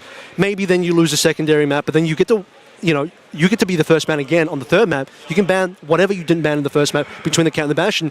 So you could still win the entire first to 2 without playing any Cat Bastion if you play the bans correctly. If you really want to do it. Now, one player we did want to talk about as well, Avril coming in, was actually Knife. Actually, funny story, Rax actually got a jersey of Knife. That he wants Knife to sign a little bit later on. They did a jersey swap when he was back on NRG as well. But Knife, dude, this guy, think about this. There was once upon a time where, in Overwatch League, my guy was trying to hard carry Paris Eternal, man. He's been on... Or Vegas Eternal, sorry. Quite a few different, another rack team. Yeah, another rack team. That's the connection right there. He's been around for a bit, and he's always been quite the up-and-comer, but I do feel like he needs to find a home on a Korean roster, which is what Zeta Division is. Because we've seen him, like you mentioned, on Vegas. He's been on Fnatic as well. To be fair, Fnatic was also the Korean team, but maybe just the correct one, backed by a lot more veterans on the team. So Knife is a player that I think has finally started to become the kind of player that's reaching his potential. I like to call him the Swiss Army Knife because he's the next up for Hyperflex. He's like another prop in that he can actually play everything. Yeah, I mean, it's going to be an insane and quite intense match for SSG here, going up against one of the very best to ever form. We're going to jump to the stage, though, and the players, you get walked out.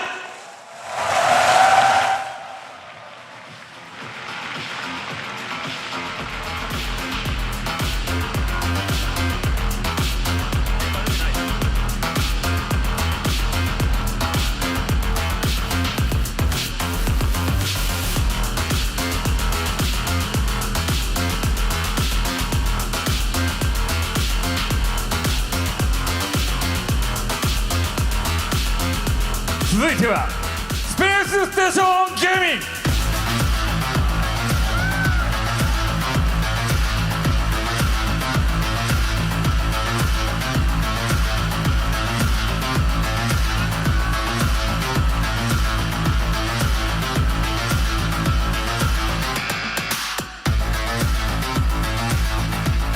さあ改めましてゼータディビジョン VS スペースステーションゲーミングの試合です。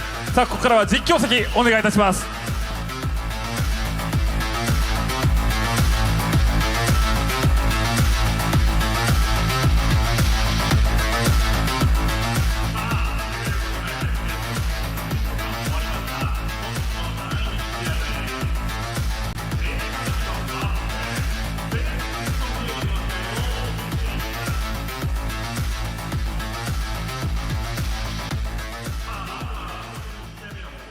There we go, Zeta Division and SSG taking to the stage. Now, Zeta, just before we walked, through to those walkouts there, like, we're talking about Zeta and how they were basically crafted in a way, and one of those people that was crafting them was Shu in the back line. First to kind of join the team after the team originally kind of blew up and then reconvened. Walk me through kind of how that went down with Shu. I mean, they definitely, first and foremost, needed a big change-up going into 2026. I think Zeta had enough of being third, fourth, and potentially even fifth best in Korea.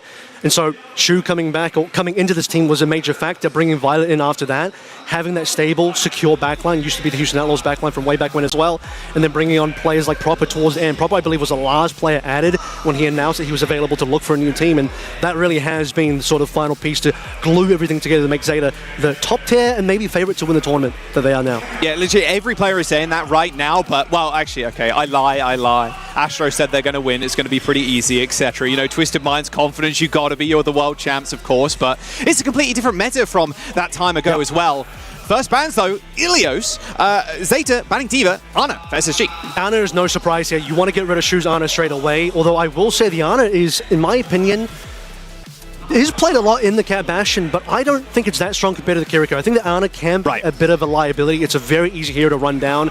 You dodge out from the Bionade and the Sleep Dart, and suddenly Ana is completely just in the open. Not a lot of protection in this current meta. So getting rid of the Ana, okay, you definitely remove Shu's best hero from the pool. D.Va being gone here means we'll be looking towards potential for the Malga. I know Zeta play a lot of Malga with the Cat Bastion. My question will be is if Hawk is going to respond. Yeah, how do you reckon Hawk actually pivots? I think Malga is going to be a good choice for Hawk as well. Otherwise, Zarya is probably going to get cleaned up. Ilios, not the greatest map for Zarya anyway. Hawk doesn't play the ball. A lot of Koreans have been playing ball, especially if you have guys like Jumbin and Milgaru in. It could be a ball start as well. But beyond that, Hawk is going to have to be ready for, if not a Malga, potentially a Hazard. No D.Va on the table is going to be rough. I mean, that's exactly what we were talking about at the very top of this, being the best of two, or first of two. Yeah. These bans can be very impactful, even in map number 1, with Hawk's D.Va, his best hero, being banned away. Vibes is still high, though, for SSG. I did bump into them at the in the green room a moment ago before they took this to the stage, and I was like, you know, how you feeling? You've got to be feeling pretty good about yourselves, obviously coming into the tournament, but your first opponent is SSG. I mean, even in North America, Dallas, no one could really touch him. Even they couldn't really touch him. So it's like, okay, we feel confident and strong in ourselves that we are a solid second, but now you're facing Asia's #1 seed. And Zeta, I mean, we talk about vibes coming in. The vibes for Zeta couldn't be better because this is finally Zeta's time. Bernard's been on this team since 2024, ready to go. Speaking of ready to go, Jaws, map #1, Champions Clash, their second series of the day. Only a first to 2 here, no mistakes allowed. D.Va and Ana gone. Lot of Malga here for Zeta Division. And who knew when we saw the release and reveal for Cat Bastion. There might as well be one hero at this point. But that we'd see a meta where it's almost permanently picked. Although saying that in our previous series, it wasn't we didn't see it everywhere, but we're expecting to see it, especially at teams like Zeta Division. 7 seconds to go before they lock in their heroes. But, I mean, let's talk about Space Station as well. Like, look at this backline here. Admiral, UV, Space Station are packing punches here from NA. They're going to need to. They're going to have to bring their absolute best. Some haymakers up against Zeta. Korea's finest at the moment. Don't get baited by the Ryan at the moment. Don't believe that will come on through. Should be the Knife Bastion. Coming up with some fun names for this composition. I've got a few in the pocket, you know. Go on, give me. ACAT 130 in the sky. In the sky. Okay. Caught in the kill streak, of course. I got a Gallagher, but everybody's like, what's Gallagher? And I'm like, game's too old, apparently. I got the Catling gun as well. I've been saying that one. That's fine. That's a good one, huh? All right, Hawk is going to be running the Malga. Cat Bastion, Space Station, Cat Bastion for Zeta. Milgaru, like you said, Korean teams love playing the ball. Got Jimbin, got Milgaru. We're going to see it. I think on Ilios it does make sense, right? Great ball map. You probably could be playing the Malga here, but you have the capability to play the ball. Oh, Knife. He's so low. 40 HP. Nice Suzu from Shu. Hits the high ground. Forcing the TP from UV, though. Nice little counter, proactive play there from SSG. Still controlling this height, though. And now, like, crossing this treacherous pathway is going to be a problem for the Bastion if he's not tethered up. Good slam in the corner. Admiral down. Just trapping Space Station on the point itself, allowing Space Station to get on that point. Zeta playing around the vicinity, ball ready to go in and finding his timing, waiting until Lethal doesn't have form available. And Zeta getting the first cleanup onto Admiral, and then everybody else to follow through. Okay, Knife, okay. Looking like Kevstar on that new Junk City, bro. First ultimate coming up is actually strangely going to be potentially Violet on the support side at least. Obviously, we do expect the DPS to be doing a ton of damage here, but a bit of a gap already starting to form between Violet Shu and Admiral Violet, Ultraviolet. Two different type of Violets on the show today. Pulse on Proper just unlocked as well. Milgaru trying to stop Sugar Free from sneaking the point away from them. Hawk's already made his way there as well. Lethal 1 HP, chased down by Violets. Admiral though, the Cats are getting dirty with it in the back line. Bastion's down, point flipped. SSG are going to be able to kind of push Proper off. Should be fairly trivial with Milgaru being sub 50 HP. Hikma's Violet though, onto the point, hits the slab, dragging him off. See you later, son! Hawk, no wings to send him soaring back up. Space Station lose their tank now. Zeta Division in a very easy spot to win this. Lethal though is going to pop the ult. Sugar 3 throws out Pulse, looking for the missiles to hit the ground, but it's a lick of damage and that's it. Zeta Division with a cap. Nothing to really use for the ultimate there for Lethal. They do get a pick onto Proper, usable here, but instantly traded for Ultraviolet means that Space Station is still down members. You do notice they did manage to find a little bit of a flip in the middle of it. This is just going to be a reset here. Hawk, stable on the point, but needs a lot more help. Milgaru is so healthy too. Shu's got a rush, they've got mines. SSG forced to reset. Admiral goes down as well last. Ultraviolet coming up. Katrina rushes will be exchanged here. Looking towards the point. A strong power swing for Space Station. Once they get Lethal back into action, because Hawk has Cage available. That needs to be the fight that they win for sure. Oh, Hawk stays alive. Cardiac Overdrive doing numbers for him. They need a reset. Space Station really just not getting full numbers at the moment. Hawk might have gotten one back, but losing Sugar Free is going to cost them more time. They're going to spawn camp. They're straight up spawn camp right now. Milgaru's got these mines, can just slam onto the supports if he wants to. Or better off even just a Bastion. Hawk is looking for Cage. Watch for that. Hawk wants Violet and Shu. Is he going Knife to be in that Cage would be an absolute god tier pick as well. Proper's got the post while Ultraviolet's already spotted him out. The mines do get deployed onto the point as well as that rush already. UV's down, Cage deployed, but the fight already done for Zeta. It's only Sugar Free left. Mines claim 3, and Zeta Division get that first round. 100 to 15, and part of that 15 was just Space Station. Hawk stealing away and getting the flip early on as that solo Malga presence on that cap, but beyond that, you're not seeing enough out of Space Station.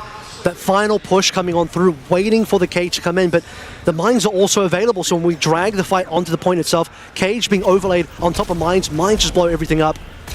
Zeta Division looking so strong to be able to defend that capture, even after allowing some of that flip presence to be online for Space Station. They gave that point initially away to SSG as well, but Zeta is so patient. They know that if they just play the extremities, play off the strength of the ball, they can eventually make their way in and then dominate the point. Milgaru Ryan. SSG running the tour here for Space Station. It's a real I'm sure you can hear it. The crowd going ballistic for the Ryan. It's a real one. Well, the Torb is coming in to potentially counterplay against the ball, which is no longer the field, which means Sugar Free should be looking to swap when next possible. Not going to be offering much in this matchup. Fake turrets down there. Sugar Free gets his popped. Milgaru trying to claim some space here, but unfortunately, Hawk has two rather large weapons that this shield is going to get melted by. Zeta Division are just going to get the cap under their noses, though. They do end up just sneaking it away. Space Station still need to work their way up.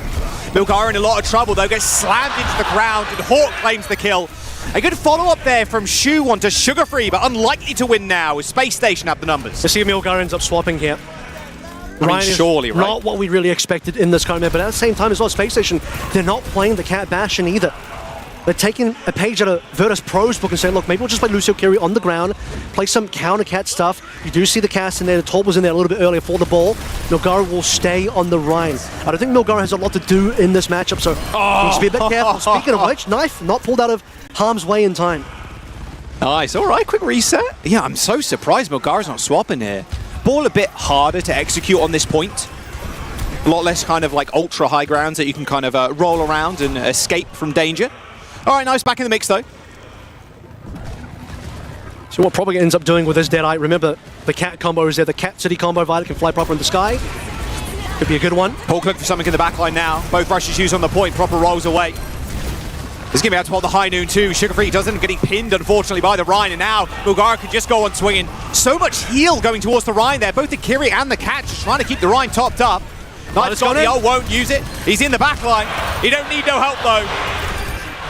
Zeta division. They got the Cat, they got the kills.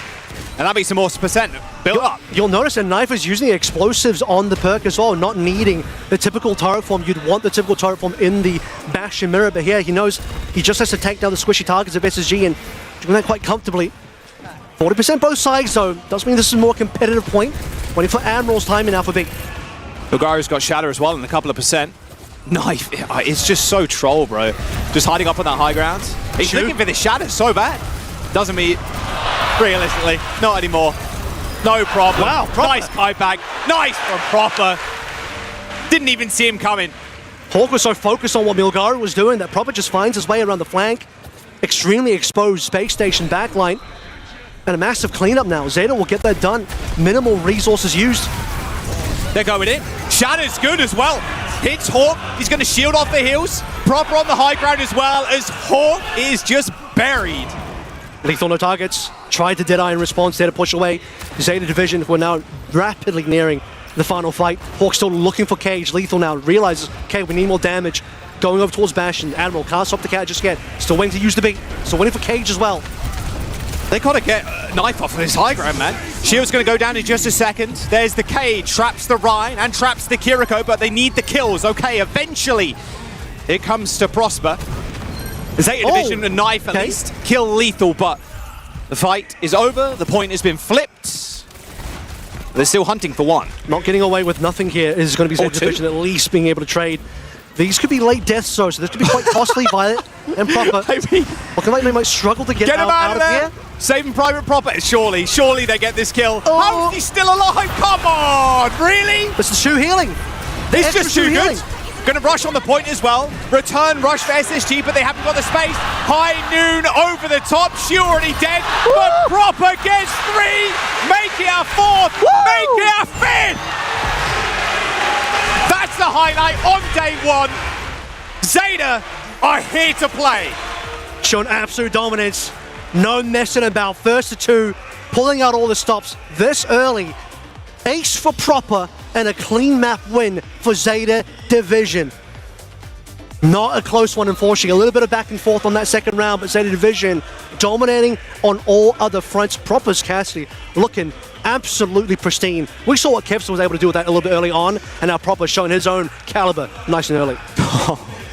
If there's any clip you want to see in a Jetpack hack like reveal trailer, it's probably that. High noon, over the top, gets 5 in the end as well. That is just disgusting. Yep. Not expecting anything less there from Proper, and a super team that was crafted for this year. He's not even the dedicated hit scan on this team either. Remember, he is the flex DPS of the team. True, yeah. He's typically going to be playing the Tracer and the Reaper in this type of meta.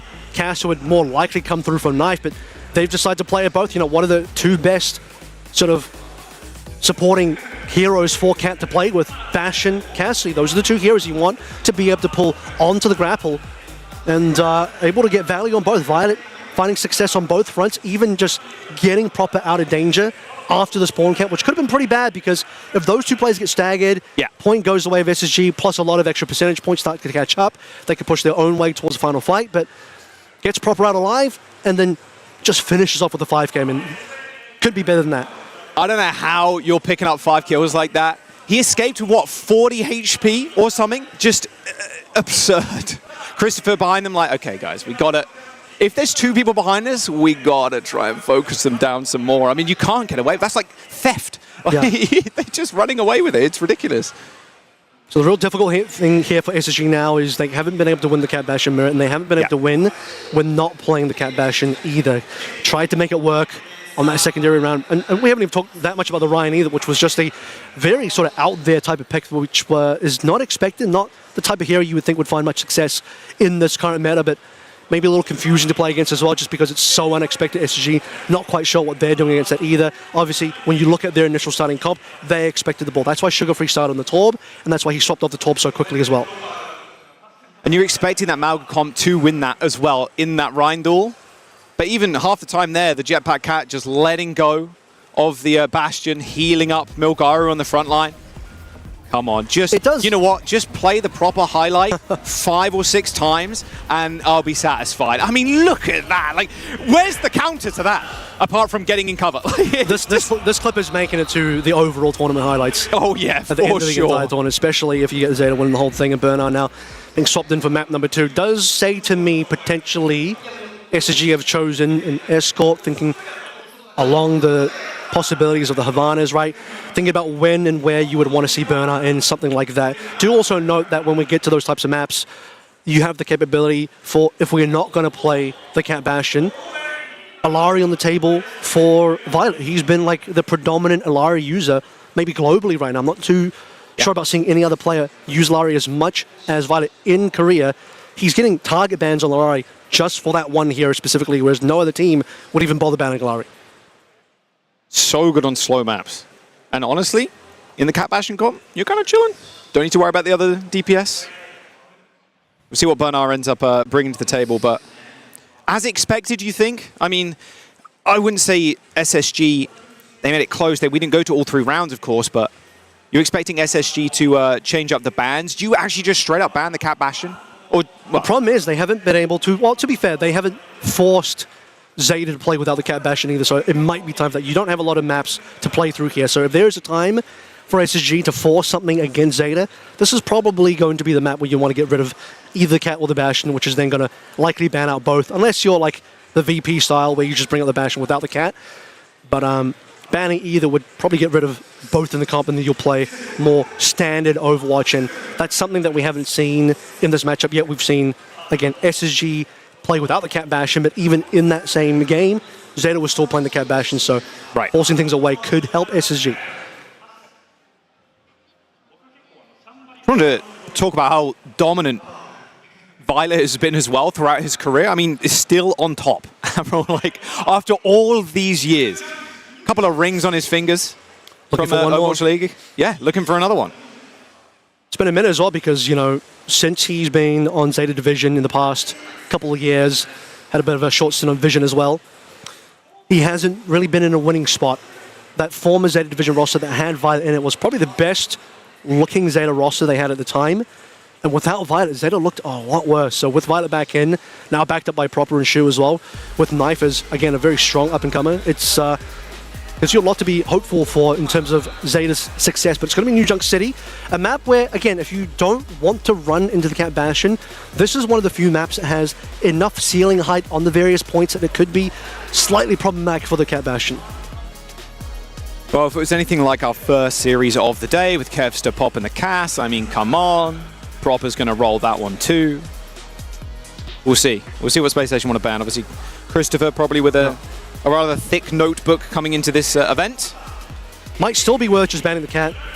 Happy to let the Bastion go through just in case because, well, you know, it's seemingly like SSG are willing to play the Bastion without the Cat. I don't know if Zeta will be willing to play the Bastion without the Cat. I think Zeta more likely just abandon the entire comp, play something a little bit more comfortable.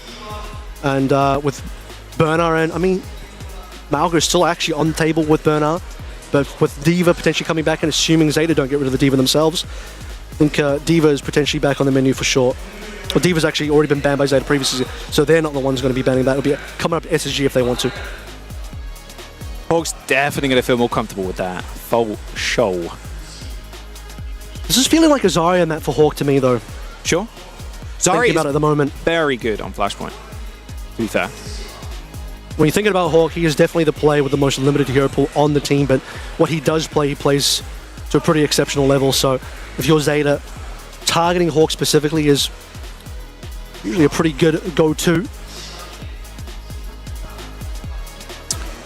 I think with how even being in a first to 2, if you're Zeta, well, there's the Alari. Okay, they're going to cop an Alari ban. Done the homework as Christopher. Yeah.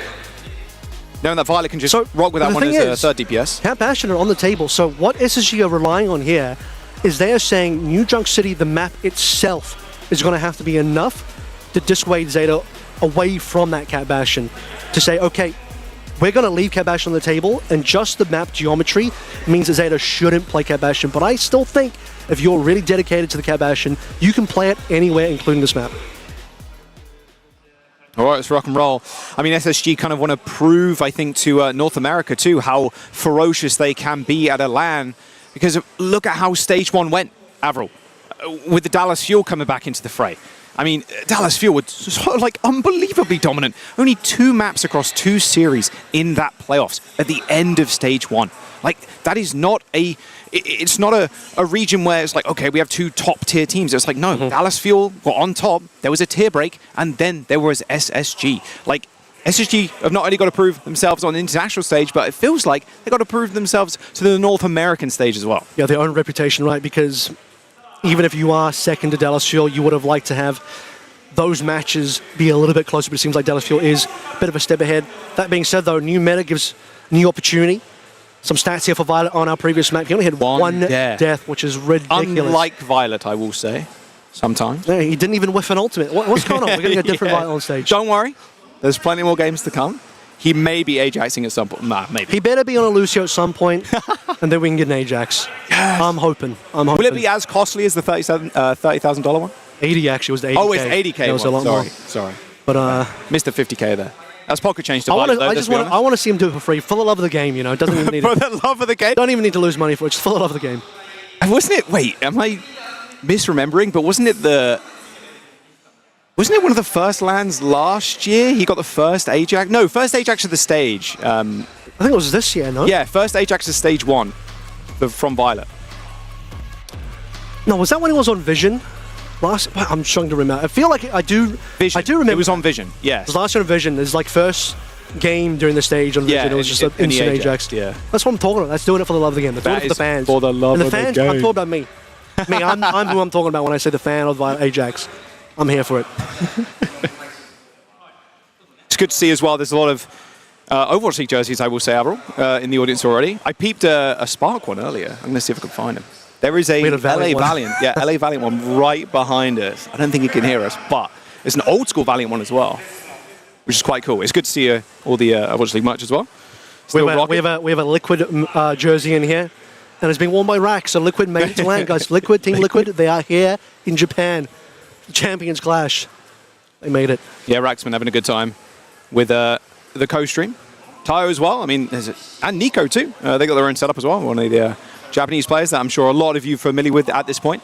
Don't forget as well to connect your Battle.net account to your Twitch account and earn yourself some lovely drops. For day 1, this is just day 1, everybody. Look, Kiriko sprays, Kiriko skins as well. There was a cosplay of the 2-hour Kiriko skin, like that kind of colorway, the black and then the orange. Walking around, I did see that. And then in 3 hours, she'll change it to the orange version. Yeah, they'll just straight up change it. I mean, that'll be, you know what, mad respect. Mad respect. Tell you what, Anna will be open here. So despite Ilari being gone, question on Shu as we look at him right now, whether he'll decide to bring out the Anna just because. I've seen Shu bring out Anna on maps, in situations, in matchups where you'd think probably shouldn't work here, probably shouldn't be a viable pick, but he is the Anna guy. He is still the best Anna player in the world by far. So high likelihood that he may still look towards it, but if we're playing Cat Bastion, right now to me, it feels like Kiriko is in a stronger space. And if we're not playing Cat Bastion, Lucio Kiriko should be the choice for the backline. Yeah, it's too good not to be still. Even with nerfs, even with changes, still too good. All right, let's jump in there. New Junk City. Violet, Coppin and Ilari ban there from SSG, Zeta Division. They're banning that Sojourn away. That's the second ban there for Zeta. Match point, though, 1st to 2 here for day 1. Couple of teams eliminated as well later. It's a pretty scary position to be in if you go down this early, because 1st to 2, spoken to every player about it, and you should probably figure out on your own at home. It's a scary spot to be in. You can only make a few mistakes. And the lower bracket today is also 1st to 2, so you could be going out in 4 maps total. In 4 maps, yeah. You're out of Japan, you've only played 4 maps. Some teams may be copping that loss, but we'll end up seeing who it is. Second map here in our second series of the day. Zeta up by 1 so far in a dominant way on Ilios. Space Station looking for the comeback now. New Junk City relying on the map geometry itself to push Zeta off of the Cat Bastion. Will it be enough? I'm going to suspect that Space Station will not be playing Cat Bastion. Zeta chance going crazy in the crowd. SSG's a little bit quiet. As you'd imagine, Zeta fans coming out in force Cat Bastion available.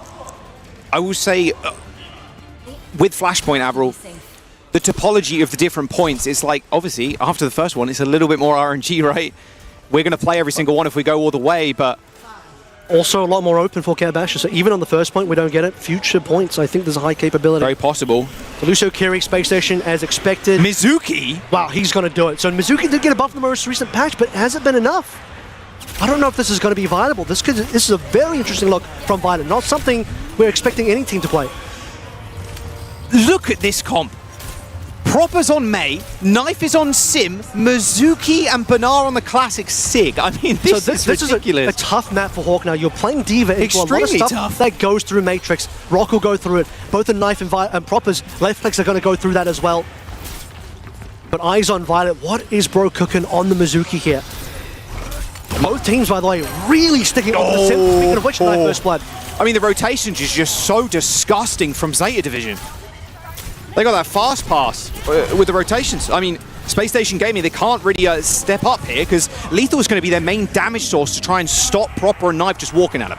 Yeah, we're going to see a lot out of Lethal here. Unfortunately, he does have to play into the Burnout Shield, which can be quite annoying. A hit scan. No one's really getting away with ultimates right now. First cap did come on through during that little scuffle, so Zeta Division's slowly climbing the ranks of the percentage points, but you need to see Space Station look for the contest soon. Ultraviolet does lead Shu by a little bit here. Good timing coming up for this Kitsune Rush. All right, just killing those turrets first, making sure they're not prodded in the back. Sugar Free looking for a TP, so up in a couple of seconds. This is you gotta go. Go time. They're going to try. Oh, Lethal lands a nice little heady there, but a little bit too scared. Tentative to kind of dash around that corner. Rock, oh, the rock and the chains. Hawk's gone. Didn't lose that point either. Beautiful stuff from Zeta Division here. No shot as Christopher got a page in his book right now for this comp. That's got to be the point over. SSG had an opportunity. Maybe UV just misread the situation, didn't believe that he had truly got a lead over Shu. Bro was cooking. But he had a 10 to 15% lead over Shu. There was a moment of opening there for SSG to rip through the Kitsune Rush, have that advantage over Zeta. If nothing else, minimum, take the entire map control, get the flip in there, and put Zeta on the back foot. But instead, Hawk's timing with the rest of the team. He flies the air through mid, gets rocked and demagged. UV throws in the Kitsune Rush anyway, but then they don't have a tag, so they lose the fight. Might be the greatest chef I've ever seen. Violet has been cooking up bangers. You ban the Alari? Sure. Have you seen this from Mizuki, though? Have you seen me play this before? Come on. How many VODs you got on this? Well, he's got the ult already. I mean, the Sanctuary can just be popped down, and Zeta can't do anything. Sugar Free with the wall, though, can counter, but Zeta with 5 ults. That's the thing, right? Zeta didn't have to spend a single ult winning that last cap. High Noon, teleport to the high ground. There is the Sanctuary. What? Oh, Lethal, what? No way! He got in the Sanctuary! Oh my goodness, Lethal. Because the thing is, the Sanctuary blocks both sides now, but if Lethal gets in while Zeta are inside, then he will do the damage. Zeta did not read the Deadeye TP from Sugar Free. What a great combined play from SSG that now finally gives him the opportunity. Sometimes even the best chefs burnt things, Avril, I will say. Zeta Division now have to walk back in, but this comp is very easy to walk with, though. They've got Wall, they've got Blizzard, they've got Rush. And that's the thing, UV's got the secondary rush now. They're going to go in, though. Hawk's going to try and catch him on the rotation here. There's the sound barrier ends up coming in. The Flux is good for 2, but they're trapped behind the wall right now, so Zeta can't really go for the offensive play. Sugar Free and Lethal get easy kills. I mean, the Flux is great, but there's no one there to actually shoot at. It's the early kill into Proper. It's also a Space Station as well. The extra sound barrier from Admiral pulls all the weight there, alongside the supporting wall coming through from Sugar Free.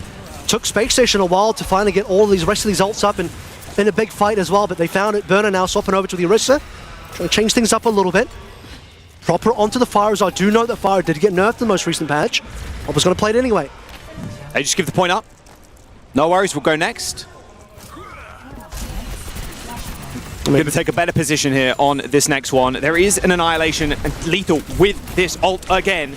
Wow, stepping up. Good shots on Violet. They end up just popping the wall there. Teleport's going to come out as well. Lethal still is trying to find some damage. Proper dashes behind the wall. Annihilation to keep Hawk alive now. Sugar Free going pretty low as well. Knife with the TP. Someone needs to focus Hawk. Zeta have got to take him down.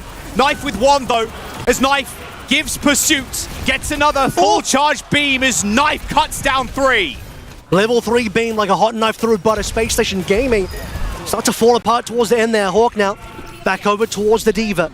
Gonna need something a little bit extra to deal with Proper's Fire, who, as a reminder, got nerfed, but also you're playing into the cast of Lethal anyway. Still though, Zeta making it work. Barrage ready for their next fight.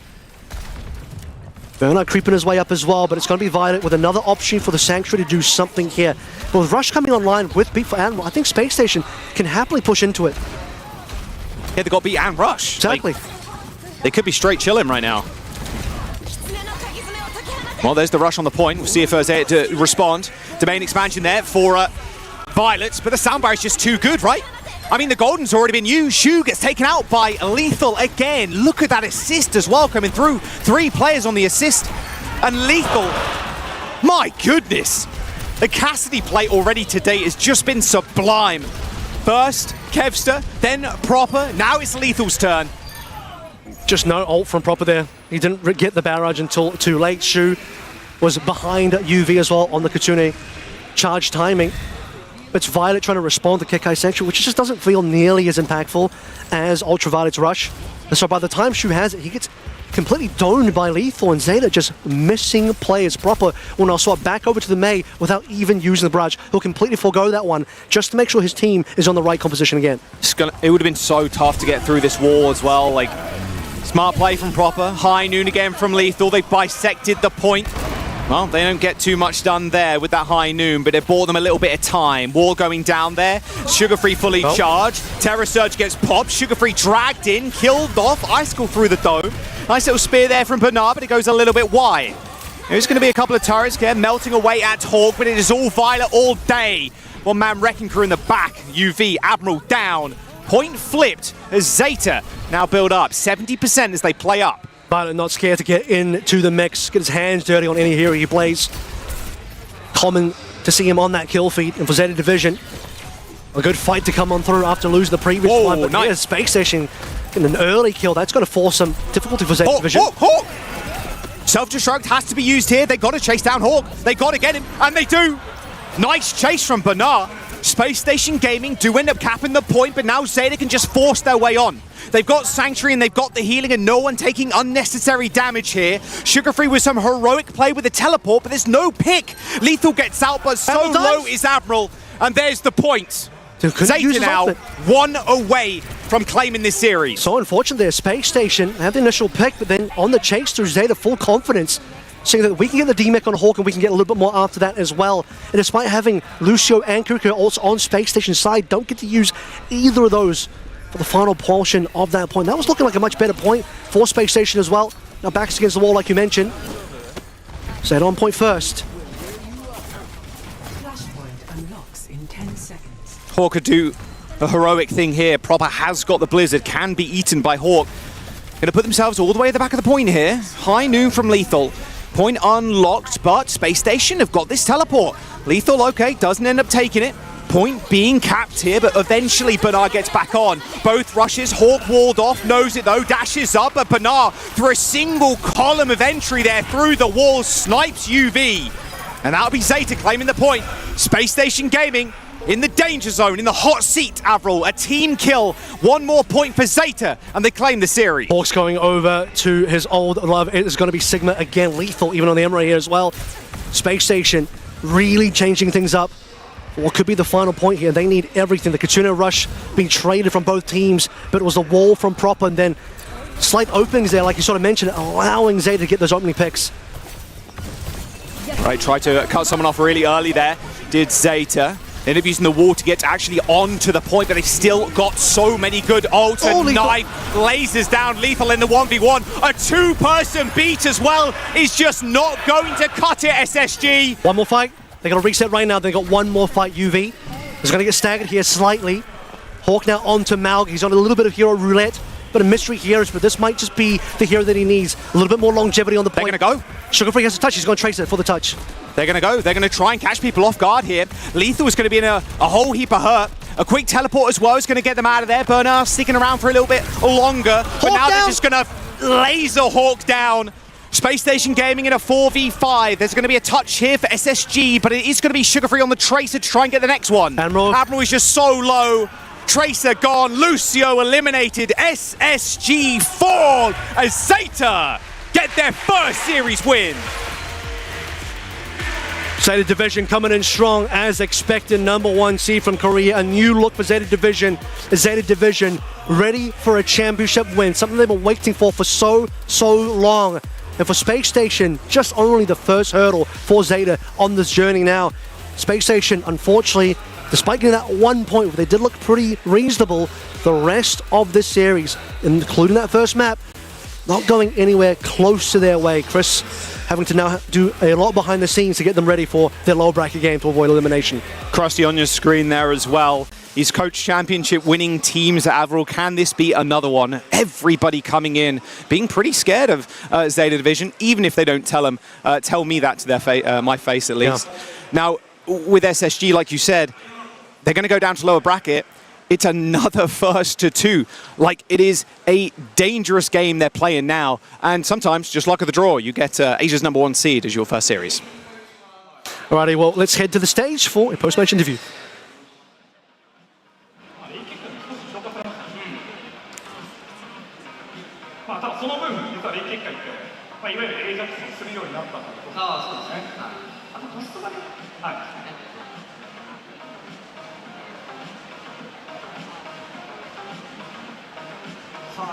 SSG ですが、ここでオーバーブラケットへと移行を行います。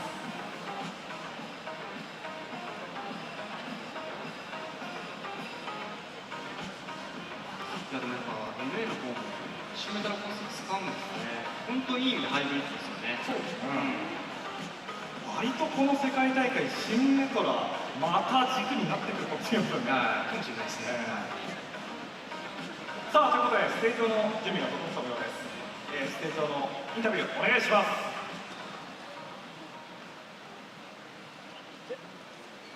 それでは Day1 マッチ2勝利いたしましたプロッパー選手にお話を伺いしたいと思っております。勝利おめでとうございます。Proper big congratulations on getting the win. I do have to say, this was Zeta's first win and first match in Japan in front of your home crowd. How does that make you feel? 今回はゼトの日本での初めての対戦で初めての勝利ということでどんな気持ちなのでしょうか。 자, 이번 경기가 이제 제타의 첫 승리이자 또 일본에서의 첫 경기였기 때문에 조금 더 소감이 남다랐을 것 같아요. 소감 말씀 부탁드릴게요. 일단 생각보다 쉽게 너무 이겨가지고 기분 좋고 이제 저희 제타 디비전이 주최한 걸로 아는데 이 대회를 꼭 이기는 마인드로 왔습니다. First of all, it does feel really great. It was sort of an easy win for us, so that makes us feel really, really good about the win. And also, I know our team, Zeta Division, was in charge of making this event, so we always had that in mind, even going into the match that we do have to get this win. まあやっぱり結構こちらからしたら楽勝という気持ちでそれだけでもかなり気持ちよくはなったんですし、今回はガニメイドさんが大会を開いているということで絶対勝たないという気持ちはもうすでに持っております。 Looking forward, also moving on to the next question. I know your next opponent is going to be VIRTUS.PRO, and I know in their match after their match after they won, they did say they wanted to go up against Zeta Division as well. Proper, do you have anything you want to say to VIRTUS.PRO?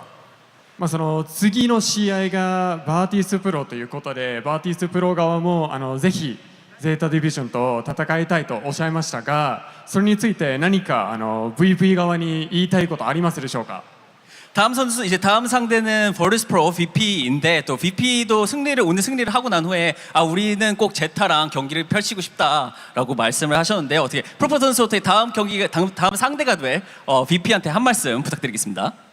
사실 저희는 VP는 딱히 신경 안 쓰고 있고 저희는 오로지 트마랑 라쿤 상대로만 신경 쓰고 있어가지고 VP는 내일 죽여주겠습니다.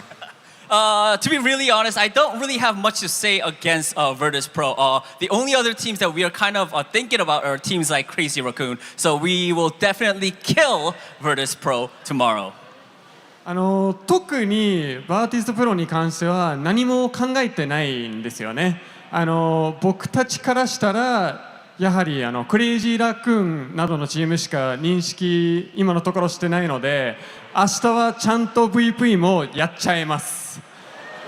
Love the energy. Thank you so much, Proper. Best of luck moving forward. Desk, take it away. ということで、プロパー選手ありがとうございました。次の試合も頑張ってください。ありがとうございます。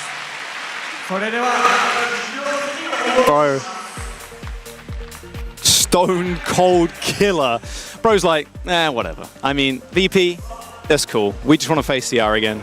It's all good. Not really thinking about it too much. Makes a lot of sense. I mean, CR have been the big opponents for them. Went 7 maps in the Asia finals. Zeta, still going to take a bit of effort to get there. It will be the upper final for Zeta once they meet Crazy Raccoon. Of those two are going to be the two teams going all the way to the upper finals. But VP, I mean, they look pretty decent versus Weibo. Bit of a misstep in terms of the 1 map loss. But I think VP should hopefully bring something good against Zeta. We're hoping.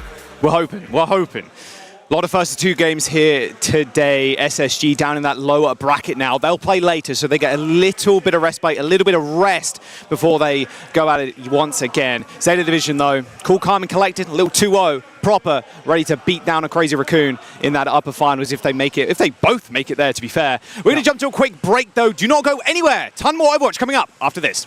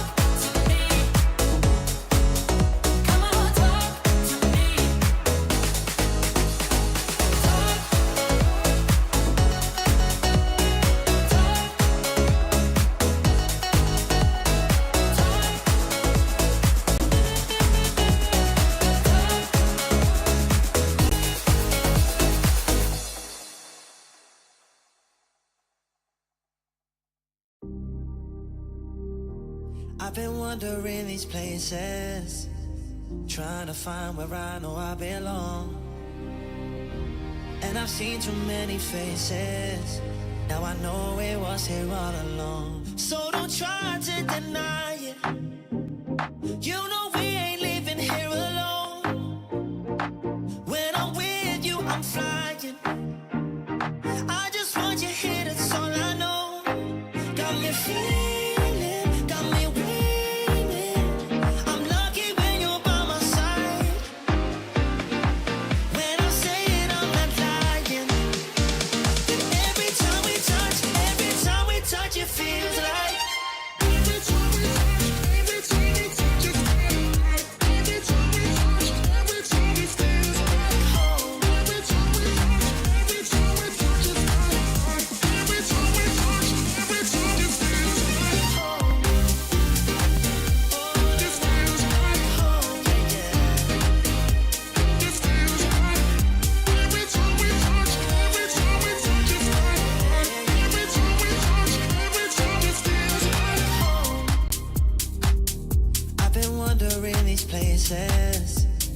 trying to find where I know I belong.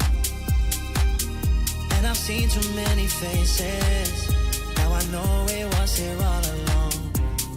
It's an impossible thing that I'm feeling. Pressure is building inside of my veins. Tell me it's real and you swear that you mean it. Yeah, you mean it. So don't try to deny. Don't you try to deny. You know we ain't leaving here alone. No, we ain't, no, no. When I'm with you, I'm flying. When I'm with you, I am flying. I just want you here, that's all I know. Yeah, yeah, yeah. Got me feeling, got me winning. I'm lucky when you're by my side. Yeah, yeah. When I say it, I'm not lying. That every time we touch, it feels like. Every time we touch, it feels like. Every time we touch, it feels like home. Every time we touch, it feels like. Every time we touch, it feels like home. Yeah, yeah, yeah. It feels like home. Oh, it feels like home. Every time we touch, it feels like. Oh, yeah. Every time it feels like home.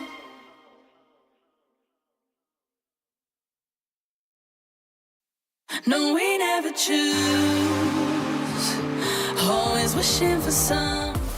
Well, Zeta swept SSG in a dominant fashion, so we're back attack quicker than we hoped to break it all down for you. Hello and welcome back to the arena, Tachikawa Tachi, here in beautiful Tokyo, Japan. I am Zoe. Joining me here on the desk are Mr. X and Ash.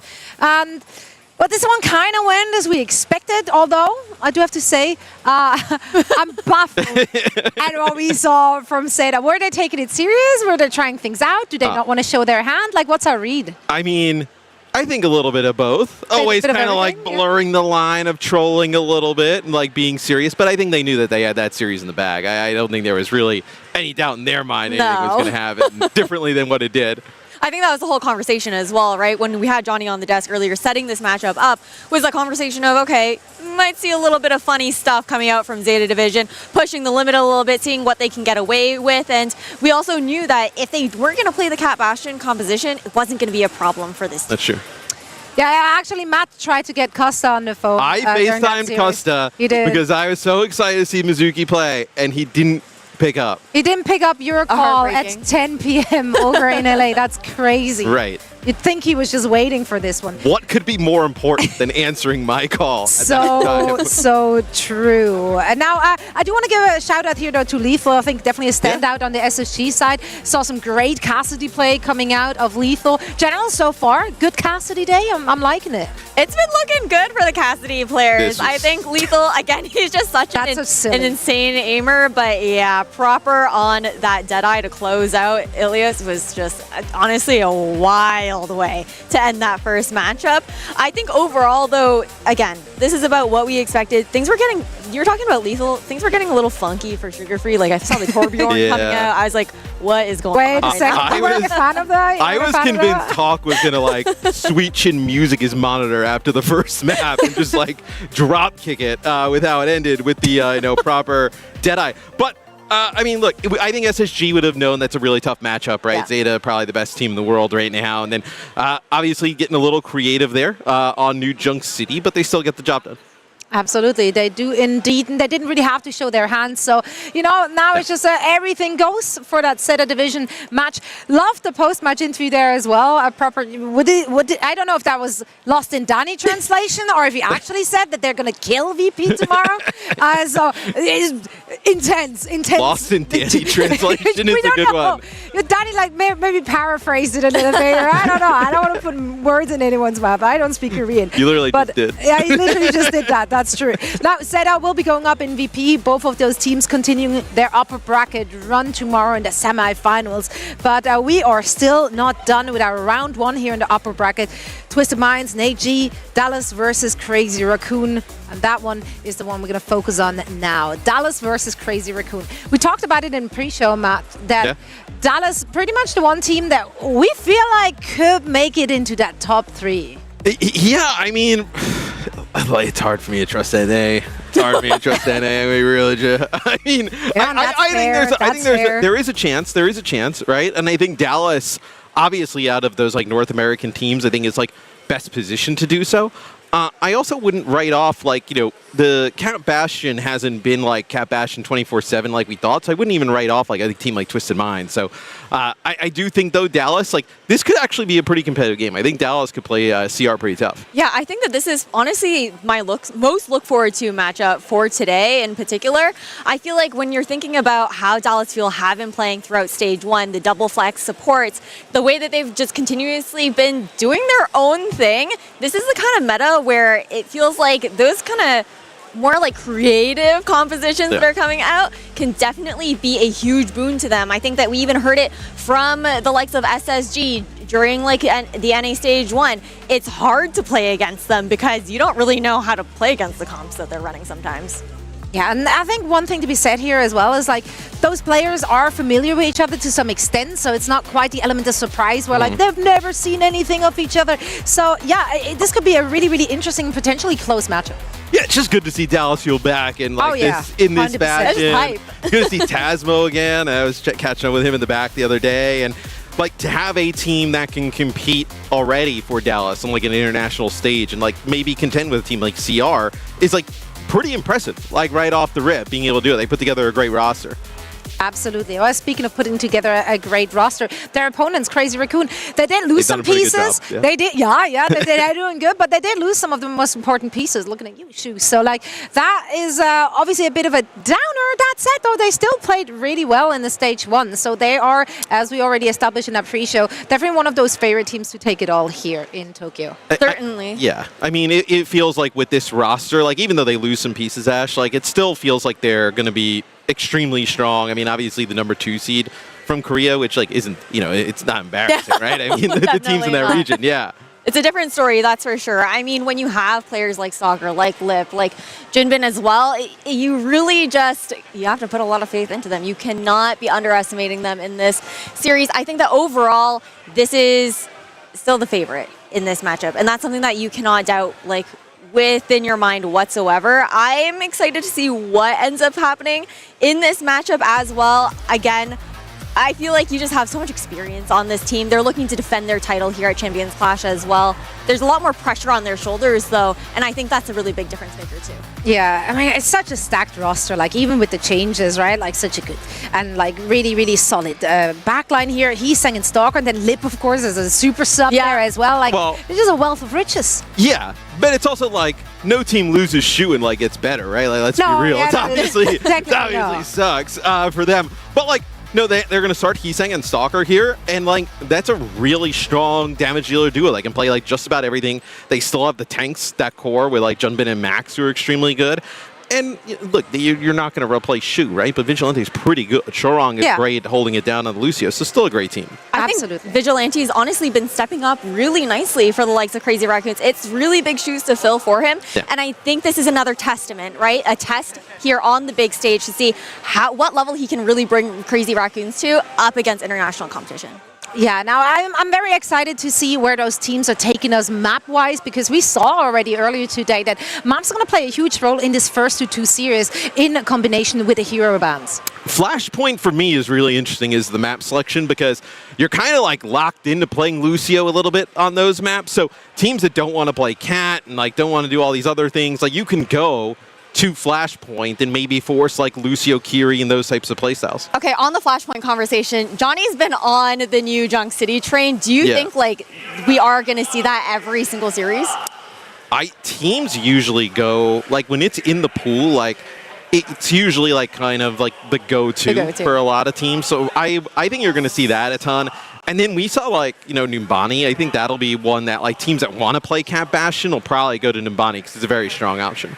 Yeah, I love the stories we have in this one as well, just for individual players like Kellen, who hasn't made it to a big stage in quite some time as well. I think it's going to mean a lot for a lot of players across the board here in this matchup. Yeah, that is for certain. I think that's been the whole story for this Dallas Fuel team, the way that Wheats ended up building out this roster, something that we continue to drive home. He took all of these individual pieces that maybe didn't have the performances that they wanted to during last year's season and really believed in how they were going to be able to come together. I'm excited to see what they've been cooking when it comes down to those hero bans. We keep talking about how important they are in these first to two series, and they've been getting honestly interesting at times. So I want to know what they're going to pull out. Well, what, they'll be the higher seed team for this as well, right? Because they have the #1 seed from, which is really weird to say that Dallas Fuel has the seed advantage over Crazy Raccoon, but that's where we're at. And exactly taking this into advantage and the first to two format with that we're playing here. That's why I went for Dallas Fuel in my predictions. I genuinely think like there's a lot of possibilities for teams that are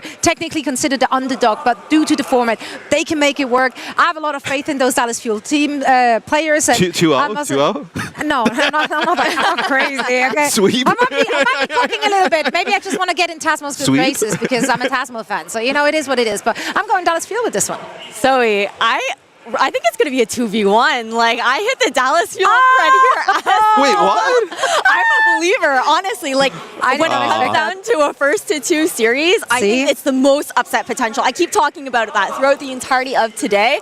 I feel like Dallas Fuel could have a hot start to Champions Clash. I feel like I'm Avril, where I have to stand up for the Korean teams. I went for Crazy Raccoon. I was like, Dallas Fuel is a great story. I think they have some chance to, make a noise. Maybe not in this game, though. I mean, I went with CR. I think that, obviously getting second in Korea, not, ideal, right? But with the level of caliber of teams in that region, I mean, it's nothing to scoff at. I think CR is able to pull this out. I'm not going to say it's going to be like a blowout. I think it'll be a pretty competitive game, but I feel pretty good about CR.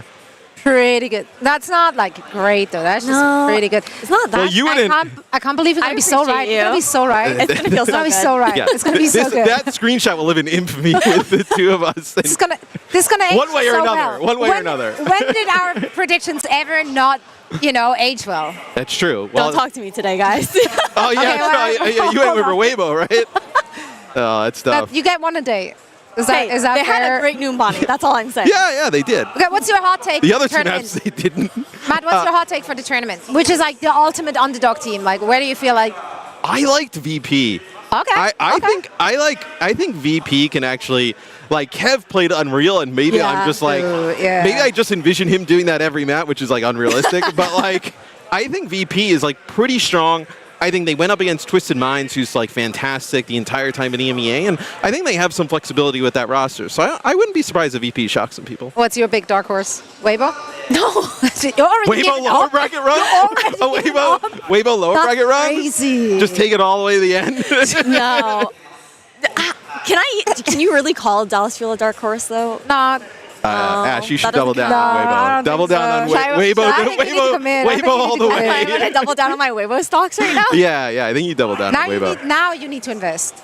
That's how you make it. Crazy. That's how you make it back. You have to double down on the Weibo. So they're stomping SSG later today. This is also how I lost my entire transit card at the Crane game place. I was like, that's also why this young man does not have any channel points left. Oh, You did. You gamble all of those away. Which team did you win? Who was it? Ooh, I think it was an Extinction Esports last year or something like that. I kind of went. That's so wide. I kind of went in on. I think I kind of went a million points on them just to see what happens. You may be channel points poor, but I know that you've been collecting our drops all stage long. Have you locked in already for the drops this time around? Yeah. Have you seen the drops this time around? Yeah, we have different drops for every day. I know.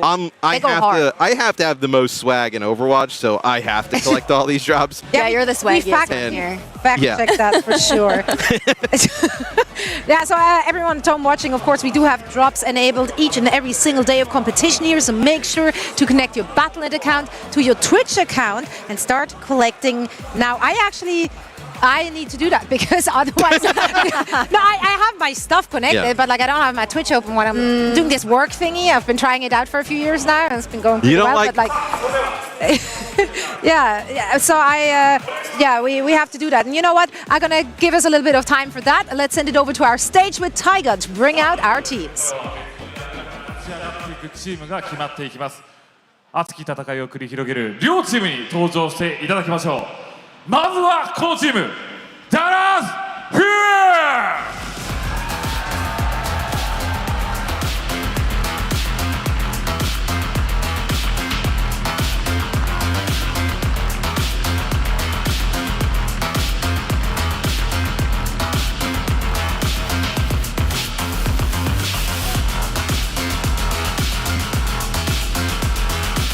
対するはクレイジーラクーン。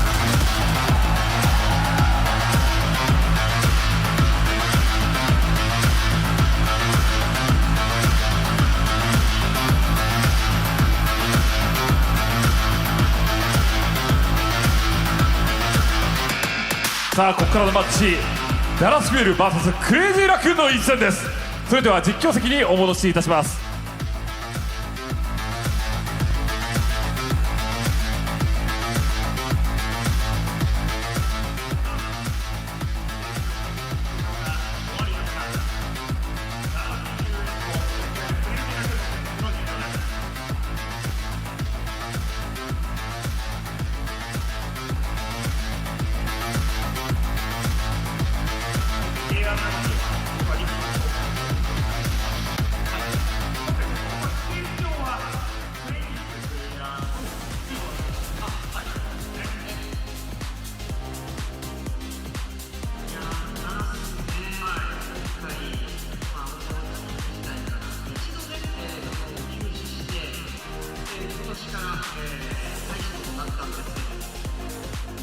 And we are getting into the next crucial match here in this first round. I'm Jake. I'm joined by Moxie on the cast, and I think everyone's excited to see how Dallas Fuel shape up against Crazy Raccoon. Yeah, we really don't know. That's the narrative coming in, right, with the EMEA and the NA teams.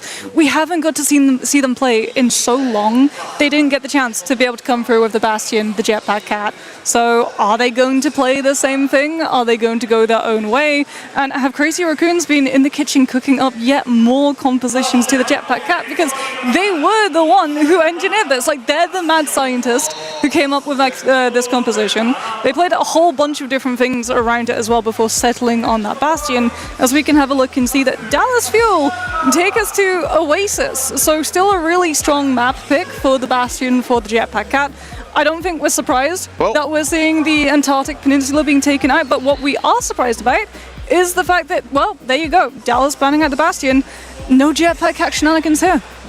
Yeah, definitely taking away one of the key threats. And as you mentioned, right, Crazy Raccoon being the innovators behind this comp, but Dallas Fuel, you know, even more so than just being a team we haven't seen for quite some time, in all the time we did see them in North America, they were incredibly hard to pin down. It was very hard for other teams to predict. They were willing to play styles that many other teams would not touch with a 10-foot pole. So Dallas, for me, is always going to be an exciting team. And although they're the #1 seed from NA, I think a lot of people coming into this tournament are expecting the Korean teams to be topping the charts. And I think Crazy Raccoon come in with that similar level of expectation here in front of the home crowd. Yeah, it's a really good way as well to sort of understand how well Seonjun is going to be able to weigh up next to everyone else, because he was one of those players that there was a lot of expectation coming into the season with. He really did excel within the America stages, but now the question is, can he keep up with the big dogs, right? Yeah. The classic DPS clutch carries of the Overwatch esports scene are here, are performing, and now he has to go up against them, because he didn't really get the chance to do so back when we had the Overwatch older circuits, because he was just playing in the tier 2 scene. Yeah, now going up against some of the titans of the scene, right? Having his chance in North America, looking amazing, in fairness to Seonjun. So it's definitely going to be an exciting match. A real test, though, because going up against Heesang and Stalker, you're not getting anything for free in this one. You're going to have to earn every single fight. I mean, what will it be as well that Dallas Fuel decide to field into? We've already said with the Bastion ban being out, there's no way that you would see a Jetpack Cat. So, especially with Crazy Raccoons going for the ban on Ana, that means that it's likely going to be the Kiriko Lucio default coming back in again, which again, no surprises. Crazy Raccoon always preferred the Kiriko for Vigilante over the Ana, especially when they were going up against the likes of Zeta with Shoes Ana. So this is going to be very much something that we've seen already. The Kiriko, the Lucio, maybe not the Reinhardt. All right, no. You have not watched enough Dallas Fuel. I'm fully believing. Usually I'm always saying, it's a bait, it's a bait. I think they might rock up with the Reinhardt. They did play it in group stages. This is true. This is the Kellen special, and you know, with the Symmetra behind, it could look interesting. That being said, Crazy Raccoon also no slouches on the rush, and with Chunbin on the Maga, it's not necessarily going to be easy. A lot of pressure on Kellen to find some big shatters in this one. Wait, no way. Are we getting a Rhine mirror? All right, Moxie. Chunbin, Kellen, Rhine mirror. Here we go, and no Sims. It's both just going to be the walking up with Lucio speed boost only. It's been the better part of a decade, Moxie, I think, since I've seen a Rhine mirror in top-level competitive Overwatch. But it's none other than Junbin and Kellen, two of the best out of Korea to ever do it here on the main tank role. I mean, Both teams. You have to be so careful about the traces, though. Trades come in. CJ gets the better of Vigilante. CJ, and this opens up the fight. Like, Dallas Fuel should be able to get the first cap off the back of this, and that means that the Rhine's going to really struggle walking back into the next one. CJ lights it up with 2 in the feet. Chronic just cleaning up kills in the rest of the fight. And Crazy Raccoon, real test on fight 1. CJ, big opener. That's what you want out of Kiriko, because this is a comp where she can really have impact. I mean, she has to be able to win the 1v1 against the Tracer, but my worry now is how do you make this Rhine work in the retake situation? You're off of the sim, you're playing the Tracer, you're going to be looking at Heatsinks to try and create some form of space that Junbin can walk forward and get Stalker into an angle, but Dallas Fuel can just kite away. Stalker is trying to find some sort of opening into this, but Fuel are just willing to play things slow, run the clock down. Chronic firing back on his own right, takes a nice fire strike from Junbin. It's going to slow things down for a minute. Neither team wants to make the first mistake, with Kellen Shield dropping low. Can't hold to the point. Vigilante strikes back against CJ, and CR with player advantage are in great position to find more, but Chronic with the high noon is buying a lot of time. Yeah, but Vigilante is about to get the Kitsune Rush online, and Stalker buys the space back from CR's side with his own Deadeye. Point flips, and Dallas Fuel will have to play catch-up, waiting for CJ to come back in to have the Rush Mirror. Sanjin getting hunted in the back line. Choron punishes him.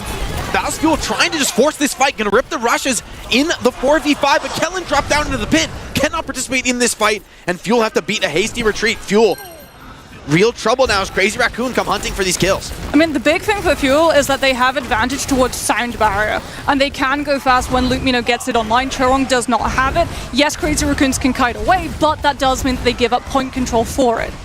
Yeah, it's coming into the shadows, but Kellen has his online first, so Junbin is gonna have to hit a block here in this fight. Heatsinks with the pulse bomb, though, could be the impact player that they need. Beautiful blink from the flash, the pulse comes in. Beautiful cleanse, though, keeps him up. First beat now from Mukmino. Big advantage for Fuel, but can they capitalize with kills? No, but hold on! Shatter Strike 2! Even Heatsinks in the back gets stunned. Stalker with the beat, though, still fighting back, and Fuel, despite some impressive playmaking, it's not been enough to win this fight. Yeah, Stalker went up to the high ground, so even if the Shatter comes down, he's out of the reach. Has the Deadeye to be able to hold the space, and Crazy Raccoon will be able to hold off Dallas Fuel for yet another fight. And even better for CR, they did not have to burn the Deadeye to be able to use it. They still have it to run the clock down in this next fight. Need some individual playmaking out of Fuel if they want a chance back in this round. They showed some impressive heroics so far, but already Crazy Raccoon turning the screws. Counterpin from Kellen does put Junbin on the floor, and maybe this push is ill-advised. CR finding themselves between a rock and a hard place, but Luke Mino fell off the map. Heatsinks finds Sanjun, and with 83% on the clock, this is looking brutal for the Fuel. I mean, yeah, Crazy Raccoon, they can hold close to Fuel. They can force CJ to have to use that rush closer to their spawn Stalker? instead of on the point. What? As Crazy Raccoon, they're just finding pick after pick. Dallas Fuel are denied a rebirth. Oh, the fans going wild here in the venue. A last-second touch from Luke Mino buys in overtime. With Kellen and Sanjun here, there might be still a fight to be had, but Vigilante with the rush wants to end things before they can get going. Chronic coming back into this fight, pulls bomb cleansed off, stays alive, but Junbin finds the fire strike, gets his man. Fuel need to fight back in the 4v5. Chronic has the Deadeye. Can he find the space to be able to use it? Because Stalker's about to get his online too. Luke Mino's down, which means Dallas Fuel don't have the speed boost. But Sionja with a huge pulse bomb stick onto Stalker manages to keep the Deadeye away from the win con. It's getting so scrappy, but Sanjun just out of blinks. Luke Mino goes down as well. And despite a devastating first fight out of CJ, Fuel cannot come back and retake this control. So CR in the Rhine mirror, no less, to open this one up, take our first round on Oasis. I mean, CR had some really clutch picks. Even when they were playing into that retake, we were talking about, like, Stalker, is he going to be able to have space? Is he going to have angles to be able to use the Cassidy properly? And then Crazy Raccoons come through with those picks, which blow the fight wide open. Dallas Fuel have to kite away from the fight. CR get the flip, can hold the space with things like Deadeye, have the Kitsune Rush to be able to match, have the first sound barrier to be able to go aggressive. They can just play the tempo that they want. It was downright disrespectful at moments, right? They were getting deep into the enemy we were, like, so close to touch the spawn door challenge. I mean, that's certainly a message sent, but the Fuel coming back with a comp that only they could cook up here. Luke Mino has looked good on the Wu Yang on these greedier supports. really all stage long. And Crazy Raccoon are going to go with the Heesang Far. I think this is a classic for him. One that you've got to be very watchful for, especially with Chronic on the Sojourn. Not necessarily the best hit scan to respond to. I worry about the Wrecking Ball though, and yeah, Kellen's worried about it too. Playing Wrecking Ball, he relies on mobility into a character who can shut all of that down with the flashbang. You don't want to be able to go for that, so it's the Winston instead, but there's the angle, and that Winston's health just tanks! Stalker will have him for dinner, man. Jeez, Kellen gets deleted. Stalker right back into the fight, has to duel with Chronic, hold on, Sanjin catches him. The DPS from Fuel still fighting this one, but without the resources, without the support behind them. Space. It's just a matter of time before they get cleaned up, and CR even do it without dropping any additional players, so. I mean, I like the Winston swap into the Cass, but I just like the Winston swap into the Mauga plus the Cassidy. Like, Kellen's just not staying in these fights long enough, nor do you have the burst healing from something like an Ana to be able to keep the Winston up long enough for Chronic to get space. It's going to be up to Seonjun on the Tracer to distract the attention so that the Winston has space to be able to actually survive in the fight and allow Chronic to hit a shot. They need to get on top of this Stalker Cassidy. He is delivering damage downrange. Kellen makes a move to the high ground.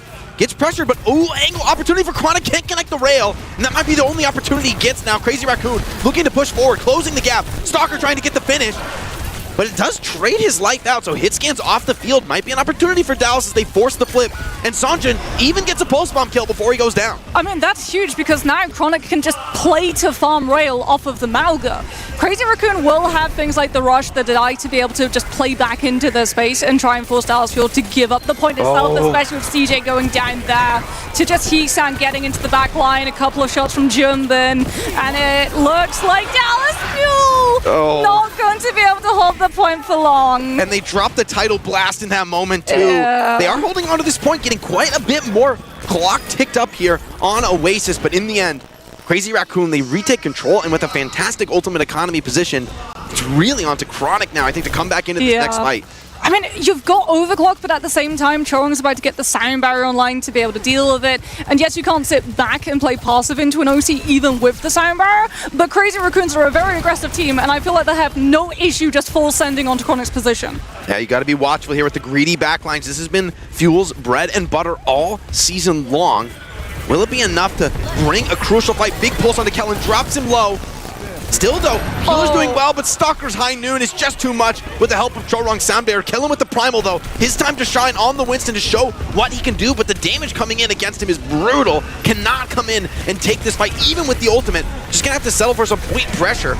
But he's immediately on notice. They continue to chase forward, hunting players down one by one. Stalker finds another in the feed, and Fuel are just back to their spawn. Dribs and drabs in this fight, but just not enough to take anything. It's too long. It's going too long. Like, Dallas Fuel used Rush, and Crazy Raccoons traded 2 ultimates to be able to stop it. Both the Sound Barrier and the Deadeye, which means that if Dallas Fuel got the opportunity to reset, they could have come in with a free OC, but they're denied because they stay in the fight too long, and now we're about to hit overtime. The hand is forced. They have to go into the Mauga cage, which means that Chronic's impact is going to be so much less. Junbin could just end things right here. Already finds Luke Mino without the second support. Surely this is too much for Chronic to find. He's up on the high ground. Needs some heals, needs some support. The enemy team playing off the cage beautifully. Has to take a risk, has to put it all on the line. But one just won't be good enough. Dallas Fuel bleeding out on the point. Junbin still strong, still healthy. Heesang with a pulse bomb, doesn't even need it. Cleans up the tank in the opposition, and Fuel sent packing on map 1. What a statement victory from Crazy Raccoon. That second last fight, like, you're just wanting to scream at the screen, die fast, reset, regroup, come in with an OC. You managed to trade 1 rush to punch up to both Sound Barrier and Deadeye. 1, which could be used to actually sustain against the Sojourn ultimate and allow them to get on top of his position and try to kill the Sojourn. The second, with the Deadeye, you could have used to hold the space, to just ward off the threat of like, okay, well, you might be able to get one of us, but our Cassidy might be able to pick off your Sojourn before you can. If they'd just been able to be a little bit faster on that reset, I feel like if it wasn't the overtime fight, if they didn't have to go up against that Mauga cage where everyone from CR just huddled defensively in the Mauga cage, forcing the Sojourn to have to invade into it, thus limiting the impact of that OC, maybe there's a world there that we go to City Center, but they just don't regroup in time. Yeah, and it really feels like, Crazy Raccoon with that trademark aggression, just overwhelming at times. Think about that first fight on the second point where, Callan way to jump in. Maybe if the team can move instantly off the back of that, there's something to be made, but Stalker just drops him. A double dink from the Cassidy. And on this Rhine match, it was always, it felt Crazy Raccoon coming in, starting the fight, willing to take risks, willing to find picks.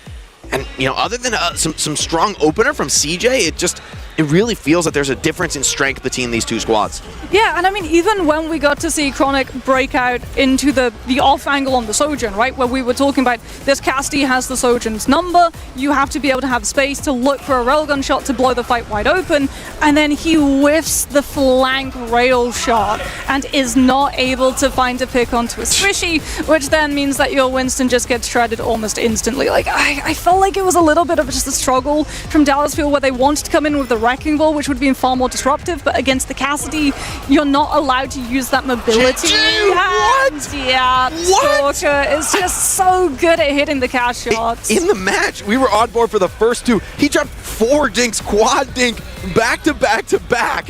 Okay, all right. As Kellen, it's like, you can't even play around that. That's disgusting. Is it gas meta?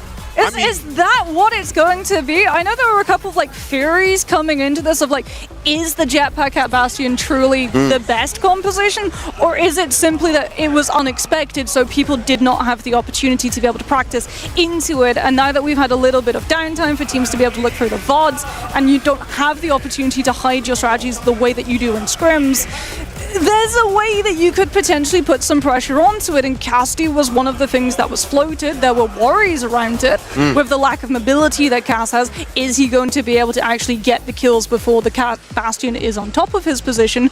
But if you ban out the Cat or the Bastion, Cass is looking like a really strong DPS into a lot of these other comps. And winning with this is such a strong sign for Crazy Raccoon, because we've been talking about that a lot in the green room about how, okay, yes, Cat Bastion is strong, but with hero bans, with counter strategies, you're not necessarily going to be able to rely on it, especially in these first twos. But to come out just guns blazing on a very standard comp, Cast Tracer, right? Really nothing surprising, nothing that should be a shock to the Dallas Fuel. Just beaten with good old-fashioned aggression and skill, exactly. Hitting your shots.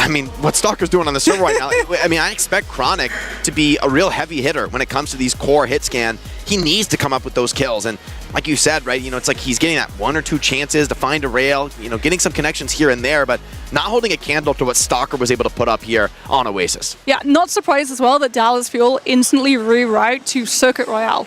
We talked about the fact that, yeah, they're probably going to play the Sigma at some point to field really well into Kellen's hero pool, but Midtown, which was available in the group stages, has now been taken out of the map pool. So where would you go if you want to be able to play that Sigma? Well, Circuit Royale.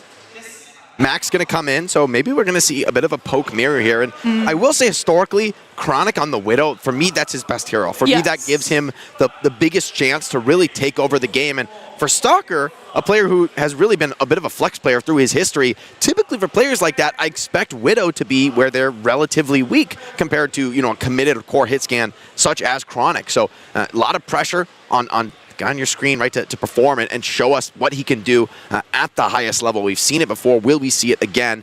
And also for CR, there's a real question. Do you want to take that poke mirror or do you want to get spicy? Historically on Circuit, right, we've seen teams willing to play fast with Genji and just, dive past chokes, try to close the gap on Widow, but can be a scary thing to do on LAN.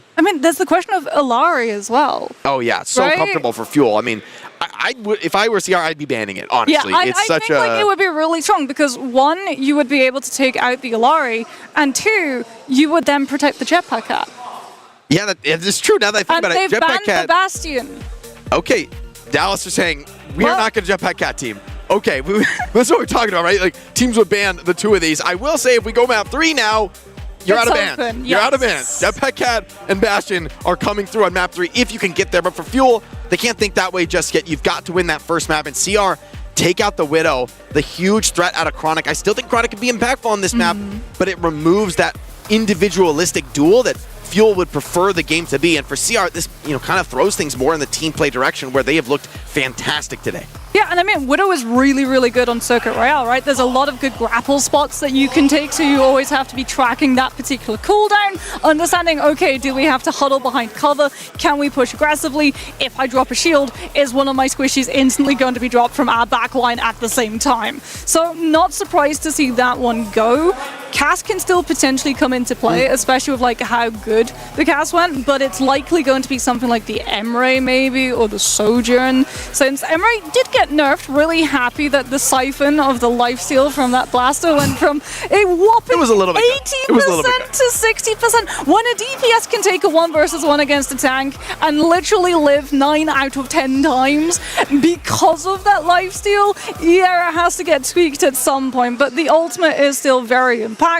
The mobility aspect of the blaster. They're doing him so dirty. Oh my god. Oh god. Oh, we don't have to show that anymore, guys. Come on now. That is brutal. That is not a fair comparison, but I mean, Crazy Raccoon just worked over Dallas Fuel on that one. I mean, this is the thing though. When you have like comparisons of DPS stats, a lot of the time, if it's that unequal, it is literally just a case of like the DPS just does not have space to be able to breathe.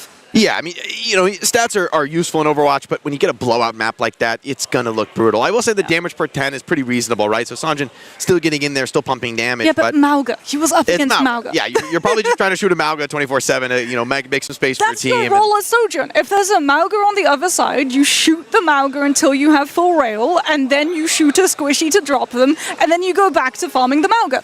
That is just the cycle, rinse and repeat of a Sojourn's existence into that composition. Yeah, I'm curious to see what we're gonna get on that front from Dallas Fuel, because you know now this is their map pick, their opportunity to really set the tempo and bring us to a map type where this is historically something that they've been really strong on. When you can run the double greedy flex support, they even wanted to do it last map, just didn't quite come to fruition, right? They tried to bring it out, just got overwhelmed, I think, from some of these aggressive moves, which is a lot of credit to Crazy Raccoon. Like, you know, in North America, how many teams are there that are going to really be able to run with this kind of quality in an aggressive Mauga rush comp?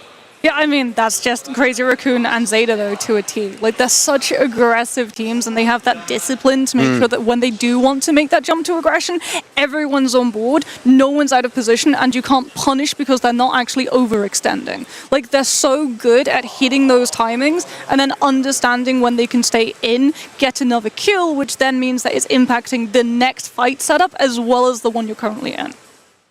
Let's take a look now at the overall bracket. It looks like Max getting set up on the stage. Take a look at what we've got going on today. Really just getting into the thick of things. Match 3 of 6 today, so a lot of teams going to get the opportunity to clash. And I think for everybody, especially today, you want to survive day 1. I mean, that's the first test. So winning this map protects you. It puts you into game, or rather to day 2.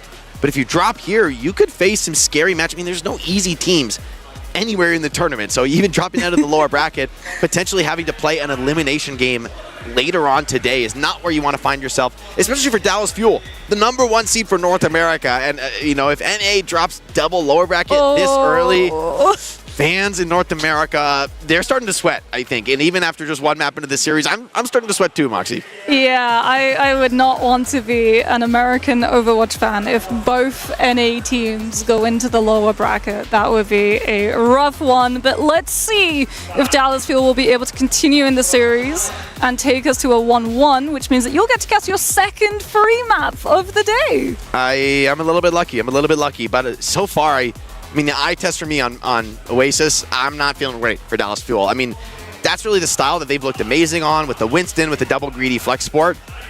You know, I will say Control is probably the weaker map type for that style, but in the first to 2s, you've got to be a threat on Control. If you get bowled over like that, it's like CR can, even if they go map 3, they can take us to Flashpoint and basically run the same thing again. Like, if Fuel, they have to find a resolution to that style in this series. There's very little time to make that adaptation, but they've got to find it. Circle Royale, you'd hope it's a reprieve, but I mean, given the experience of the CR team, it's like, yes, it might not be their most comfortable style, but they've beaten a lot stronger teams on secondary strategies. Well, we were both right. It is the Sigma, and it is both the BAP and the Illari. And it's Dallas Fuel on the defense, and going for Sunjin on the Hanzo, and Chronic on the Sojourn. With Widow out, I like the Hanzo into this. Yeah, you've still got like that damage potential. You're going to have a lot of information as well with the Sonic. You can potentially do some really fun combos as well with the Flux into the Dragon.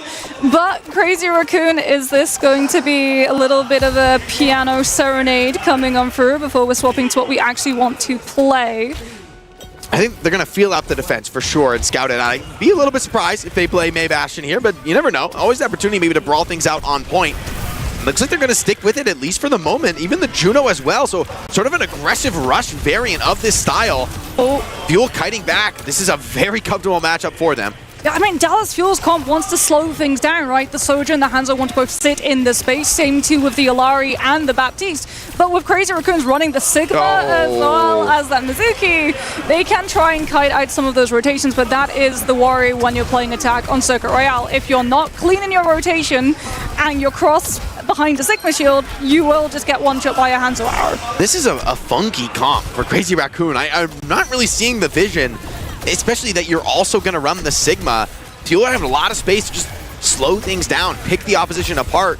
And Bastion is tough to play in this matchup. I mean, it's really, there's not really a target for you to sink your teeth into on that turret form. You're just shooting the Sigma with kinetic grasp. Maybe you go for like Heesang wanting that play with the Mei wall so that you would just try and wall someone off. They managed to actually catch Sigma, but there's no follow-up when Stalker goes for that sentry turret form, and Kellen's able to make it back to the team. They're getting that cart to roll forward, though. We're going to come down to a one-fight scenario here, but with ultimates online for the Dallas Fuel, Crazy Raccoon just have to fall back, bide their time with a defensive Maywa. But a lot of potential threats to come in here. I mean, even Lucamino alone with the Captive Sun could be backbreaking, and Crazy Raccoon, they're playing so respectful of that possibility. The window is an instant kill for Chronic, and CJ finds another. This fight's already done, Moxie. I mean, at least for Crazy Raccoon, they did not commit ults. It would have been so much worse if they used the Orbital Ray from Vigilante at the same time that CJ opened up that window and closed it in Crazy Raccoon's face. So they've still got that one to be able to break the fight wide open. Yes, Captive Sun is going to be on the field for Lucamino, but so too is the shift from Max, so he can potentially grab it, as we've got a Blizzard coming into effect soon as well on the side of Heesang. And Dallas Fuel don't have a great defense, but the best defense is apparently a great offense. And that Dallas Fuel have covered. I think the best defense is shooting the enemy in the head. They've been doing a lot of that. Lucamino does get slammed down, so there's actually still a fight to be had.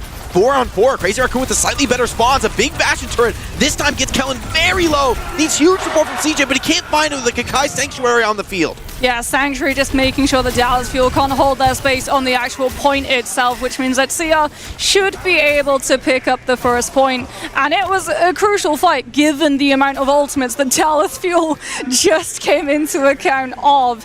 The good thing for Dallas Fuel, though, is that they'll have all of those available ready to go in this next fight. And win one fight on second defense of Circuit Royale, you take all of the momentum away from the attack.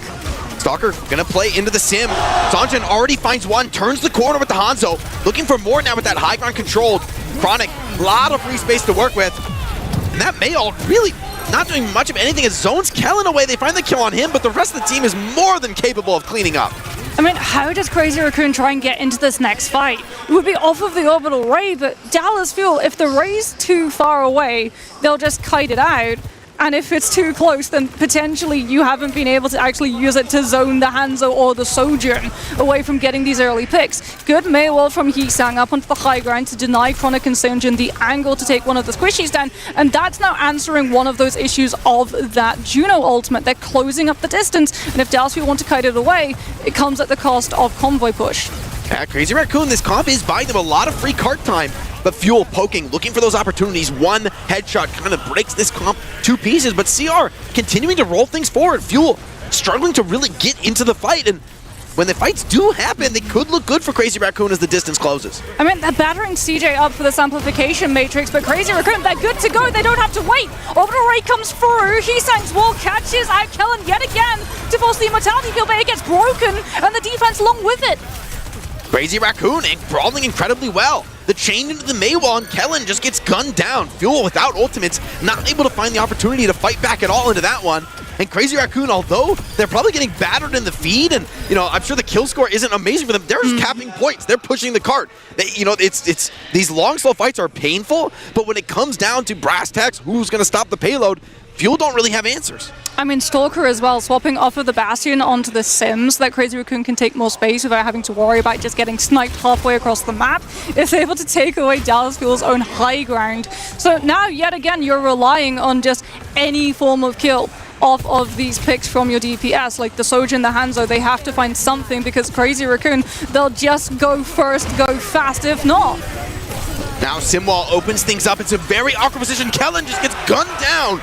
Max finds that finish, looks now for more with the Gravitic Flux. Is he able to get a connection onto this catch out the back? Looks like he finds Sunjun. A flanking Amp Matrix from CJ does find Chorong. Breathes a tiny breath of life into the defense, but they're struggling to touch this point. Max just running rampant through the Dallas Fuel. Kellen comes out on the Wrecking Ball. Will it be enough to hold on? Chronic with the OC finds one. If he gets one or two more, there's actually something to be said about this fight. Max still devastating, and a mail onto the point. Brutal to try to hold into. Defense crumbling, it seems, at the final hurdle. CR desperately trying to hold on to this, and with the Kakai Sanctuary, it's up to Brig to stand tall on the point. Oh, this is horrible for Dallas Fuel to have to play into. They can't get heals through the Sanctuary walls. Wait. This stall's good, but there's no win con. You're treading water with no chance of oxygen at the end of the tunnel. This is just a stall out on time. CJ? No. I think Max just dropped a 10K in that fight. And Crazy Raccoon looking to book their ticket on through to the upper bracket. 2 extra minutes on the clock on Circuit Royale, your map of choice. Dallas Fuel just ask questions with no answers. They cannot respond to this level of Crazy Raccoon aggression. Yes, they found some nice picks in the snipes. It looked pretty scary for the attackers at times, but Crazy Raccoon, patience, right? They were willing to weather that storm and come out the other side. I mean, it was a snowstorm. Like, Heesang's Mei walls, we talked about it. We saw the Mei, we were like, okay, what's the Mei going to be doing in this composition here? You don't have something like a Rhine to be able to pin off of the Mei wall. You don't have a Ram to be able to use the form and pummel through when they're stuck. But what you do have is a Bastion with Sentry form. So that's one way you can make sure that you're just tank is not going to be able to rotate away from the damage. You have to commit Immortality Field at such an early stage in the fight that it's committed to as well, which means you don't have it in the second stage. So Crazy Raccoons, they can go first and potentially find a pick, or they can hold off onto that second stage when the resources are gone and find the eliminations then.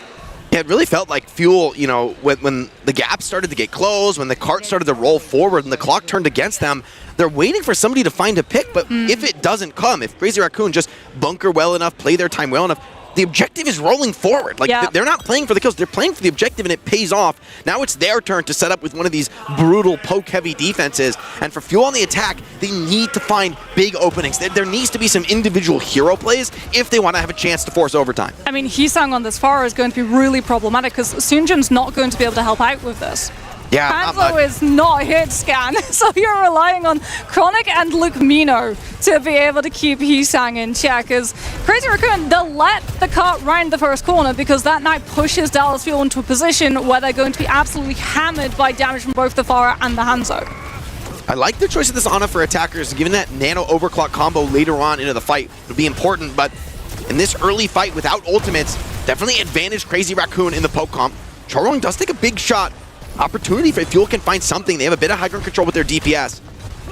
Vigilante's still on the BAP though, which means you're waiting for Immortality Field. Heesang's just playing corner cover, making sure that the rocket pressures up onto the high ground so Chronic can't hold his position and look to snipe someone out before the fight starts. This is very much just fueling each other out, but it is slowly moving forward. There's the pick to open up the fight though, and the second comes through swiftly. Dallas Fuel hastily retreat before they bleed more players in time. First a trickle, then a flood. Now Crazy Raccoon looking to come in, clean up these stragglers, trying to dodge the rock, but just cannot evade Max, comfortable on his Sigma. And then you're going to be able to use the Hanzo to be able to shatter through the Sigma shield. Dallas Fuel still losing more time. CJ going down late in that fight as well means that you're not getting closer to the Nano Boost. Chronic, unfortunately, is not having the overclock charge even when Nano Boost comes through for it to be the win condition that Dallas Fuel will be looking for to break the fight wide open. It's a tough place to play Sojourn. It's really hard to build up those rails. You don't get great angles to take a shot. Does put a connection onto Heesang, but Sanjin finding Chorong is just the time to find that they need. Amp Matrix does slow things down, but with the Captive Sun pushing forward, opportunity to fuel, to throw caution to the wind, stepping up to the plate, Luke Mino up into the sky. Even evades that Gravitic Flux, it's just going to slam down on Kellen for not much effect. A responsive Flux of his own. Is he going to be able to find kills? CJ, the last support standing for the Fuel.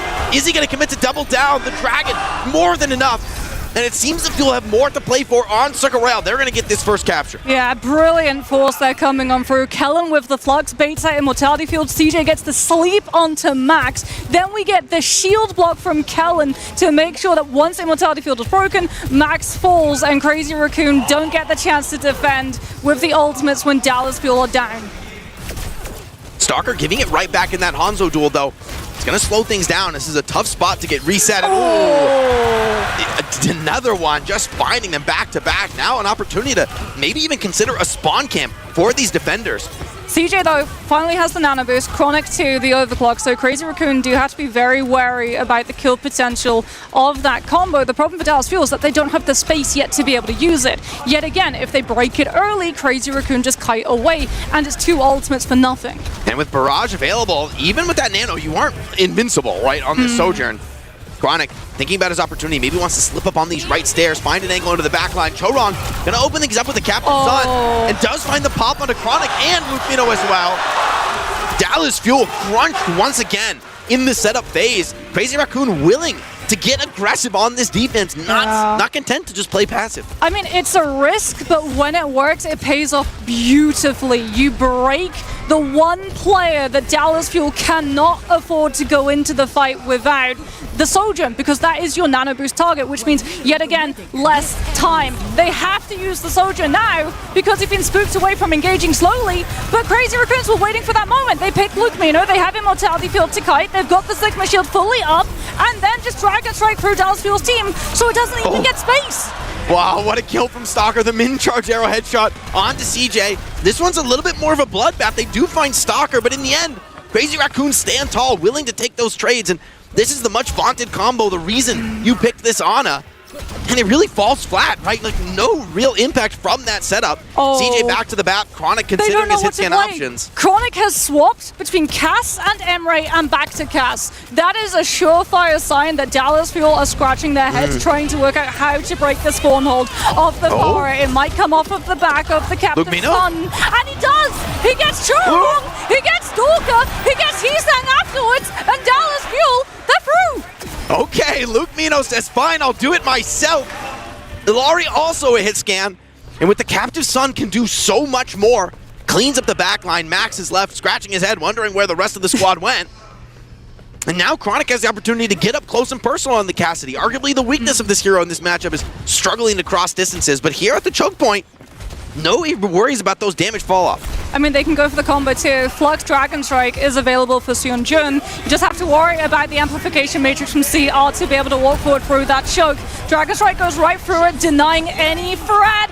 But there's the barrage right on top of Chronic.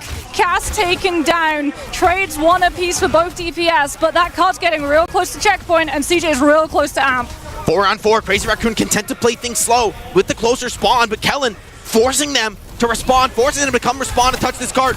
Captive Sun into the backline. Can Chorong find the cleanups? Does pop an explosion, and it's on to Luke Mino. Ilari cleaning house here. The true carry in this lineup. And with less than a minute on the clock, Fuel have to do the impossible one more time, crossing one of the most difficult distances in Overwatch. And Crazy Raccoon are holding them at the spawn. Yeah, because it's static. Amplification Matrix, the one thing that Dallas Fuel have, it's static. Seonjun's onto the Genji just to be able to try and get past the bouncer line that Crazy Raccoon will try to hold to force CJ's ultimate out early before Dallas will even get a sniff towards this card to push it to that checkpoint. Still a bit of time to work with. Fuel biding their time with this Genji. Maybe they can get some kind of an opener, but Chronic already dropped just from poke at range.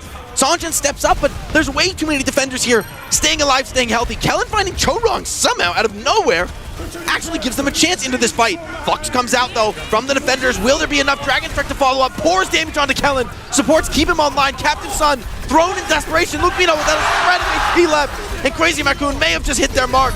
Amp Matrix is out from both sides. Defenders in pole position to clean this one up. Heesang over the top with the Pharah. Max joins as well. And Fuel out of gas. Crazy Raccoon knocked him out in 2. is extinguished. Crazy Raccoons complete the 2-0. I mean, when we saw the pick potential of that composition, the moment that Dallas Fuel just lost one fight and lost all of that momentum, all of this space on second point of Circuit Royale, it's so punishing. And what's probably worse, the salt in the wounds, is that it's the exact strategy that Dallas Fuel wanted to use against Crazy Raccoons, who were able to avoid it entirely with things like the Mei Wall's additional cover to break away before that pick potential DPS can get their hits through. And, you know, Dallas Fuel, all year long, really, they've looked like a team that it's so difficult to answer. You know, they're so challenging to take on in these comfortable matchups. But Crazy Raccoon just answered them with ease. I mean, every attack had a response. Every play immediately answered from Crazy Raccoon. It really felt that there's a level difference here. And right now, I mean, it's looking like the predictions from before the tournament are quite strong. I mean, Crazy Raccoon and Zeta showing that they're the clear favorites in this tournament. I mean, you can't even rely on the Batalari as well to be one-sided because it's just mirrored every time. So it's a rough one. It's one that you can't really work out for hero bans as well because obviously, like, if you want to play it, you can't just ban it for your opponent and have it one-sidedly. So it's a case like, do we leave it in play? And Lumina looked really good with it. Yeah. Like the Captive Sun fights, he was able to come on through with multiple kills coming across. I think what really did Dallas in was the reliance of the nano boost syncing up with the overclock because Crazy Raccoons noticed that Dallas Fuel were just a little bit hesitant to truly commit in. They wanted the stars to align to get their Sojin into a good position to use the nano boost so that she doesn't die in the activation of the overclock being picked apart by the poke. And they spotted that weakness and jumped on it with the Captive Sun. At this level of play, it's such a challenge. We've got an interview down on the stage. Let's hear from Crazy Raccoon. Max, congratulations on getting the win. My first question is very simple. How did you and your team prepare for your match against Dallas Fuel? まずは結構シンプルからいきたいですね。今回のダルス対のマッチでどういった準備を行ったでしょうか? 자, 오늘 경기 지금 달라스전을 좀 어떻게 팀적으로 준비를 하셨나요? 지금 약간 메인 탱커가 지금 좀 쓰기 힘든 메타라 거의 저 위주로 지금 짜고 있습니다. I feel like the meta currently, it's very difficult to be a main tank player. So all of our strategies are sort of revolved around the main tank, which is me. 今回の環境は結構そのメインタンクが難しい立ち位置になっていると思うので、全ての戦略はメインタンク、その自分中心になっているというところです。And of course, your next match is either going to be against All Gamers or Twisted Minds. Max, who do you think is going to take the win and become your next opponent? 次の対面はツイステッドマインド対オールゲーマーズのどっちかの勝者になるんですけど、どちらが勝利して次の対面相手になると思いますでしょうか? 다음 상대는 트위스트 마인드 아니면 올게이머 두 팀 중에 이기는 팀이 이제 상대가 될 텐데 어느 팀이 올라와서 CR과 경기를 치르실 것 같으신가요? 그래도 트마가 올라올 것 같습니다. I feel like it's going to be Twisted Mind getting the win and becoming our next opponent. やはりツイステッドマインドが勝って次の相手になるかと思います。That is it for the interview. Thank you so much, Max. Best of luck moving forward. Back to you guys. マックス選手、本当にありがとうございました。ありがとうございます。それでは実況席にお戻しします。Always great to hear from some of our iconic players. Always great to hear from Max. You know, for them, I think they could have come into this very, very confident, and I think they have every reason to feel that way now because this was the #1 team from North America. I think the team that most people said, hey, they're a little bit wild and wacky. You know, maybe give them a chance in the Bastion Cap meta. Like they're probably the best team from NA to get a chance here. They get clapped down. I mean, both the NA teams now in the lower bracket. Really looks like Crazy Raccoon and Zeta are going to be those two titans for other teams to try to reach up to. I think the scarier prospect is that Crazy Raccoons were able to win without relying on the Bastion Cap. Because like they sort of crutched it, I think it's fair to say, in their region. And so the big question for us coming into this was like, in a 1-2 format, are Crazy Raccoons going to be as dominant if they get banned out of both the Bastion and the Cap for those first 2 maps? And they answered back and said, yes, even if they don't get to play that specific composition, they can still play other comps too.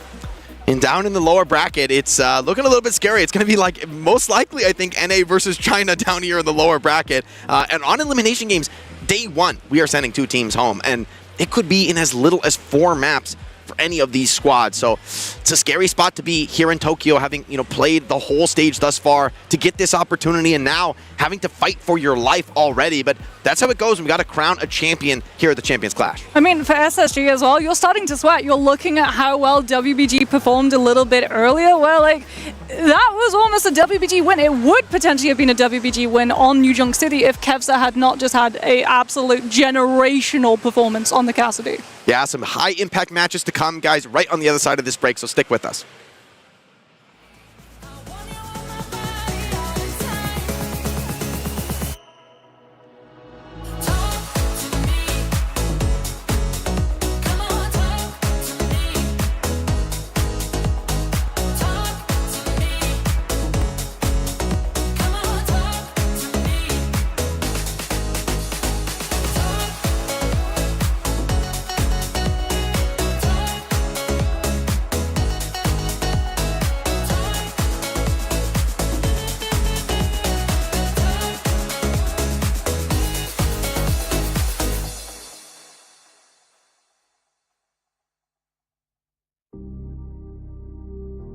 I've been wandering these places, trying to find where I know I belong.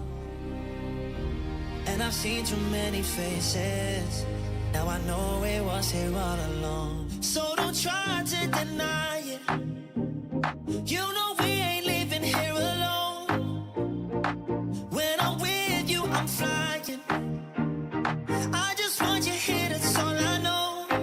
Got me feeling, got me waiting, I'm lucky when you're by my side. When I say it, I'm not lying. And every time we touch, it feels like. Every time we touch, it feels like home. Every time we touch, it feels like home.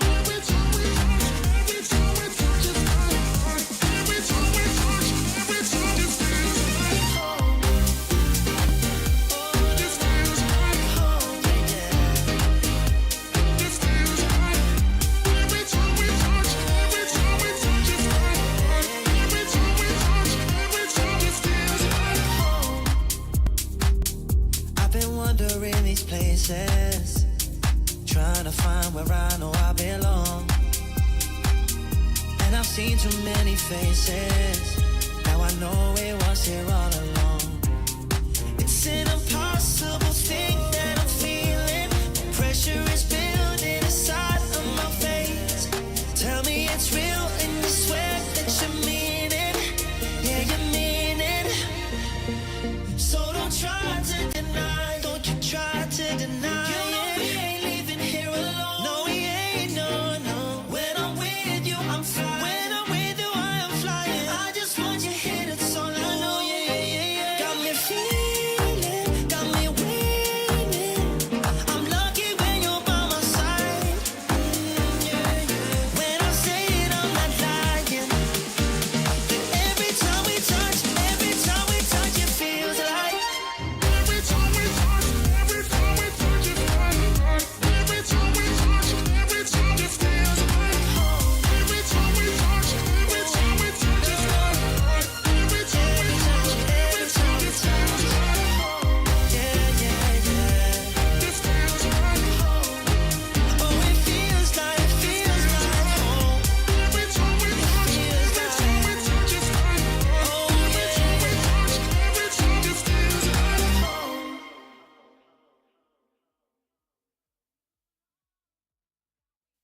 No, we never choose. Always wishing for something to come true. What can you do? When baby you know the love got you. Love got you. Love got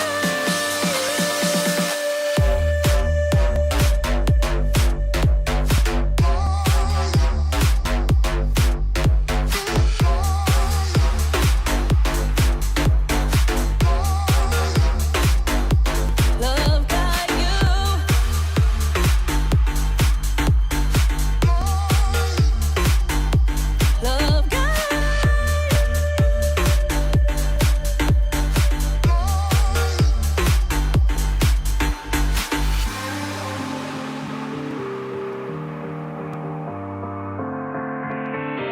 No, we never choose.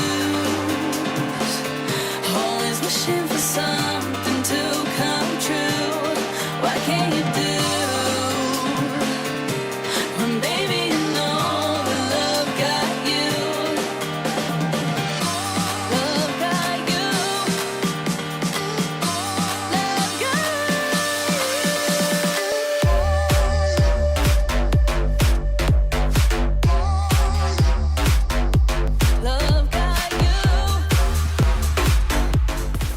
Hello and welcome back. We're about halfway through the day, and some teams definitely made some dinner reservations. They got places to go, guys. Crazy Raccoon, in and out of the building, just like that. It was quick. Ash, our Preds. Do we need to discuss? I don't. Can we just? I think move we can on? ignore the elephant in the room. Yeah, probably not. Matt is sitting somewhere cackling. I can hear it, like in my inner ears. But So, okay, I don't fundamentally understand. Can we just pause for a second? Oh, he doesn't want to ignore the elephant. I don't fundamentally understand. Why we thought that Dallas Aren't you was going to win supposed it? to predict teams you think are going to win the match? Yeah. Or is it I like, mean, who you that's hope like are the going to easy. win? That's like the easy thing to I do. feel like he has a vendetta That's the for me obvious thing. after my predictions. Probably. I feel like I'm being gaslit by you to believe that predictions are more Is it about working? That's manifesting rather than predicting. Yeah, we're definitely manifesting. I burned some sage in the back. Listen, I do whatever I need to do in order to get some good storylines going. True. You know, and I think Dallas Fuel now making the lower bracket run still a great storyline. So let's see how that goes from there. Yeah, that's exactly what's going to happen. But okay, listen, this was a toughie, right? Like Crazy Raccoon kind of rolled over them. Let's talk about what we saw from them, though, because what is this? Yeah, what is this? We kicked things off with a Ryan v Ryan. I mean, you were beaming ear to ear here, Johnny. Yeah, but at the same time, I was like, why are we doing this? Like, why are we on the Reinhardt? And both teams, neither of them flinched. They were just like, yeah. Are you gonna swap? Because I'm not swapping. And then eventually teams, they just gain senses, starting playing heroes. They're actually like good in the game. And of course, Reinhardt kind of has a niche use case. I think it's a default good hero to roll out of it if you're gonna play like some of these Maga compositions, stuff like that. But to think that in a Ryan duel, you won't have a better tank matchup if you do stuff away from the Ryan, I mean, that's kind of madness. A lot happened in that highlight reel package. I think we have a lot to talk about with the double flex support composition, but I was just hung up on the Reinhardt for the moment. Maybe they felt inspired from earlier. Like, we've seen a lot of Reinhardt actually so far. Honestly, the Reinhardt runes slogan, that worked. Like, I don't even feel like that was a troll. I generally don't feel like it was a troll. I was like, I could see the vision, okay? Now, for this one, though, heading into that second map, the casters touched on it as well, right? Like, talking about the Illari that might be coming out. We've seen from Lucamino, that's a strong suit. Dallas playing into their strength, you know, but then Chorong, he took the baits, he took the duel, and he was better, Ash. He really was. I think it's kind of crazy because for Dallas Fuel, I feel like that's a hit to your confidence, considering the fact that that double flex support, that greedy kind of backline, as Jake likes to call it, has been their bread and butter. It's been a big part of their identity, and Lucamino in NA, he has looked so good on it, but now going up against a Chorong that was able to just step it up. Like, it felt like he was getting 3Ks every single time we saw that Captive Sun coming up. The impact that he had in being able to just melt Dallas Fuel, it was a little bit tough to watch, I can't lie. Yeah, I think the Fuel, they just kind of have to play to their strengths. And they're like, okay, well, we got this lineup for a reason. Like, we're so strong when it comes to these double flex support lineups and playing the Illari compositions. Just so happens that Crazy Raccoon, they're one of the sickest teams in the world, and they can play Lucio Carry, Jetpack Bastion, and double flex support lineups, and they do a tremendous job of it. And also playing the Brawl with, like, the Mei. I guess I would kind of call that a Brawl compositions, because, you know, you get the Mei going, you're really good at the front lines, you wall off the enemy Sigma, and that's how they gain so much ground on second and third point. So yes, tough going for Dallas Fuel, but I think they just got to play comfort, play to their strengths, and I think that's how they will overcome some of these other teams in the tournament. Yeah, and they're not out yet. It could be their first and last day, as they are now in the lower bracket, which will be played today as well. Still in a first 2-2, but very different opponents, because let's be real for the NA fans out there, I understand you might be sad, maybe having some big feelings, lots of them, in fact, but you also had two of the most formidable opponents that you had to go up against. You went up against Crazy Raccoon and Zeta, the two teams that we see going all the way in that upper bracket. So, you know, going out against the two of them, that's just an unfortunate draw for the two of them. It really is. I think that both of these teams within SSG and DF are also realistic, right? When it comes down to the opponents that they had to go face up against. Overall, they're not going to be too upset about the loss. Of course, you know, a win would have been great, but they are the Korean teams. So what more did you expect? I say that despite my predictions. Yeah, but, I don't think their expectations were, we're going to beat Celebration or Raccoon and we're going to have a great time. I actually do think that going to the lower bracket, they feel like they have a really good chance actually to survive the day, and they have some information to play with now as well. Absolutely. Let's dig into our next matchup because we get to see more EMEA in action as well as the second seed coming in from China. Let's dig into these two teams a little more, starting with Twisted Minds. Obviously, they're the reigning champs, right? Like, we know what to expect from that roster. They've been so dominant for such a long time. They were also the creators of EMEA, right? So, like, they were able to play to their strength for quite some weeks, months, years. Now, however, things have shifted a little bit. The talent is still there here, obviously, Ash. Absolutely. I think what's going to be interesting for Twisted Minds is the question of what approach they're going to be taking heading into this matchup versus All Gamers. Are we going to see them test out the meta, or are they going to play into their strength and comfort up against a team that everyone is expecting them to beat realistically? I think overall, though, Johnny, this squad, they've proven their flexibility. Yeah, the big question for Twisted Minds is more about, are they a top 3 team? Are they going to secure third in the tournament? I don't think the question is so much, can they come out of the first round victorious here? Not. And so it doesn't really matter to me whether they opt into the Jetpack Cat on this very specific matchup. I think they'll come away with a win regardless in this one. I mean, we already saw VIRTUS.PRO. They beat the top dogs of China, so that's the number 2 EMEA seed beating the number 1 China seed. Now you got the number 1 EMEA team playing the number 2 China, so it's going to be like even more dramatic and even more one-sided in this one, if that makes any sense to you. Yeah, and so I do got Twisted Minds favorites here, regardless of what the composition or the meta is. It's just such a strong team, right? Looking at the individuals, they bolstered their ranks even more heading into this season with Jaewoo, which was an absolute star player in EMEA last season. And Twisted Minds, they've not lost a single series ever since they got their championship trophy last year. Not a single match has been lost. That's crazy. That's wild, actually. Yeah, I mean, throughout EMEA, it's only been one map during that grand final, and Jaewoo's been so consistent. I believe he's also the youngest player, if I'm not wrong, at Champions Clash right now. And I think it says so much about how much more he's going to be able to bring to the table as he continues to grow. This is definitely going to be a fun matchup here for Twisted Minds that I am sure of. Yeah, you bringing up that Jaewoo is a very young player. They are going up against absolute young guns from the Chinese Overwatch scenes, right? Like, there's lots of up-and-coming players that we have in the All Gamers team. We don't know too much about them. So maybe they can come in with the element of surprise, Johnny? Yeah, maybe a little bit of element of surprise. I mean, there are some VODs out there, and if you caught them, they're playing some of this. The truth is out there, guys. The truth is out there. They're not taking place on your typical English-speaking platforms, but they are taking place. And yeah, they are playing a lot of Jetpack Cat and Bastion still, and that's kind of how they secure their spot over JD Gaming over in OWCS China, right? And so they got a lot of experience on this predominantly really good meta composition at this specific tournament, but as we already saw, like even, VIRTUS.PRO, they're able to use some of that Lucio if they want to and overcome their opponent. And the point still stands that Twisted Minds, they are such a strong team when it comes to Overwatch in general, that I think this team might struggle. Now, when you look at this roster itself, yes, Alpharui, young, up-and-coming Chinese player on this roster, but you got a lot of experience as well. Mag's on the bench. Let's go. Maybe he'll see some playtime in this one. But Leaguey as well, dating back to the Overwatch League days. Isian's been around as well on the LA Valiant, and he's going to be playing some of that Bastion for this team. And Lengsa needs no introduction as a Chinese Overwatch player. So many teams he's been on throughout Overwatch Esports, right? So they're combining young with the old for this nice mix that I say they kind of upset their counterpart JD Gaming in OWCS China to secure this number 2 seed. They're going to be the underdogs in this one, but they qualified for good reason. Yeah, absolutely. It's great to see the veterans in there as well. I'm not going to lie with you, the first time they announced the roster, Alpha Re, I thought it's Alpha Yi, and someone made a typo. So I was a little confused there for 2 hot seconds, but we got it sorted. Quickly change teams to didn't qualify. Hold on, what? I didn't qualify. I'll find a way. Exactly. Out of this China. Life finds a way. It's in his Chinese life, taste of life. Left up for us. Now, predictions for this one. Right, shall we dig in?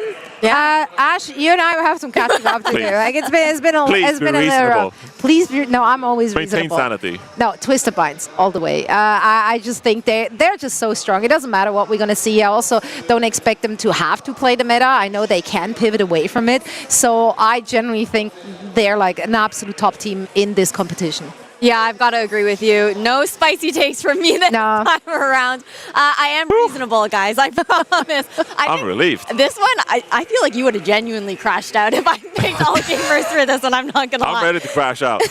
I've been up since 4 a.m. I'm good to go. We're the 3 a.m. crew here, so, you know. For this one, I got Twisted Minds as well. That's not a surprise to anybody. No. I would pick, if I had to make one actually interesting prediction in this one, I would pick Twisted Minds, the team least likely to troll in the first round of the day here. I think they're going to lock in. No Mizuki? Hey, are we not getting baited again? With the sound barrier nerves, maybe Mizuki's legit. Throw up the Sanctuary, Projectiles can't go either way. Maybe the Sanctuary is legit. Can you say that again like you mean it? I'm just presenting a case that maybe Mizuki is meta. Maybe we should all just suspend our... I always do what? What do I always do? No, we're getting led on. I don't know. I have no trust. Is this something I repeat? A trait? No, sometimes you do the devil. You play devil's advocate a little bit after you're beating them down. He's playing both sides, so he can be right either way. He can be right either way if we go that way. Where do you think the community leans here? I would say Twisted Minds has got to be the heavy favorite. How many Chinese fans are in chat right now? I do wonder. Maybe they're coming over to just vote on. Yeah, gotta get those odds up. The channel points, we need them. Dude, Chinese fans show up though. They do. They do show up. It's like French fans as well. They're locked in. They are committed, and so are we. Honestly though, that's the kind of vibe that they need to have heading into such an important match. So let's get this one going as well, please, everyone. Let's send it over to the stage with Taiga to bring out our teams.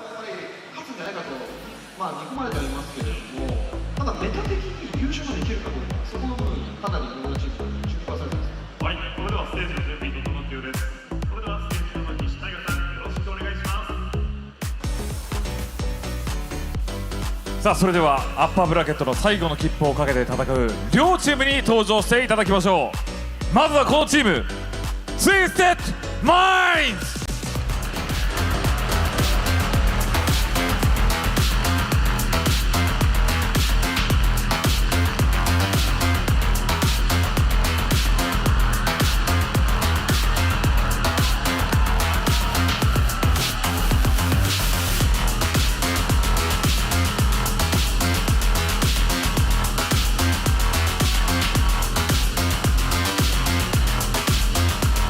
対するはオールゲーマーズ。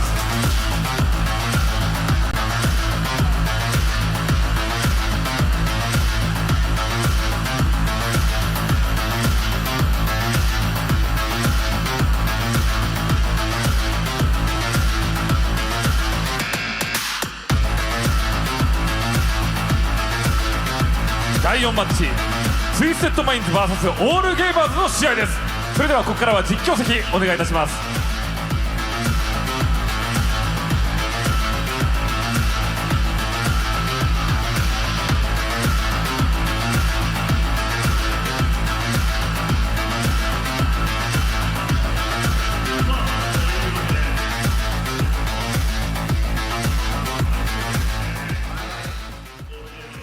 Here we are, welcome back.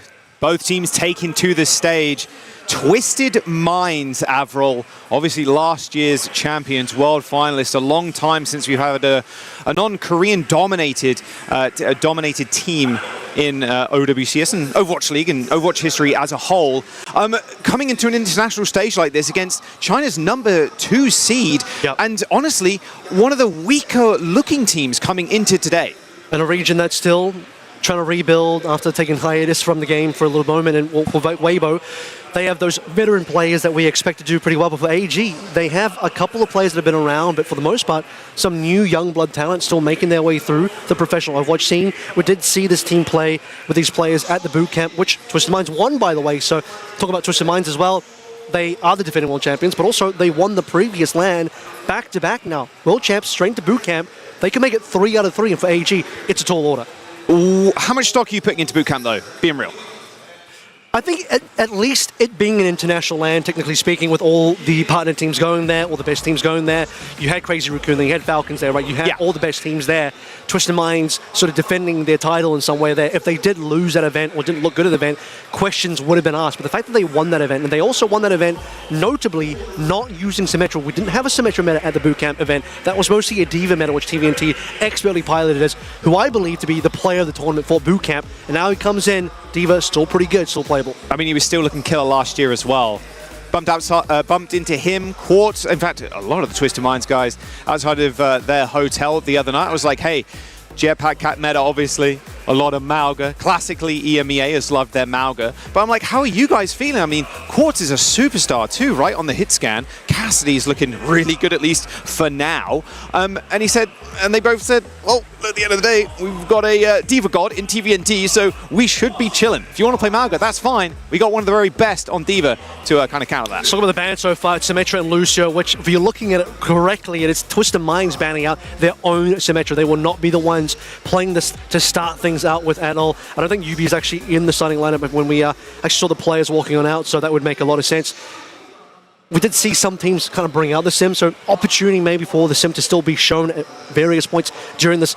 Could be quite a quick series there, first to 2 as a reminder. But yeah, getting the sim out of the way, maybe we're just going to be seeing the Cat Basher because that did not get banned out. Yeah, it's going to be this last game of the first round as well, so loser here goes down to that lower bracket. Both North American teams already down there, Avril. SSG and the Dallas Fuel. I mean, surely North America make a salty run back through the lower bracket here. And if AG follow through, it'll be 2 Chinese teams and 2 North American teams in that lower bracket, so somebody's going to have a pretty poor start to the tournament here at Champions Clash in terms of just looking at the regions, North America and China being the 2 regions that are seemingly at the bottom of the totem pole so far. Yeah, I mean, look, we'll have to wait and see how AG kind of tackle Twisted Minds. Of course, like you mentioned, there's still a lot of up-and-coming talent coming to a big land like this. How are they faring? How are they even feeling as well, Avril, going against world champs, round 1?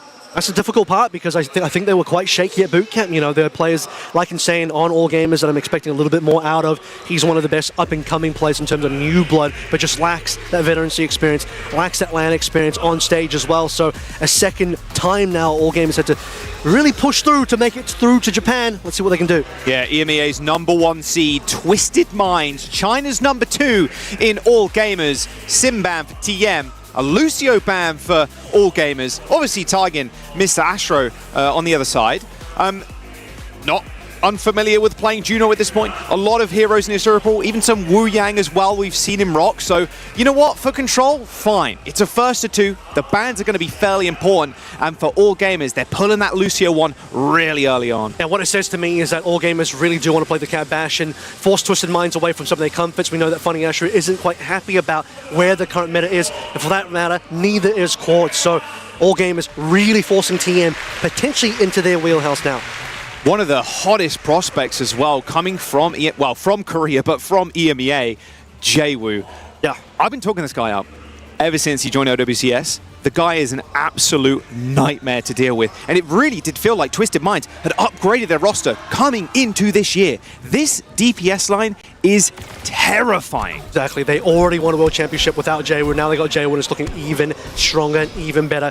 Gates rolling out through. Funny Astro already locking the cat in. You know exactly what that means. It's actually Jaewoo, though, on the Bastion, not Quartz. I mean, look, of course not happy with this Cat Bastion meta. Put him on summon he's really good at, and that's the Cassidy. TVNT, though, no surprise, Avril, on Diva. And more interesting, though, AG have foregone playing the Cat Bastion. They are not going to be rolling out with that at all. And they were the ones that banned out the Lucio, so it's going to be Brick Juno on their end. Very interesting that they made those choices. All right, Liga's going to have a tough time trying to collapse on people with this Mauga. Very easy to kind of create and take space. Point unlocked. They've already put themselves on it. Liga shooting into the sky. Jaewoo hovering above their heads. As we see TVNT just dip in and out of the point, but it might just be All Gamers taking this point first. TVNT's back on, getting healed up, but Lengths are now for Alfari taking a little bit of damage. We see Jwoo just gracefully glide across the screen, but it is All Gamers capping first. Jwoo though, lots of good damage on TVNT to finish off Liga. That will be a pretty quick flip. All Gamers, not a lot of response here. No ultimates just found yet, and no response kills. There's one. Simple though, ends up going down. So only Astro to heal the rest of the team up. So Jwoo's not going to get that care that he really desires, being lifted up on into the sky. Easy Han to follow though is TVNT. Just a menace right now in this mini health pack room. And well, the Simple is back, but unfortunately, Quartz is now going to join the spawn for Twisted Minds. They've got the cap, of course, but a pulse bomb from the Tracer. Jwoo ends up going down. All Gamers now with the flip. Strong response from the DPS side of AG here. Easy Han and Alfari showing up. Pulse spawn at the end, just to close the door on Twisted Minds, keeping the percentage point on that cap itself quite tight for the time being. Recall and Lynx are working their way towards ultimates. Need to make sure they have timing against Simple. They do have a catnap on the Funny Astro side, but not expecting too much out of that just yet. Quartz has got the High Noon, or Easy Han rips in, instantly matrixed. Oh, Quartz has got his. Gonna trace that Diva, drops down. Oh, huge timing. Perfectly timed there by Liga. But now, out of position is this Diva. Rush through the choke into the mini health pack room as Jwoo gets onto the point. A Tracer behind them, of course, as now the Rat comes in. Wow. All Gamers retake the space, rally for the Brig, bash into the room. That's 2 kills. Recall may have gone down, but that Bastion from Jwoo, nowhere to be found now. Twisted Minds scurry for cover. And Liga's done so well on this Diva. He's up against world champion Diva of TVNT as well. Liga holding his own, surviving up against the Deadeye of Quartz, and then getting those necessary kills, backed up by Lynx's rally when needed. Recall a little slow on this ult charge, didn't quite get that orbital ray in time to sort of defend, but got the kills anyway. AG in the lead currently, up against the world champions of Twisted Minds. Self-destruct for TVNT as well. Another life hit. Jwoo going solo, has to pop that ult to stay alive. Look at all that green overhealth coming through for Jwoo. It's a personal sound barrier. It's going to be a Ray as well available for Recall.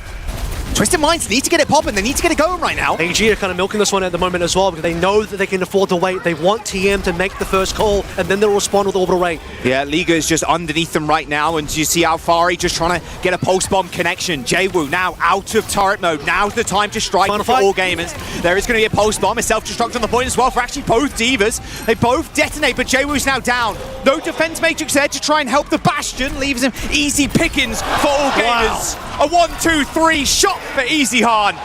All Gamers getting that first round. This is huge. All Gamers are coming up so big right now. Twisted Minds looking a little bit more lost.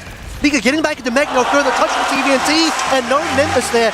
Even had he touched TM out very early in terms of the first round. World Champions who?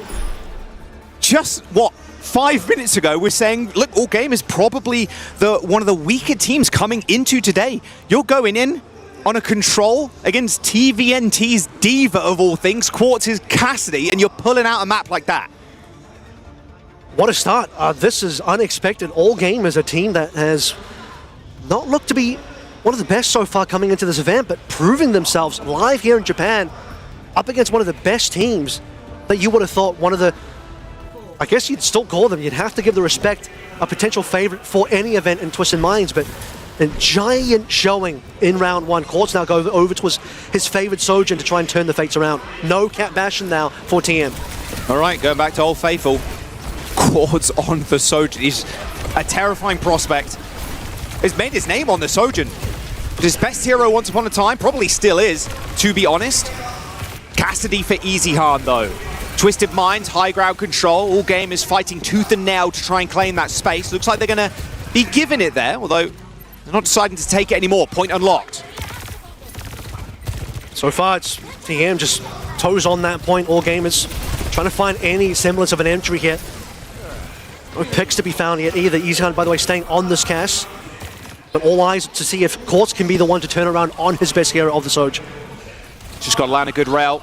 Good follow-up as well from TVNT if they can dash on that target. Same with Jwoo. If you land a body shot res, it's all good. You've got your Tracer there to help you. Right, Jwoo struggling to even gain space here. Straight to the back though. Oh, the clip in the back of the head. Easy Han. Reaction speed there, not quite up to par. Quartz gets another in Lengtser, and that's that first fight done. There it is. Recall does get one back, but it's not going to be enough. Twisted Minds took their time, but didn't allow the cap to go through for AG. Found the right opening. It's Jaewoo into the back of EasyHan, like you mentioned, who was a little bit distracted by something else flying towards him. Possibly could have been TVNT. Just mind showing that they're indeed the team that should be the favorite for EasyHan. Just makes the swap over. It takes down Funny Astro. You forget that you can't just spawn camp a player that can swap the Widow. Yeah, Violet knows that best for sure. Twisted Minds now down a player. Funny Astro is going to speed bring himself back, but Twisted Minds have to play back. They got 10% towards the rally, so they can't rely on that for this fight, giving all gamers the space. Nice bash away from Simple, dodges the post. Lengths are not quite so lucky. Fancy footwork from Jaewoo again, opening things up. There we go, Simple's got the rally to finish with one off if needed as well, but it's a 5v4. The whole game is looking like they're just losing members here. Recall, not long for this world either. Come on. AG full reset, 40% for TM. EasyHan found them an easy opening. Is he going to try it again? Nah, I don't think so. They're not going to give him a chance. I mean, you see the respect as well. TVNT full matrixing for the most part. Making sure that there's no shenanigans coming through from AG Spawn this time around. Ultimate time here. Looking towards supports. Recall ahead of Funny Astro, but Simple ahead of Linksa. Yeah, here's the orbital right now for Recall. Watch for courts as well. OC time.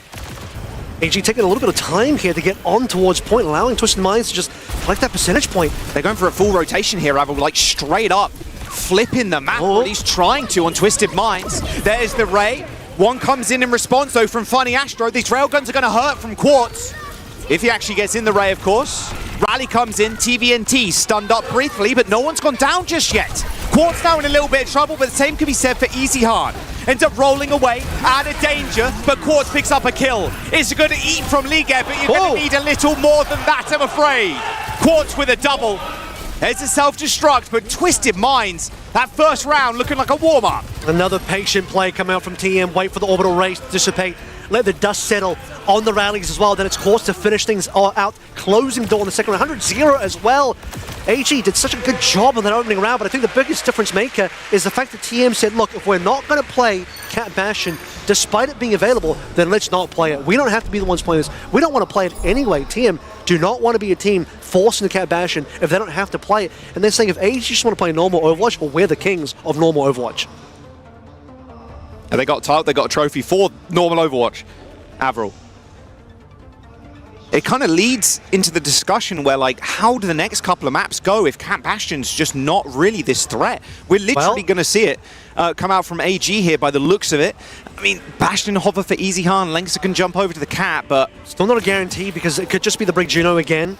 Possibly they'll run it without the Cat, but I think for AG, given how poorly that last round went, they're going to do something a little bit different here. It's going to be FTM. See if they can respond. Course will probably go back to Cass. This is such a good map for it, though. Of all the stages, this is probably one of the better ones. The way you can hide up in the kind of the bushels in the high ground. Mind games here. Twisted Minds thought they were going to get an honest game today, but all gamers say it's back to Cat Bastion for us. See how team responds to this one, as they probably prefer a couple of different heroes so far. It's just so obnoxious. Go. He's dangled in front of the enemy, hoping to get a kill, but not granted one.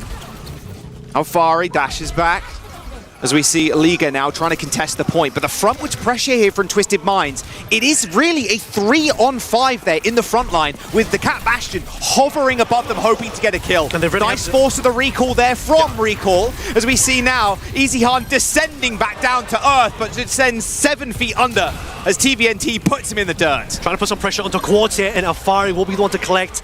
At least as a traded kill. Hit scan 4, hit scan losing a mech is not going to be good enough for AG, which means point goes for Twisted Minds to patiently wait for an opportunity to find EasyHan first. And with the Bastion gone for TM, as long as they don't lose too much after that, Quartz is okay, but they get better kills and they get the point. I see it, that 3-on-5 forward-facing fight for Twisted Minds. They just got to outlive that first rotation of the Bastion form. Oh, what a stick! On Asher of all people as well. That's one way to open things. Now Simple is like 10 HP. He has to get out of the fight. Jaewoo though settles it. Recall now down, Postman on the ground. Jumping over his head is EasyHan, but straight into the open lap of TVNT. Self-destruct to hit the remech, and that damage actually helped kill Liga's mech. An easy kill with the micro missiles. And that's the fight done. You're not going to get too many opportunities opened up like that. You had EasyHan on the previous round with the Widowmaker kill. Alfari now Beautiful stack to find you an opening on Numbani. Astro is simple, by the way. Went down to like 1 HP, but doesn't die. Just a solo break, no one to heal him. He's the only healer alive and still lives. That is critical for Twisted Minds. Allows them the time to also then get a trade onto recall. So you have a support for a support. Team then take advantage, slowly win that fight again, and they still lead on the cap as AG are yet to really find any footing here. We're not seeing much out of the Bastion either. Double support ult for both teams. High ground again, Easy Han. It just looks ridiculous. Just being dangled in front of the choke points. He's got the ult for some sustain here. There's the rush, but Quartz popped dropped the off. ultimate as well. That Ray is gonna hurt. Oh dear, Easy Han. Yep, he's gonna pop the ult, quickly cancel, jump all the way back, but they need to fight for this space to all gamers. They haven't got much time left. Langsa caught between a rock and TVNT. Oh! And TVNT crushes him. A double kill for the D.Va. A pulse bomb on just simple is decent, but is it actually enough? All gamers have 3 players left alive. Liga gets stuck. No self-destruct. Twisted Minds. That first round looking like a little warm-up. A 99-0, unless Easy Han can get back into this. Easy Han needs to do so much, so we've barely seen action out of this Bastion. And for AG as well, there's no tag. TVNT still in play, TM before 5. Yeah, Easy Han's already dead. Only the cat remains. Langsa ends up going down straight to the pound. And there it is, Twisted Minds. 2 back-to-back 100 zeros. That first round, yeah, all right. Water off the duck's back. All it took was for team to once again realize where are our strengths. We're not a Cat Bastion team. We don't like this comp. We don't want to play. This is self-admitted from their players. They do not like the current meta. So they're going to go back to what they know, the tried and true. We can win playing our best picks outside of the meta. And better than that, when you go to that final run, you're thinking, okay, well, AG haven't really played the Cat Bastion into, you know, a non-Cat Bastion of TM either. Maybe this is what AG need to pull things back around and turn this map around and actually get an opening map 1 versus the defending world champions. Not the case. Another 100-0, perfectly piloted by TVNT's D.Va and the rest of Twisted Minds to say, you can play the Cat Bastion, but Easy Han was shut down the entire round. I saw basically nothing in terms of value coming out from the Bastion, where you would expect the Bastion to be the centerpiece of the firepower for the team of AG. It just wasn't the case for AG's side. Yeah, it really did feel like he didn't do anything there. So good look at the stats. Easy Han, gold damage title. He's got the gold damage for the team, but definitely not in the server. Both Quartz and TVNT hitting the 11k, almost exactly the same damage. Wow, that is by just about 30 damage points or so. Weibo up there as well, of course. I mean, yeah. I just realized he's got the gold damage title. Yeah, that's what I'm saying. TVNT, though, look at that. 24-0. A superstar. Crazy. Off-tank player, a world champion, no less. Yeah. And I want to just add a little bit more to that too. A guy that has not, he wasn't in the Overwatch League. He doesn't have this long history book, this long Wikipedia page, right? He hasn't got the history like some other players at this very land, but still puts up numbers like that on the biggest stages. There's someone right now who just looks the cleanest on D.Va. Like, I've yet to see a player have this level of consistent, high-level impact on this specific hero, which, by the way, on this particular patch, D.Va a little bit nerfed as well. Doesn't look like it in TVNT's hands. And Crit to Liga on the other side, also playing the D.Va, particularly in that first run, didn't look good. But when things start to really heat up for Twisted Minds, they're playing more of the comfort of moving away from the Cat Bastion onto these types of normal comps. TVNT and the rest of Twisted Minds completely ruled the day. You have Cat Bastion and then normal Overwatch. Twisted Minds, good at normal Overwatch. Cat Bastion, apparently right now, not too much in their wheelhouse. Which does beg the question, over the next few days, you're going to be playing against the Cat Bastion teams. You're not going to be in a 1st-to-2 situation either. It's going to be back to 1st-to-3. It does mean that for Twisted Minds, you know, it's going to be very important for the maps where they do battle the Cat Bastion. They got to win those. And any maps where they can win, where they don't have to battle the Cat Bastion, like this one, by the way, the Cat Bastion not banned by either team. And they win this one without using that ban means future maps where if they do drop something as their turn to be first priority on bans, they can go straight for those bans and put the sort of game back into comfort zone for themselves again to really push through the series and win it. Just heating up at Twisted Minds now. It's crazy to think about too. I mean, obviously we're in day 1. North America and China not had the easiest affairs thus far. If AG end up losing this next map, I mean, both North American teams and both Chinese teams are going to be in that lower bracket. Kind of ridiculous to think about. I mean, even Dallas Fuel came in with a ridiculous stage. Unbelievable. One of the better stages we've seen since, what, Toronto Defiant was in OWCS?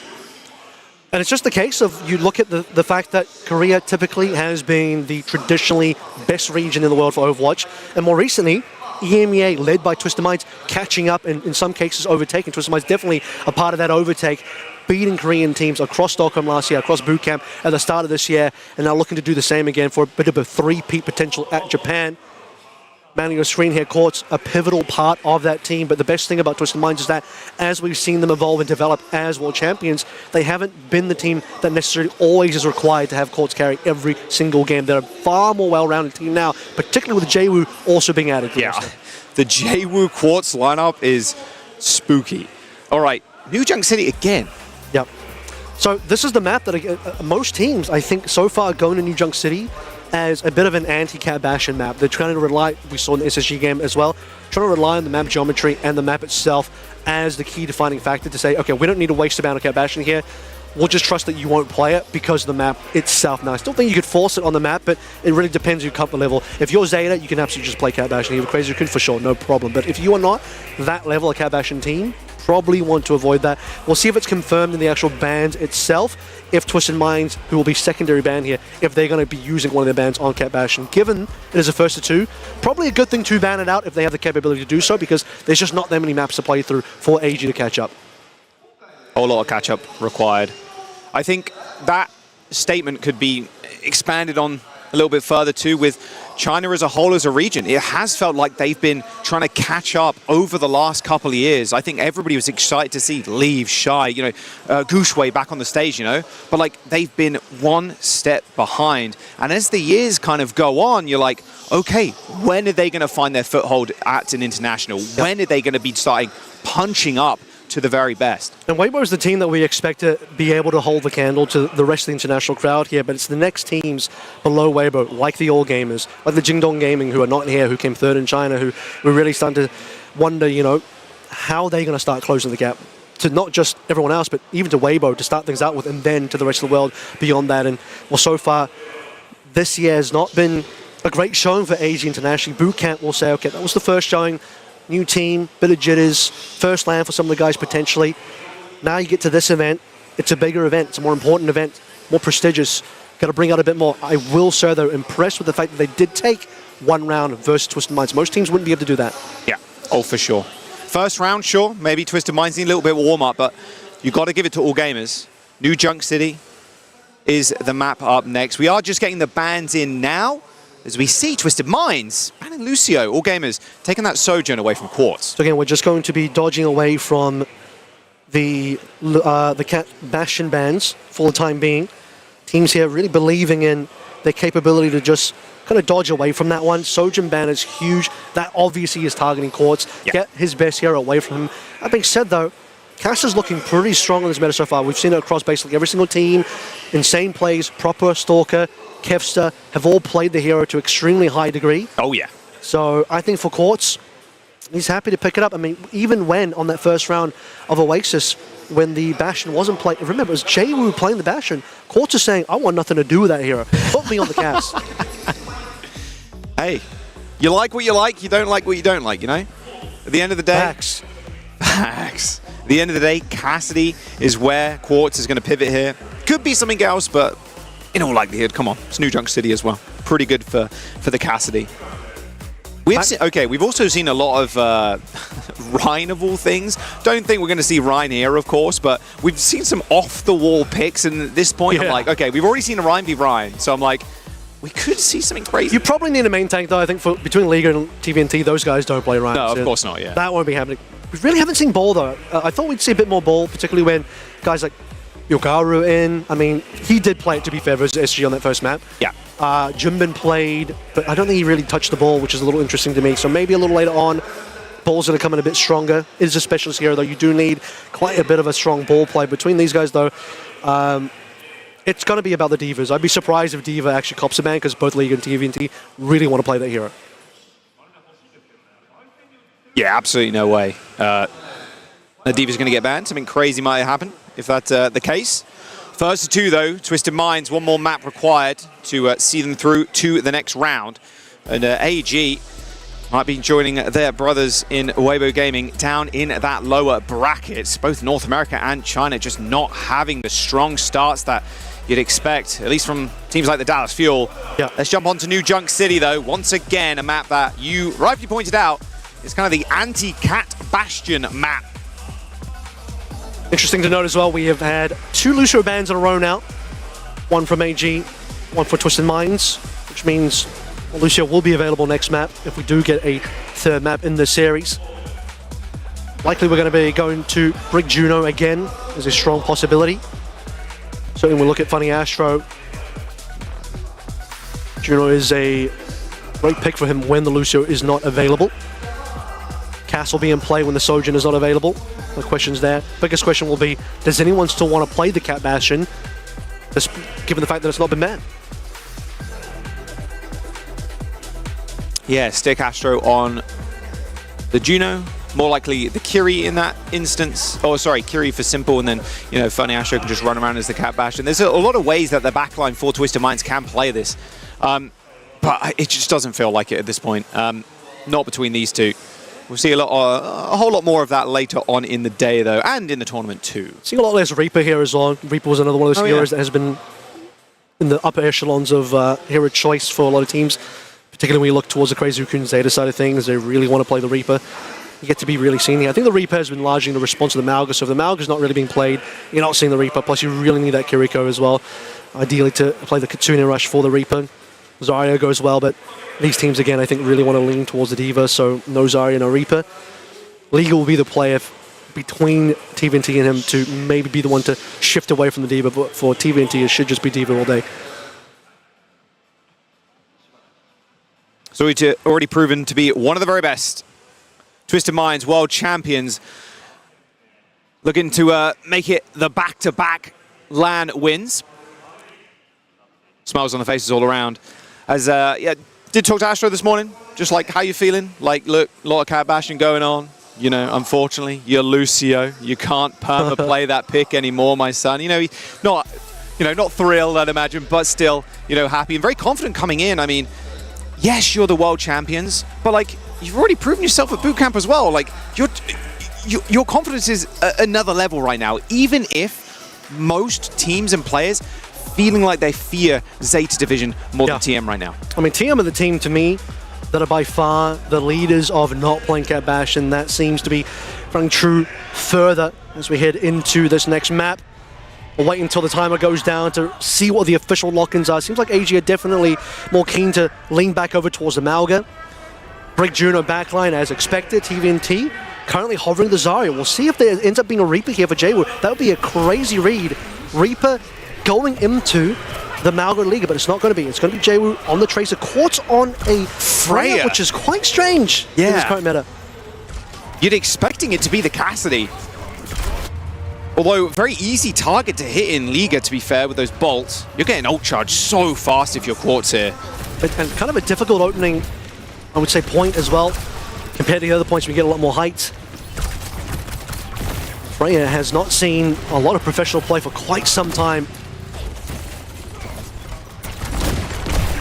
Yeah, we'll see if he ends up changing off a little bit later on, but... Ooh, easy Han, okay. Opening damage from Quartz is solid, and that's without even applying the passive yet, because he hasn't got any kills or elims. Yeah, he's already at 67%. I mean, that is an insane amount of ult charge. Especially the first fight, you're probably expecting the ult to be pretty quick. You can just kind of hold tab. You're going to be able to time it at least a little bit. The bubbles end up coming through there for TVNT. Has run out of them now, but Liga has run out of health. TVNT just runs him down. Twisted Minds have the point as well, by the way. That whole time, TVNT gets another. It's just the damage output coming through from Quartz. Is the fact that he's already got his ultimate available. Way too much. The overwhelming pressure of that damage combined with the fact that then TVNT charged up on his energy. Beautiful little stagger as well, especially on this kind of map. Liga switching off instantly. Yeah, he's onto the D.Va now. Get rid of that Malga. I think maybe he was expecting something else in this matchup, but get out of the Malga. To be fair, if you're playing Malga into something like Quartz's Freya, that's just easy bolt targets for charging of the ults as well. Malga, a bit of an ult bank. Liga will have a better time as a D.Va into the Freya, maybe less of a time into the Zarya of TVNT, but another fight still to come through here. AG taking a bit of time to get back in, but eventually making their way in, waiting for recall, most importantly, who's got a huge lead over Funny Astro on the orbital ray. Yeah, you're losing that last fight. You're doing the majority of the heals there between the Juno and the Brig. You're going to get that ult real quick. Easy harm with this High Noon as well. It's going to be so hard to lock an EB down, though. It feels like you're using that for a reload at this point. All right, Quartz has got the ult too. Time's ticking here for all gamers. They need to go. Big shot! Well, there it is. Already recalls down and Quartz over the top. Oh my goodness. He makes it look so damn easy. The Koreans call him Emperor Quartz and go for a good reason. Just finds the angle on the backside. Doesn't matter, there's not enough ceiling on the first opening point. He'll find the angle regardless. And shots onto recall as well, putting the pressure onto him to drop that orbital ray. And it just cleans up that backline. All gamers had very little to say in that fight. Liga as well, not in position to stop Quartz, having to do too much work as a D.Va, looking at all angles. And for Quartz, getting the bowler off on top of everything else to shut AG down. 100-0 on that opening. Yeah, and Funny Astro saved that Ray as well. Recall used theirs, obviously, to try and win that last fight. So it's the easiest Ray of Funny Astro's career as they just barrel on forward. Liga's already out of the fight. Might be a little early given that the point hasn't unlocked and AG weren't committed yet. So if you pull your orbital ray here, it's too easy for AG to back on out. So possibly early for Funny Astro, but they might still get a free cap out of this if no one touches. Yeah, someone can dip down though. Afari, no, it's actually going to be Liga. What a grab though. Rally's going to come through. Shield's already dead. Oh, the bonus on top. Liga eats the pulse, sure, but your Brig is dead and you've lost that Rally. Bit of an expensive fight when you consider the fact that there was also the orbital ray to start things out with, then the grab on top of Bowler plus the pulse bomb, but they will win it. Cost you 4 ultimates. All gamers delayed the capture of the point for some time as TM, remember, they were slow to get going on that point given they pulled through on a fight super early before point unlock was there. So economically, AG probably come out ahead, but still, you know, they're on the catch-up here for everything else. Joe in the 1v1 there. Against Alvari, ends up getting out. All right, okay, reset here for Twisted Minds. Simple's got this rush coming up as you see all gamers. They swat their backline up completely. Yeah, I mean, they're just back to 0 in terms of trying to get these ultimates in play again. Waiting to see if there's any opening. Afari, mind you, on Oasis, found a great pulse opening for his team. He'll need to do that again to give AG the opportunity. And has to get around the Suzu as well. Good kill. Doesn't even need the pulse, just drops a good punch and some damage on Funny Astro. Straight trade-in's not good though, because Simple is the guy with the ult in a couple. There it is. He can rip this one really easy. TVNT needs help, but Liga has to back out. There's a self-destruct, but this is final fight here on this point. Self-destruct comes in, but Jaewoo eats him up like a snack. Liga down, and well, that's another. And Avril, the point's gone. We got 1 point now away for Twisted Minds taking the series. Yeah, I mean, AG just didn't have enough fights here at all. That final fight coming into play, Simple had the easy ult lead on top of everyone else. Drops the rush onto the point itself, and AG, you gotta contest. Liga doesn't have the help to do it, can't get back in the mech, and no one else can contest either, so it's all over. And Course now looking at another bowler. He's like 2-2 so far. 2 for 2 in terms of bowlers to kills, so we've seen him be so successful in this. I suspect it'll happen again, at least Liga can finally catch it. Forgot how good he was on the Freya, I can't lie. I hold my hands up. My bad, Quartz. Didn't know you like that. Pulse one for Jaewoo too. It's going to be a tough fight again. Twisted Minds are there before all gamers. Liga now trying to find an off angle here, but Quartz is so nimble on this pick as well. Point capped. Easy Hunt has to be the player to do it. Recall's just gone. It's a 4v5 now. Do you even bother committing the Deadeye? Probably just reset and wait, but for AG, this is just time off the clock. Secondary kill here just to delay it even longer. By the time AG are ready to push, Funny Astro will have an orbital ray, and AG just going up Sisyphus, pushing that boulder up against a giant mountain at this rate. Look at this. This chase is filth. Twisted Minds are running them down. I mean, they're going to get another kill. Your tuner's dead. 45% now for Twisted Minds. It's all picks as well. We haven't had a fight. These are all individual picks. It's 50+% for TM without using any ultimates, without actually committing to a real fight. Just individual slow picks over and over again, pushing AG now to just a singular fight left. Got to come up with some magic here. I mean, you know, Alfari getting this pulse, but he's 15% away. Both support ultimates too for all gamers. They might be able to get them in time, but there's 20% to go. It's a Deadeye opening. They have to walk in with Deadeye now. And they still have to get lengths and recall on these ults. Please get your support ults, all gamers, please! 10%! High Noon, Orbital Ray for Astro, Quartz looking for somebody. Ray's going to go across the point, Liga there to touch. It's a good trade. I mean, you take that if you're Easy Hunt. Recall's got ult now. Now they got ult. There's the rush on the point. TVNT with grab though. Quartz backing up slightly. Twisted Minds paying respects. Simple's going next. TVNT has grab. That'll be the closer. If Liga can't eat the grab, it's going to be over. Twisted Minds can clean this up so easily. He's looking at Liga right now. TVNT knows he needs to weave this one past. There's the rush on the point. The Raid 2 response. Big grab. They need ult, but the grab is just so damn good for TVNT. And that'll be that. TVNT just runs all over them. Twisted Minds. They're going to take the map. A little 3-0 on the flashpoint. A 2-0 in the series. And Twisted Minds knock all gamers down into the lower bracket to join Weibo Gaming and both NA teams. It's like someone took out a witch's curse from Etsy, bro, on the North American and Chinese squads because they're fighting their way through the lower bracket now. No luck here required. It's all skill coming through from EMEA and Korea, as they will be the 4 teams moving forward in the upper bracket, sending all of China and all of North America down. And by the way, in this particular series, a bunch of 100-0 points across both the Flashpoint and the opening Oasis. You had that one round that looked pretty decent from all gamers when Twisted Minds were running the Cat Bastion, but then after that was all said and done. And by the way, Cat Bastion not banned a single time in the series, not even required to be banned, and Twisted Minds will just pilot their normal compositions, playing what they're used to playing, whether that's Diva or even coming through in the Azaria towards the end there, popping in the grab as a coup de grace to finish things out. As expected, Twisted Minds comfortable opening match win. Oh yeah, it was only that one round, like you mentioned at the very beginning. For all gamers, TVNT, it just feels like only up from here for the lad. An incredible year last year. And like I mentioned, no Overwatch League experience for TVNT, and yet he's pulling out wins like this. We'll see how far Twisted Minds can go in this competition, not playing that Cat Bastion comp, but you know, for this one, playing a little bit more normal Overwatch for Twisted Minds, feeling way more at home, and starting their run off in Tokyo with the 2-0. I mean, it'll be EMEA versus Korea, I believe, coming up, right? I haven't checked the, yeah, it will have to be. It'll be Twisted Minds going up against Crazy Raccoon, and you're going up against the pioneers of the Cat Bastion. Crazy Raccoon were the team that invented this comp in terms of displaying it and showing it in official matches first.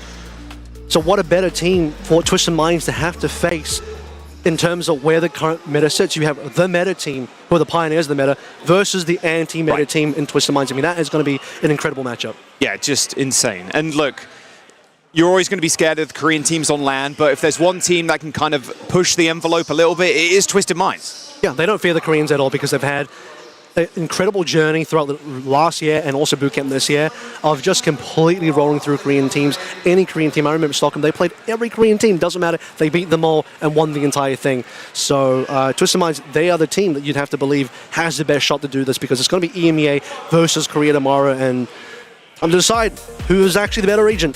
Let's have a look. Twisted Minds, CR, like you said, that upper semis, first to 3. VP and Zeta as well. It's an NA versus Korea upper bracket, and then in the lowers, the China versus North America. And Avril, I was speaking to you before we jumped on the cast, but the SSG Weibo game, that one is hard to call at this point. Yeah, it is. It's going to be a tough one. I think SSG and Weibo have a strong ability to both win that one. AG versus Dallas, Dallas probably have the advantage. Yeah, it feels that way for sure. Got an interview coming up in just a moment on the stage. It's been good to hear from the players. A lot of hard work as well, translating from Korean to English Chinese. It is a little ridiculous down there, so mad respects and mad props to the translators and Danny and everybody else on stage doing all that work. Yeah, should be heading over very, very shortly now. Getting ready for that one, and really want to hear about how Twisted Minds feel about this current meta, whether they can be the anti-meta team that we're sort of pushing in terms of narrative here. Let's find out. Let's get to the stage. So first up, まず日本語だ。まずは今回の大会においてはかなり大変準備したと思うんですけど、今の心境、環境についてちょっと教えていただければと思います。So I know you worked hard, preparing for this tournament, boot camping. So I want to know like how you're feeling right now with your first win, and how you're feeling about the tournament or just the meta in general. We're feeling pretty good now that we won against AGG.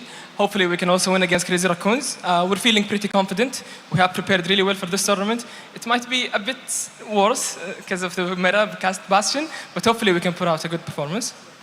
やっぱ今回勝ち上がったのも結構気分いいことになるし、結構この大会においては自信持ってるんですけど、ただやっぱ猫バスにおいてはいつもよりはちょっとだけ自信が落ちてるかもしれないです。そして猫バスって言えば最初の1ポイントだけは猫バスでちょっと1点落としてしまったというところで、逆に相手側が猫バスが使った時は勝てたというところがあったと思うんですけど、猫バスに関しては結構対策はされてるんでしょうか。 So I know, going up against Bastion, you used it in the first round of control, and that was the only point you lost in the entire map.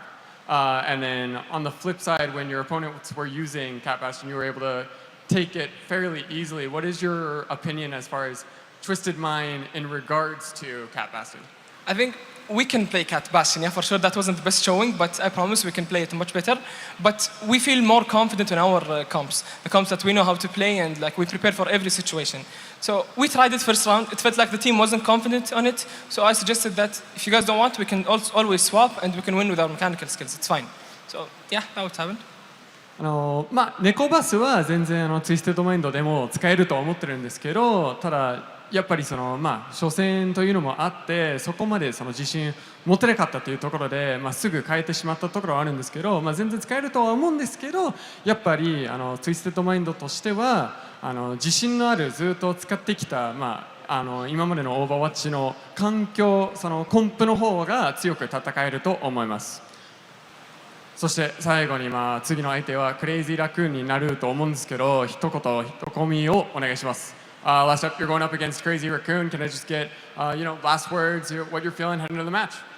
Crazy Raccoons are a very good team. I think it will be the hardest match of this tournament so far. Hopefully we can put out a good performance and win it all. クレイジーラクーンはとっても難しい相手にはなると思うんですけど、その自信持って挑んで勝てればなと思っております。Thank you so much, Quartz! コーツ選手ありがとうございました。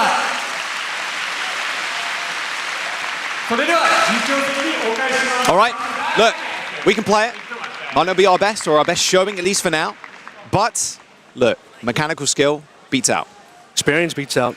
Yeah. Talking about an experienced team on LAN, on big stages, winning a world championship, a proven team with a bunch of veterans on just incredible performances on their best heroes. So it was going to be a tough one for AG, and I think Crazy Raccoon are not going to have an easy time either. They're going to have to really take Twisted Minds extremely seriously. And by the way, Twisted Minds have the win rate versus Korea right now, so Crazy Raccoon have to worry about that too.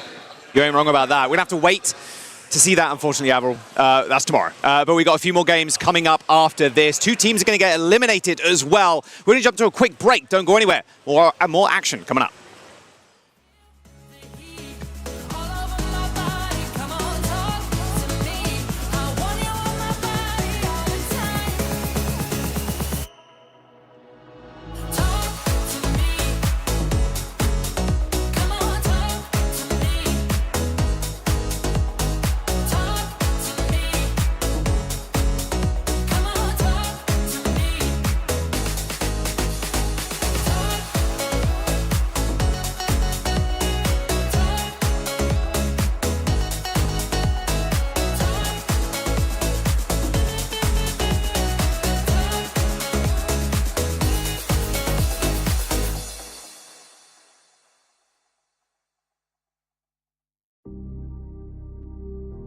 I've been wandering these places, trying to find where I know I belong. And I've seen too many faces, now I know it was here all along. So don't try to deny it, you know we ain't living here alone. When I'm with you, I'm flying, I just want you here, that's all I know. Got me feeling.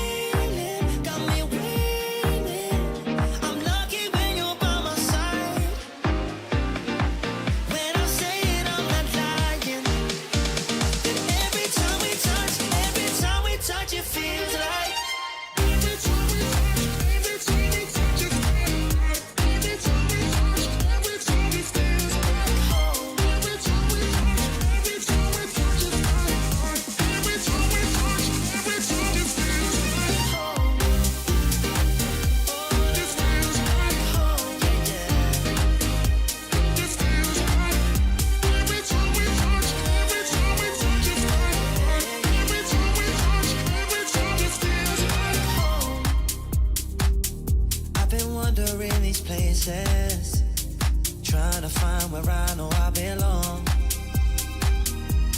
seen too many faces. Now I know it was here all along. It's an impossible thing that I'm feeling. Pressure is building inside of my face. Tell me it's real and you swear that you mean it. Yeah, you mean it. So don't try to deny. Don't you try to deny. You know we ain't leaving here alone. No, we ain't, no, no. When I'm with you, I'm flying. When I'm with you, I am flying. I just want you here, that's all I know. Yeah, yeah, yeah, yeah. Got me feeling, got me winning. I'm lucky when you're by my side. Yeah, yeah. When I say it, I'm not lying. And every time we touch, it feels like. Every time we touch, it feels like. Every time we touch, it feels like. Every time we touch, it feels like. Every time we touch, it feels like. Yeah, yeah, yeah. It feels like. Oh, it feels like home. Every time we touch, it feels like. Oh, yeah. Every time it feels like home.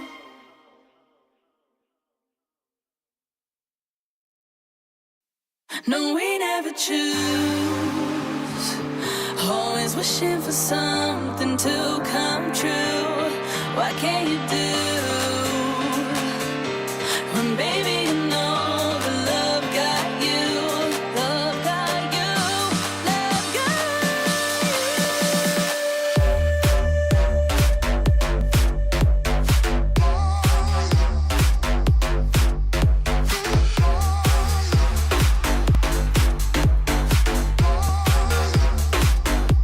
Love got you.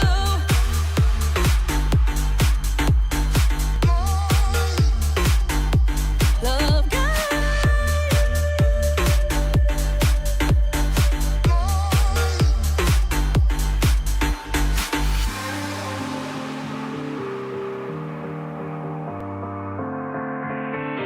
No, we never choose. Always wishing for something to come true. What can you do when, baby, you know the love got you? Love got you. Love got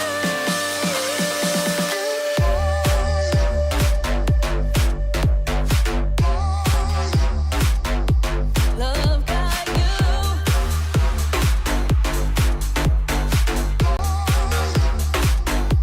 Love got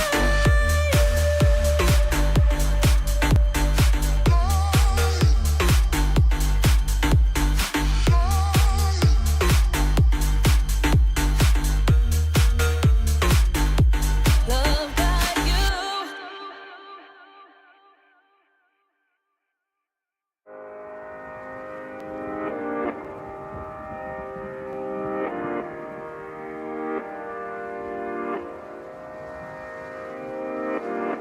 There were fallouts, we've been up, down, but I blame myself. There's no doubt, we're back up now. Who knows why we fell? Pulling, pushing, holding on for something. The blue sky is coming, 'cause we're still here. Oh, I feel the love. Yeah, I feel the love. It's something we don't need to understand. Oh, I feel the love. Yeah, I feel the love. Let's just go, no, we don't need a plan. 'Cause I feel the love.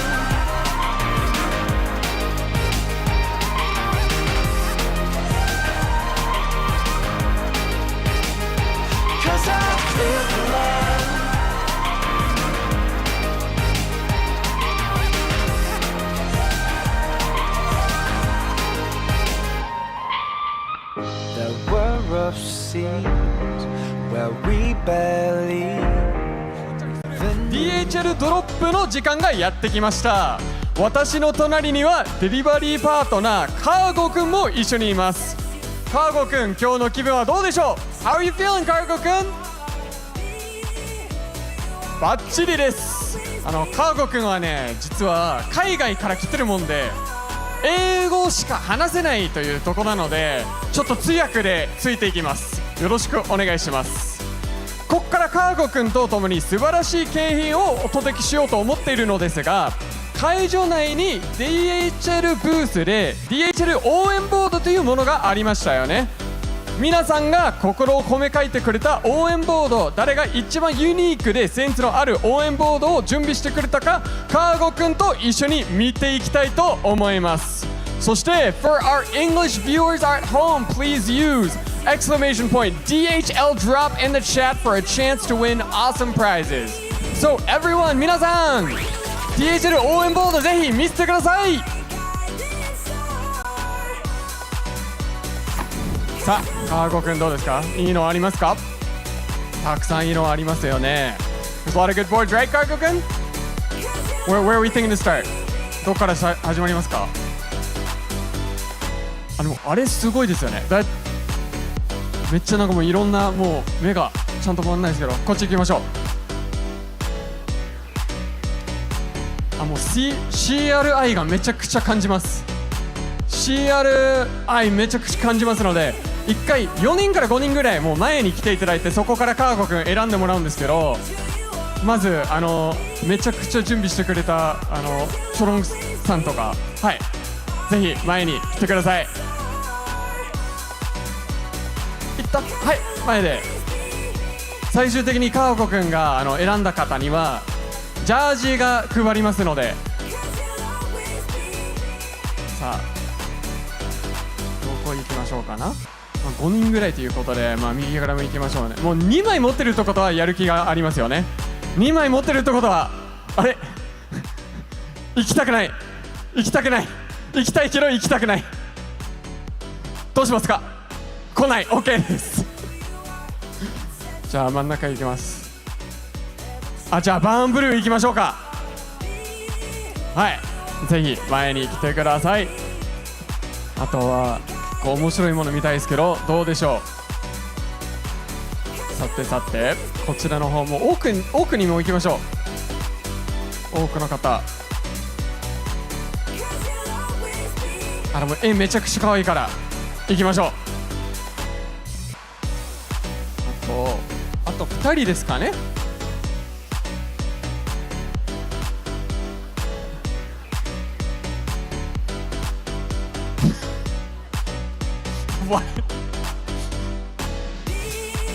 いいでしょう、もう行きましょう。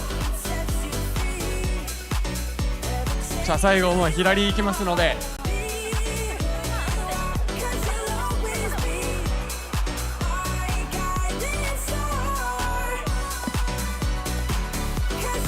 すごい元気な方いますね、こちら側。ど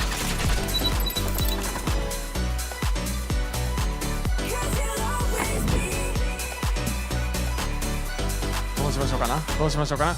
誰が一番元気ですか？一番元気な人にします。めっちゃ元気感じますよ。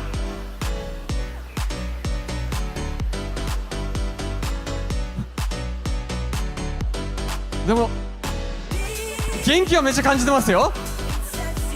まだ負けてますよ。もうこっち勝ち始めたよ。元気もう勝ち始めたよ。女の子の方がいいと思って声いただいたのでいきます。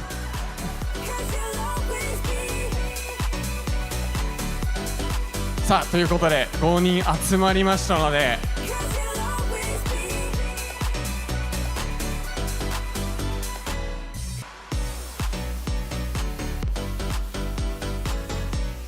はい、間もなく出揃いましたが、じゃあ軽く皆さんにちょっとインタビュー軽くさせていただきたいと思っております。まずお名前聞きしてもよろしいでしょうか。ハンドルでも大丈夫です。みかんです。みかんさん、はい、応援してるチームはゼータディビジョンです。ゼータディビジョン、やっぱりさあゼータ今日勝てると思いますか？はい、優勝すると思いますか？思います。はい。絶対優勝したいと思っている方はどんぐらいいますでしょうか？やっぱ応援熱いですね。じゃあ川越君全部見たいので、じゃあ次行きますね。オクシスです。オクシス。はい。海外の方ですか？海外、まあ一応日本在住の海外の人。お、一緒だ。そうです。はい。僕だったら選んじゃう。やっぱ、ね、職業です。そう関心がね。じゃあもうダルスが一番ダルスですが、まあこれからローアーブラケットで最後までいけると思いますので、I believe Dallas can go through the lower bracket run and make it all the way to the end. Let's go Dallas!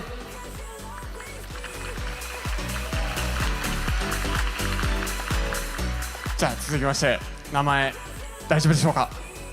エリです。エリさん。はい。もう CR 愛はとても感じます。はい、とっても大好きです。もう CR のもう2人乗ってるけど誰が一番好きでしょう？チョロンが一番好きです。チョロン。はい、チョロンとジュンピンが。はい。じゃあ今回 CR が優勝できると思いますか？絶対できると思います。ゼータにも勝てると思いますか？勝ちます。勝てると思う人ぜひ拍手をお願いします。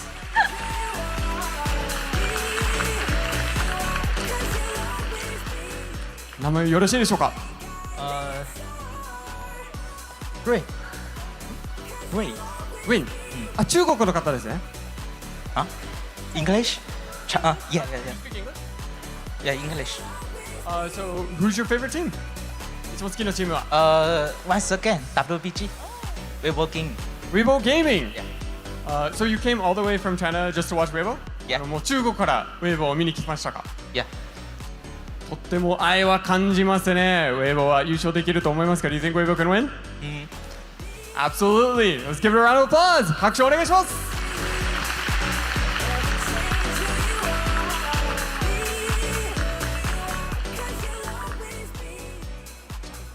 名前よろしいでしょうか？チョコです。チョコさん。はい。もうゼータが愛すぎには。シュウさん結婚してくださいって書いてます。韓国語それだけもう勉強したんですか？キョロンチュセヨ。もうそれを言うためにここまで勉強しました。勉強してはい来て結婚できるといいですね。はい、ということでよろしくお願いします。さあ川越くんに選んでもらうんですけど、ちょっと川越くんにちょっとお話伺います。川越くん What are you thinking right now? A lot of great signs? 川越くんとっても考えてます。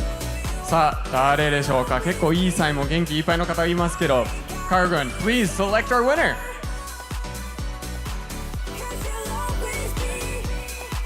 動いてますよ。ちゃんと見てますよ。ちゃんと考えて。おお、みかんさんおめでとうございます。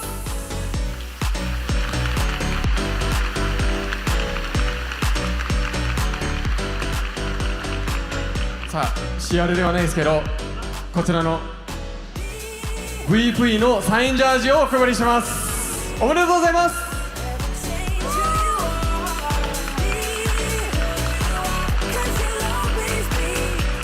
はい、ということで DHL の配達が完了しました。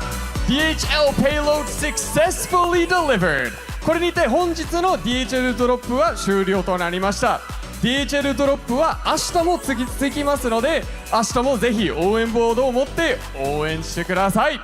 それではここから実況席に戻します。 And for our English casters, remember we're also doing drops tomorrow and Sunday as well, so passing it over back to the casters desk。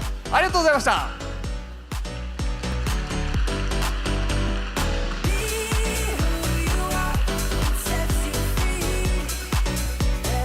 Welcome back, everyone. Now, after that wholesome little thing here by the stage with our beloved Cargo, blood is in the water now. We're going into elimination matches, all or nothing for 4 teams who are fighting for their playoff lives. But first, let's discuss the last match we just got to watch. Avril, you were casting that one. Ash, we were in the back watching TM dominating. Very peculiar as we're heading into that first map. They're banning Symmetra?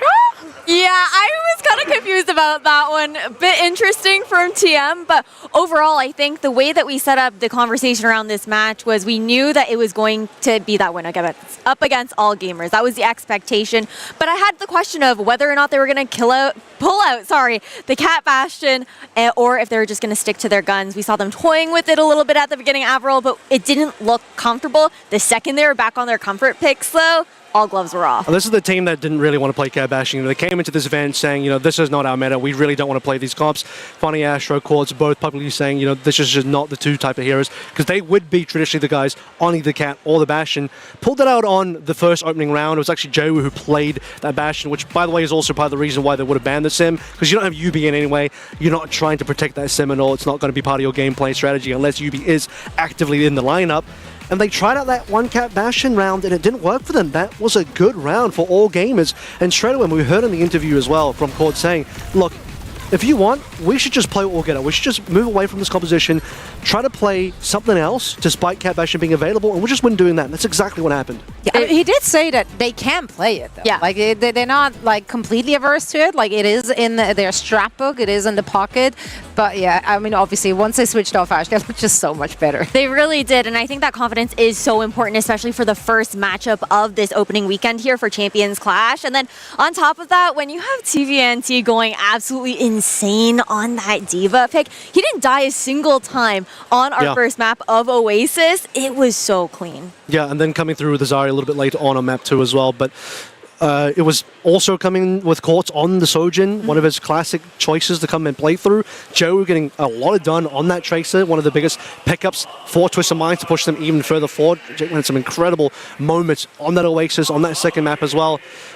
So all around, Twisted Minds looking a lot more like themselves, the Twisted Minds that we know once they pushed away from the Cat Bastion. Yeah, and let's see if they can continue on that trajectory and if they can continue getting away with just playing their own game. For now, they're keeping themselves alive here in the upper bracket. Their next opponent is going to be Crazy Raccoon, and also, of course, we have VP and Zeta that made it through. That leads us now to 4 teams that find themselves in the lower bracket, and today already, on day number 1, they will have to fight to stay alive in this tournament. In a first to 2 match at that, it's insane how quickly today has honestly passed by, and it's so unforgiving in this lower bracket here as well to already have elimination.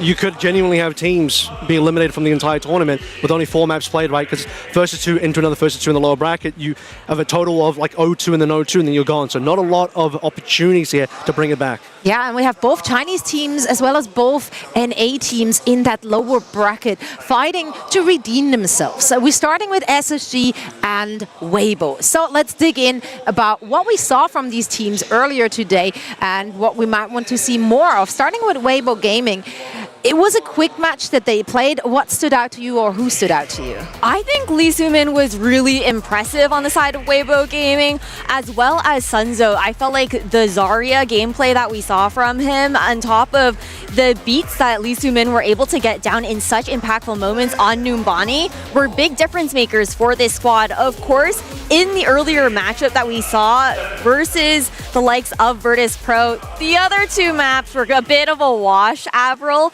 But overall, I think we did see a lot of moments of brilliance here from Weibo, and I'm expecting this matchup to be closer for them. I mean, Weibo have the potential. Particularly on that DPS line, we saw how good Shy was once he got away from Bastion as well. Might just be another one of those cases where maybe they need to take a book out of a page out of TM's book rather, where take the whole book actually. Take the entire book, read it cover to cover. Quartz went over towards the Soj, looked insane. Shy did the exact same thing, looked insane. You mentioned Lee Soo-min, one of the standouts, particularly there. Some good moments on the Reaper coming through from Leave as well. That's right. Well, the teams are about to be ready for their potential last match of the day. Let's see who's coming out on top as we're sending it back to the stage for Tiger and our walkouts.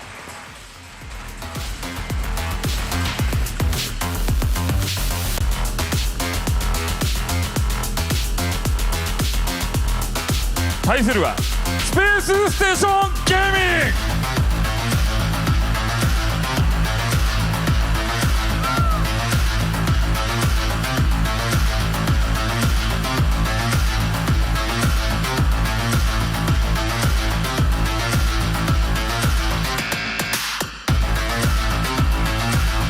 ロアブラケットウェイボーゲーミング VS スペースステーションゲーミングの試合です。さあそれではここからは実況席お願いします。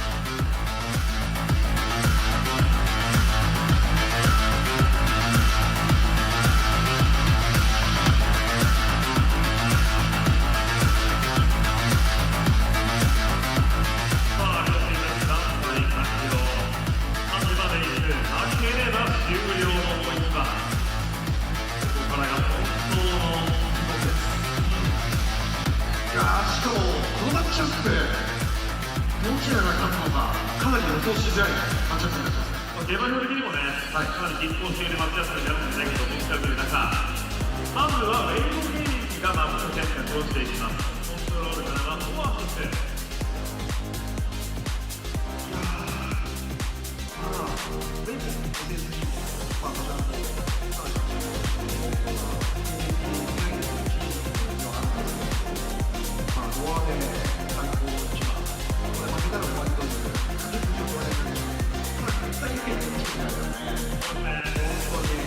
What is up, everybody? Matt Mistrix here with Moxie. We have a pretty sick game here. I mean, one obviously with huge ramifications. We are going to send our first team home here at Champions Clash. We got Weibo Gaming going up against SSG. I think this is one of the tougher matches to call. Yeah, it's really hard to say who's actually going to come out on top because, like, WBG, they were looking competitive against VIRTUS.PRO. Like, if Kevster hadn't played the Cassidy the way that he did on New Junk City, if WBG maybe hadn't started off on trying to go for the Bastion Cat on control, but that is unfortunately the reality that we're in, and we are going to have to send one of these teams home. We have seen the story, though, from Weibo Gaming time and time again. So I was talking to Rag Attack on his co-stream because he's got, he's got a great setup over there, and I think we kind of agreed that like this is like a really toss-up game. Lifeweaver ban here for Weibo, and then you're going to have SSG get rid of Zarya, which we saw a lot in the last series. Also note that Weibo actually kind of defers the ban. They did this against VP as well. So the Zarya gone. That's interesting because that's all we saw Weibo play earlier against VP. I mean, Sunzo was having such a good Zarya performance on Numbani. Like, they did such good grabs. We had really good kites coming on through because they were able to overcome the Bastion Cat by just kiting out with things like the Lucio speed boost. So I think for SSG, removing the Zarya in map 1 and then likely targeting the Lucio on map 2 could be a really smart way to play. I might be a little crazy for this. I think SSG can probably, like, I think there's a better chance, like, you could see SSG kind of blow out Weibo than maybe Weibo the opposite, as the Jetpack Cat with Bastion is available. We saw Weibo pick this map earlier against VIRTUS.PRO and end up dropping it, running that exact setup. So I'd be stunned, Moxie, if they go to that again. Yeah, I feel like for Space Station, especially because you had like first ban, you could have gone for the Bastion or the Cat, but because Weibo did, like you said, drop that map the last time they played that composition, baiting them into playing it again is actually pretty smart here on the side of Space Station, especially because Hulk's going to be starting off on that Diva instead of on the Mauga, so you're going to have things like the boosters to be able to keep up with the spacing of the Cat Bastion. Yeah, and for Space Station Gaming, right, they're going to come out here with this same exact comp that we saw VP use earlier against Weibo, and Weibo's going to run exactly what they did against VP, which resulted in a loss on this map. So see Shy here on the Bastion. You got Elisa Min just kind of escorting him around the map. It's with these Symmetra turrets, so you can get kind of all around. Is that Lethal finds one? That's a huge pickoff early. Yeah, I mean, WBG just not being able to find that same momentum with both the Bastion and the Cat early, with Space Station going for the same bunker style, and that's going to lead to the first cap coming on through on the side of SSG. Later kill potentially onto Maka, unless you can use the Swift Step to just book it on out of there. And Cap will come in, and there's the swap of the comp. Sunzo off of the Diva, goes to the Ram instead. I mean, so Ram, we were talking a little bit earlier, me and Jake, the Ram is pretty good against the Zarya. Obviously, no Zarya in this, but they go to Ram for a little bit more staying power potential on the point here. As Shy already with this Bastion, no real great opportunity to use it. Lethal's going to try and challenge him there on the high ground, and The Jetpack Cat just dropped Shy off onto the point. Can you contest it here for Space Station Gaming? It'll be Hawk who get a touch. I mean, Mac is so low, and that's one of the trade-offs by running the Kiriko with the Jetpack Cat. Not a lot of self-healing as opposed to things like the Ana with that nade. Lethal falls, though, and Space Station now lacking a lot of burst damage as well as threat potential, allows WBG to finally get that flip. Yeah, so SSG, you're going to end up losing the point here, Moxie, but I don't think you're in that bad of a spot moving forward. You're going to end up, with Sound Barrier, Kitsune Rush. It's a really strong combination. Jetpack Cat, although provides mobility here to the Bastion, doesn't really provide a ton of team utility outside of that. So you're going to be fighting, against that double support ultimate with really nothing on your side. And then also what's going to be big here is Sugar Free with the Sim Wall, right? Blocking off a lot of those great lines of sight that Shy is looking for. TP up onto point, sets up the turrets as well, forcing Weibo to have to brawl into this. We get the Rush Mirror coming on through from both. Hawk with the self-destruct zones, WBG off of gaining value from theirs. But this fight's going long, and so far no one's actually fallen. Sunzo goes through the Annihilation, takes down UV, and Space Station are relying on only Lucio heals. Not going to be in a great place when the Sunzo falls. Yeah, but Sugar Free is beaming Sunzo up. It's going to be Lee Soo-min with a catnap there. Does he get one? Looks like he's going to drag Lethal off the side. And that is going to be good enough for Weibo to kind of seal the deal in that fight. So the Jetpack Cat ultimate plays a pretty crucial part there towards the end. And Weibo, they don't end up even using the Bastion ult for the Death Blossom, right? So now it's going to force some changes here from SSG. You're going to drop the Diva. You're going to play the Maga, maybe a little bit of a better matchup into the Ramatra. And then Sugar Free's going to play Tracer here to put some pressure onto that Jetpack Cat. I mean, not just the Jetpack Cat, but also the Kiriko as well, right? So if you can get on top of Maka, Lee Soo-min's not going to be able to help you out because you're carding around Shy, as you can see here. Artillery Strike comes on through from Lethal. So far, no shots connected, but Sunzo goes low enough that he's actually forced to drop below the point to try to get the health back, and Hawk just runs atop of him. I mean, so what happens there, right, is you have, Sunzo actually goes to the point. They just kind of bypass him. He has to go to the point and contest. And you have Leave being carried by Lee Soo-min around to the outside, and then Maka gets low, so he has to back out. So there's no healing for the Ramatra there on the point. You end up losing him. So a really nice retake there for SSG. That forces Weibo here over to a Maga of their own. So they're going to match the Maga here. Ooh, Leave gets Lethal. That's a big pickup. Hawk's going to be going really low as well. With that Reaper just getting up close and personal and melting him, both with the shotguns, then with the ultimate, and that's a very fast flip. And Lethal almost immediately thinks about going for the Cassidy, wants to potentially use the Hindenade to be able to stop some of that Reaper's movement, but actually goes to the Reaper to match. Oh, I mean, they get a touch here. I mean, they're not going to live for long. You still have UV and Lethal around the corner. Everybody falling, and Weibo looking much better than they did against VP earlier here. They win this first round on Oasis. Yeah, WBG just showing a little bit of adaptation. They saw that VIRTUS.PRO used just the basic small rooms to be able to kite out the impact of just sentry form up when the cat is carting the Bastion around. And they make those changes, making sure that Space Station don't get clean bunkers off.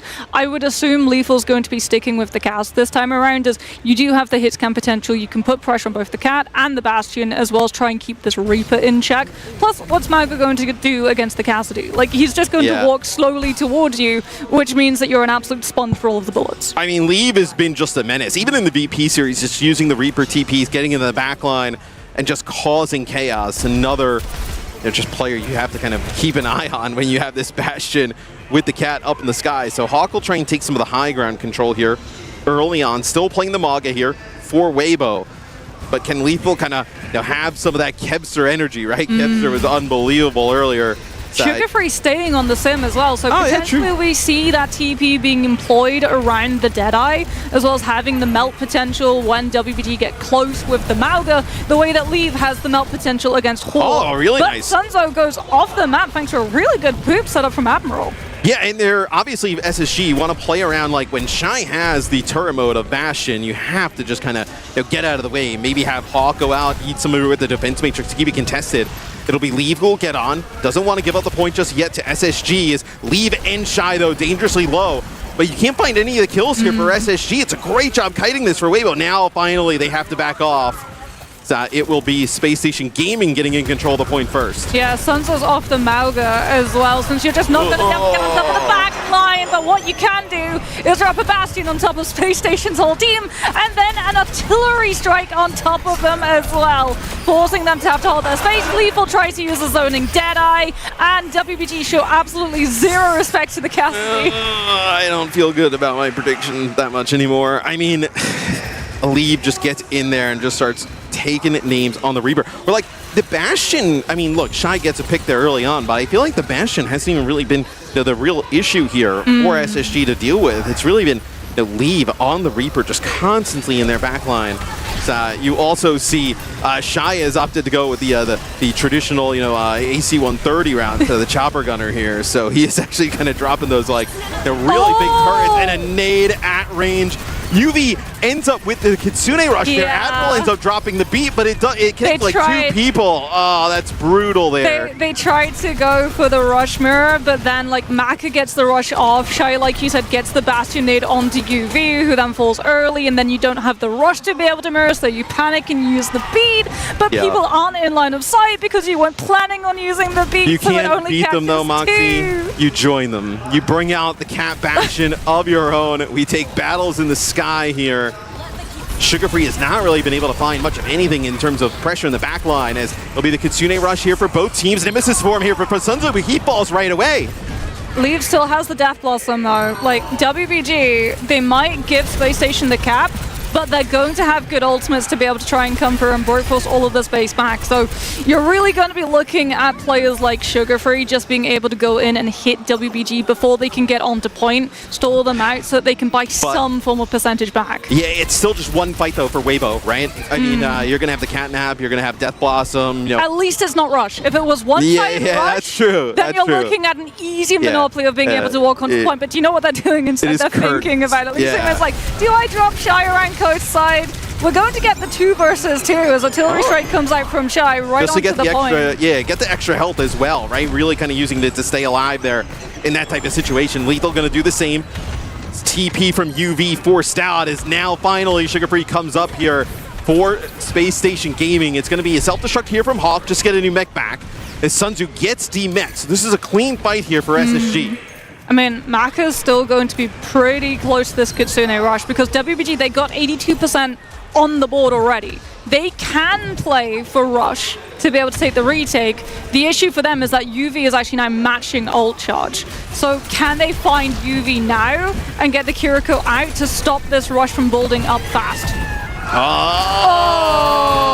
Oh, wait. Hey, hold up. That's what What a save. That's what we call a lifeline. What a save there by Admiral as he comes up clutch, grabbing Lethal back on the map. Nobody expected that here. The crowd kind of going crazy.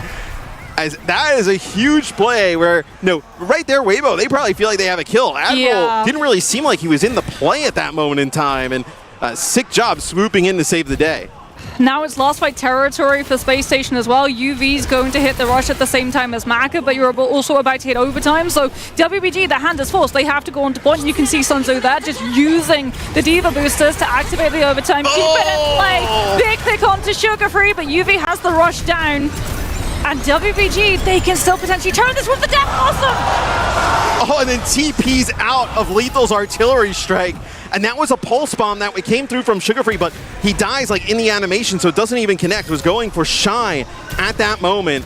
You probably have one more shot here. If you can get for past the SSG. Bastion. Oh, that's recall already, though. Yeah, they've been able to put the pressure onto Sugar Free to force out the Tracer's resources. Space Station have to get a player onto point. It's going to have to come in the form of one touch, but they've already been able to take the Tracer down, and now you're just throwing bodies onto point in the hopes that Hawk self-destruct catches them.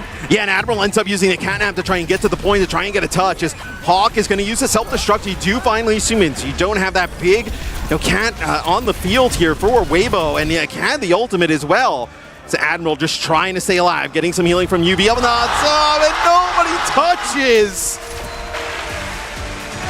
It's the disruption. It's the fact that they were able to push so far into SSG's spawn and force Sugar Free into using recall at literally the worst possible time, because then you don't have that Tracer to be able to touch onto the point and keep overtime in play. There were 3 players there, though. They were like, I mean, you had you had both supports up on the high ground with Lethal on the Bastion. No, Admiral was low, getting some healing from UV at that time, and maybe Lethal didn't drop down, but man, that is a brutal map 1 loss for SSG.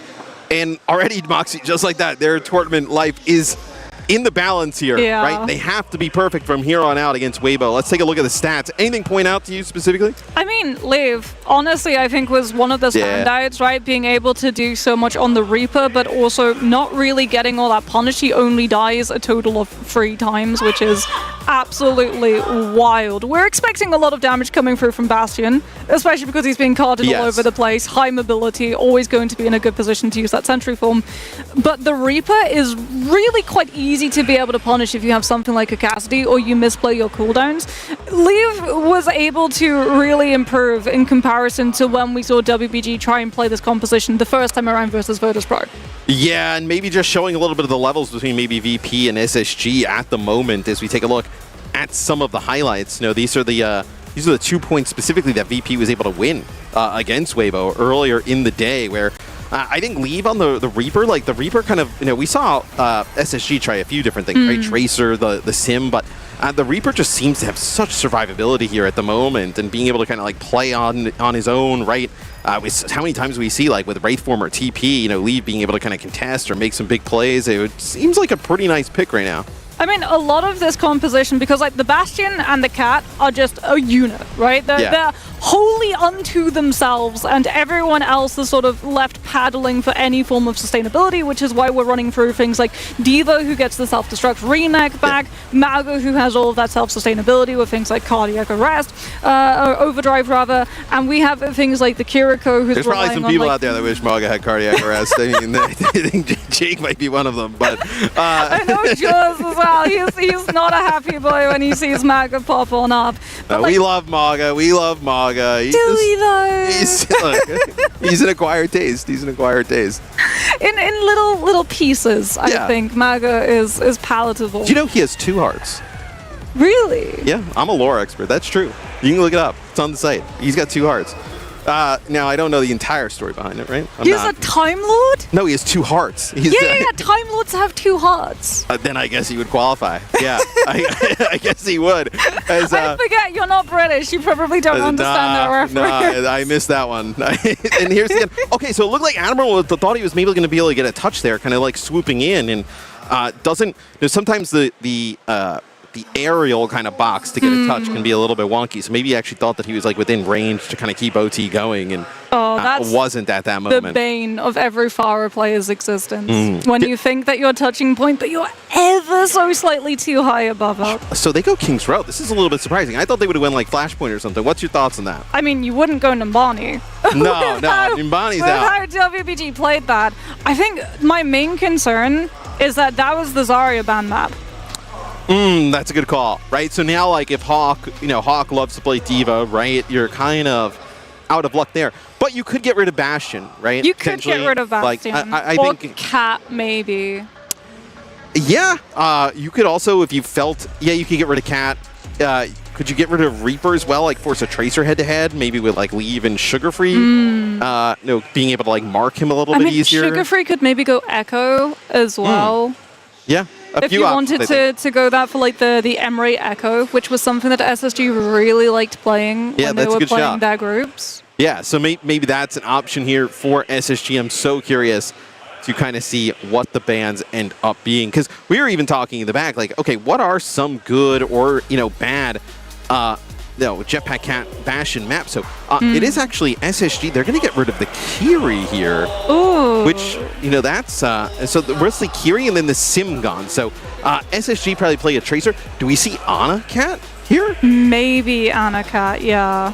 I could see that, but I mean, the Ana's more punishable than the Kiriko, I feel. Oh, yes, yeah, for sure. The lack of mobility, yes, you have good, heal off of nade, but then you're having to use nade for yourself as opposed to using it proactively against the enemy team. You're taking out the Kiriko, which also takes out the Suzu, so things like Pulse Bomb get so much more value now. You could ditch the Cat altogether, and, maybe you end up playing... Do you play like a Illari here on King's Row on defense, right? Maybe. No, we've seen UV play a lot of like, whether it be like Ana, Illari, different heroes like that. So that's a possibility as we go into a must-win map here for Space Station Gaming. So we are in our lower round one. We'll have another lower game after this. All of those first to two, and you were Moxie. It's crazy to say one of these teams is going to be out in the next, like, I don't know, 15, 20 minutes. It's wild. I mean, it would be huge for WBG if they were able to continue, given the fact that China has been playing catch up because they haven't been able to have access to the game for so long. So to be able to come in to 2026 and be able to continue in the tournament would be absolutely huge for just giving morale to that region. But we'll have a look and see what exactly the compositions will be. Weibo will be starting off on the defense with Space Station on the attack, so that composition can be a little bit more fluid, which means that take it or leave it. Sugarfree on the Widow is likely just for the traditional sneak a peek from the high ropes and see if you can just catch one person peeking a little bit too high above the parapet. Yeah, Weibo here on defense, so they'll play the Ana with the Jetpack Cat. Maybe you feel like that's going to open things up for Sugarfree a little bit more, right? Being able to kind of go after that Ana constantly, whether it's like Tracer or whatnot. And they'll go back to, they played a lot of Zarya early on. Zarya obviously great synergy with Reaper, and I know already pretty strong play. So SSG still obviously has some time. We'll see. I mean, the Doom would be really tough to play. I mean, I worry if it's the Mauga, because that's why Leave's already on the Reaper, right? When Hawk gets close, you just melt through him. So Juno Brig with a Mauga, and then Cassidy. So this is like a really strong survivability comp. Did they expect Tracer? If you're running the Juno, you want to have the Brig to be able to protect against the Tracer. But the Brig isn't going to really be able to do much against the Bastion's range. No, and I mean, Brig can protect against Reaper, but not exactly, in an ideal scenario. The Reaper wouldn't go for the Juno. It would go for Hawk, and you can see the health bar's just continuing to deteriorate as Hawk is just not having a fun time. Space Station have to actually get close, likely kite through Hotel and try and hit Weibo's backline, with Maka being pretty hard to lock down though. Since you're on the defense, the Ana can just kite up to the high ground. Yeah, they do a nice job, though. Lethal and Admiral move through the Hotel side. They clear out that space a little bit. They force Leave out of that position, and now it'll be Weibo going back here. It's going to be already one tick in favor of SSG, and just like that, we were talking about it. Maybe this opens things up for Sugarfree. He finds Maka. And Maka goes down before Nano Boost can come up as well. So Space Station going to have to worry about the Bastion and the Reaper. Leave gets taken down by Hawk, but Shy's still active, and Space Station Gaming not going to have a fun time as yet again Shy gets swung around the place and Space Station gets spun back to spawn. But Moxie started off pretty good, right? They were able to take out Maka right off the rip. Hawk stayed alive, pretty well on the point. It looked like they were winning that battle, and then Leave just able to get both supports there, and then now we're gonna have Hawk over to the Hazard. So more defensive capabilities, good verticality, potential grounding as well with downfall. But they're just ignoring Hawk, right? In a way, they're just kind of ignoring him, and they're just trying to push through the choke. I don't know how the rest of SSG really makes it through this choke. I mean, it has to be up to the Tracer, right? You have to be able to get behind and hit the Ana to put the pressure onto WBG, right there? I mean, but this is not a great space. Lethal's trying to use the Deadeye to safeguard Space Station's cross as they walk out of those chokes. And Sugarfree's not able to find the pulse onto Shy, who just dodges with the artillery strike. Yeah, the artillery comes through, but I think the damage may be already done. A few players fall here for Weibo. You do have Shy still alive with the Jetpack Cat help up on that high ground. You do have a Nano coming through here. I mean, Blossom could be huge. Do you try and fight this one? They nano the Bastion on the point. And Zarya bubble too. Wait, Space Station have to commit the orbital ray, but even through the orbital ray, they can't take Shy down. It's just pure reliance on Hawk with the spike not to hold the space. At Space Station, the Anti gets hit with both the Hazard and the Brig. Lethal falls. This is falling apart for Space Station. They can't get back onto point. That was brutal, man. I thought they were going to be able to take that. SSG was so close. Weibo, they battle back. That is a really nice nano there onto Shy. The Zarya bubbles are coming in already. I mean, just every resource for Weibo Gaming going into this Bastion, trying to keep him up. And now you got a grab coming online with the Death Blossom. I mean, this is really tough here. I mean, Hawk, I don't know how he's going to stay alive. Not able to do that. It's going to be Admiral here, working with the rally through the choke. You have Lethal here as well. Going to use this artillery, just kind of force them out of Deadeyes. They're going to have to contest here in a sec. I mean, Lethal might go down, especially with Sunzo being able to just push Space Station back. They're still down Hawk too. They can't wait, they can't take space. WBG more than happy they still to have just grab wait from for Hawk to come on through. The grab's out, the Jagged Wall from Hawk is able to defend against it. As Downpour comes out defensively against the Bastion. It doesn't hit connect. Trying to grind them, but it does not hit. Lee Suman, 9 lives. Might as well be playing an actual cap for all the good Space Station can try to bring him down. Yeah, I mean, Sunzu does take a ton of damage. Not sure if the Zarya bubbles are active just yet. Trying to make a play there to take out the Zarya. And Lee Sumin comes in to try and save the day. They do keep the Zarya up. Now it's going to be Leave there with the Death Blossom. Gets some help from the Zarya, a bubble and the Nano. And just like that, I think SSG's offense will not progress. And that is a brutal spot to be in for SSG. Oh boy! Oh. Held on King's Row. There's still a chance? Yeah, but Zarya. Still a chance? I mean... Here's the problem for Space Station, right?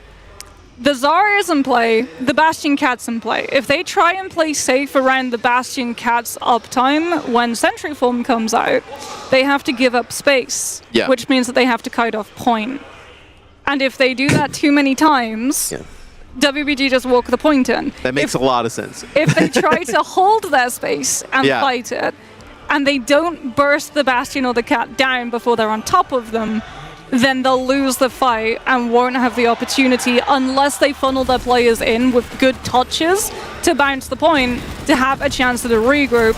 This could be done in one walk commit. And I think it's so hard here on defense for SSG to be like, okay, what are we going to come out and play, right? No, Weibo, I don't even think they would like counter comp per se, right? But they have such a great opportunity to do so. Well, you don't even have to commit to the comp that you come out with, because like Space Station Gaming, they're on the defense. They have to take this fight with this comp. If you're WBG, you can actually play this really smart. You can just scout, see what Space Station are on, and then tailor your composition to the worst possible thing for Space Station to have to fight into. Yeah. We'll see if they decide to do so. It's going to be the Mercy damage boost here for Shine. It's going to be one shot. Yeah, we're going to get a jetpack. I mean, nothing. Honestly, for Weibo, I don't even think you need to kind of think about adjusting this comp. You've been kind of rolling through SSG at the moment. That's going to be a bubble there onto Leave, trying to create some space. You already see this nasty angle that Shy has gotten into. I mean, everyone from Space Station just hold up in Hotel. They might be checked out of this tournament if they can't get out of Hotel. This is horrible position for them to be in. They've already given up one tick. Oh, yeah, I mean, that's one tick here. They just need to get to 96% here to be able to take it. Does Weibo would send SSG packing as Hawk is over to the Doom here. He's going to try and get back and get a touch. They're trying to deal with Sugar Free in their backline right now. They feel like if they can get that pick off, they can be able to take it. A double bio there from Maka, as this could be it. Pack your bags. Space Station checks into Hotel, but I think they might be checking out of the tournament on day one. Lethal down, Sugar Free desperately coming for onto the Tracer as Hawk with the runs, able to slam onto the point. Space Station giving it a sliver of a comeback, but it's not enough. WBG close out the series 2-0. The #1 seed for China continues in the tournament, and we send one of our American teams home. Well, Moxie, I expected that one to be much closer. No, Weibo, they looked a little bit shaky against VIRTUS.PRO earlier, but they came in and they just absolutely dominated SSG. Really rough series for SSG, I think, with the way that map one ended, right? I know C9ing there, and then their offense, I mean, look, they were searching for any answer they could, right? I mean, we saw multiple different hero swaps, different tanks, supports, all different types of things, and they just could not get anything going here against Weibo. I think I would have preferred if King's Row was the play for second map to see the Zarya ban come through there, or even go for like the Cat or the Bastion. You had the chance to be able to take out one of those two. They didn't really do anything to change the game, right? You didn't go for it. Like, you let the Cat Bastion through in map 1 because Weibo earlier looked pretty rocky on it. But then you saw them pop off with it on Oasis, and you think, surely if you're going King's Row, you would take out one of the two. I mean, maybe some of the logic is, we'll take a look. Obviously, this is the series kind of in front of us here, where SSG, they fall to Weibo Gaming. maybe they thought, there is a thought that like, okay, King's Row is not a great Bastion cat map, that you don't need to use a ban on it. There's no such thing as not a great Bastion cat map. It seems like it. I mean, it's a bit rough, but I mean, that is already the series there for Weibo. And now, like, this is what they do at these tournaments still, Moxie, right? Like, sometimes they'll come out and they'll look so, like, weird and, you know, not coordinated at the beginning, and then, you know, they'll go on this run keep through losers where, like, it almost feels like they need to lose that game and get in these, like, you know, win or go home scenarios. Yeah, to even kind of stay in the game. Yeah, it's like the anime protagonist arc, right? Yeah. You take one loss and then you go into your training arc with the montage. It's not a great way to kind of go with the fans, though, right? I mean, you're kind of just like having them all over the place emotionally. And for SSG, I mean, look, it could have just be like a pretty rough meta for them, right? We take a look at the bracket. So Weibo will obviously advance. We know what we have at the winner's side. What do you think about them for the rest of the event? They're a tough read. I mean, they're a really good team. I think, like, we've seen that they can play the Bastion Cat really, really well, but I think the problem is the Zarya comp. Yeah, no, it's definitely a little bit of an issue with that Zarya comp, but Weibo, they looked phenomenal. And let's go down to the stage with an interview from one of their players.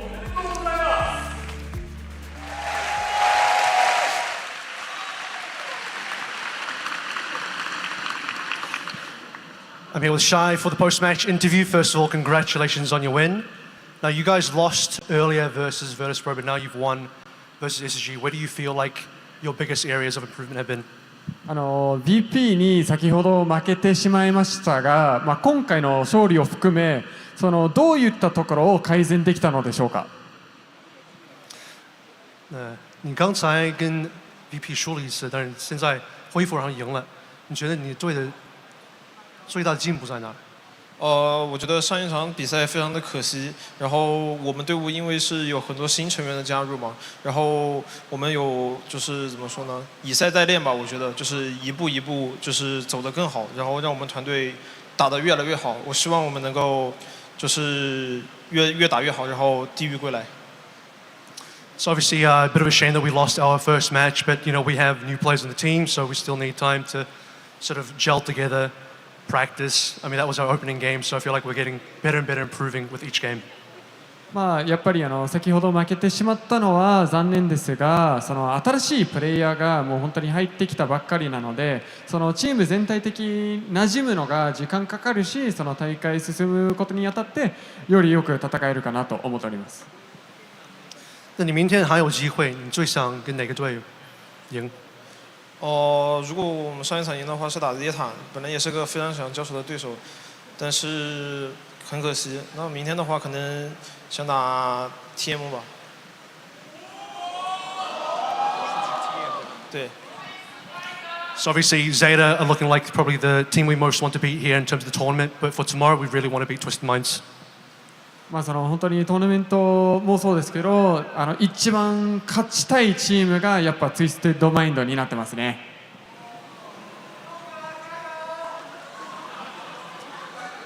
シャイ選手、本当にありがとうございました。Thank you, Shai. Congratulations. それでは実況席に戻します。We're gonna go back to the caster desk. Thank you, everybody. Yeah, Moxie. I mean, you hear those fighting words there from Shai. They want to get a crack at Zeta Division. I mean, everyone wants a crack at Zeta Division. I think like they're the team to beat, even though Twisted Minds carry the world champion tag. Yeah. Because Zeta have got so much experience in this current meta with the cat, with the Bastion. Everyone's going to be looking to see what exactly they do. Well, it also kind of gives you an idea of what Weibo Gaming will think happen at the top of the bracket, right? Because they also called out Twisted Minds, so the loser of that game would actually go down and play. Weibo, so potentially kind of setting up a match there that they think CR is going to be able to take it over our #1 team in EMEA. But we got another match here coming up. I want to get your thoughts on it. All Gamers versus Dallas Fuel. What do you think happens in that one? I mean, Dallas Fuel have to be the favorites, but as we've seen from that matchup just there, being the favorites is one thing. Actually winning the series is something else. But like Dallas, they have so many different compositions that they can play. Plus, you really can't count against Yoonjung. We can't send both of our North American teams home right away. We need to hold strong. We got one more game coming up right after this. It is that series, Dallas Fuel versus AG, coming up right after this quick break. Start your climb to OWCS with FACEIT League. Compete for $50,000 every season to sustain your team's competitive journey. Progress through skill-balanced divisions until you hit the Master Finals broadcast and get scouted by the best teams. Your climb to OWCS starts here. Join at fce.gg/FACEIT League.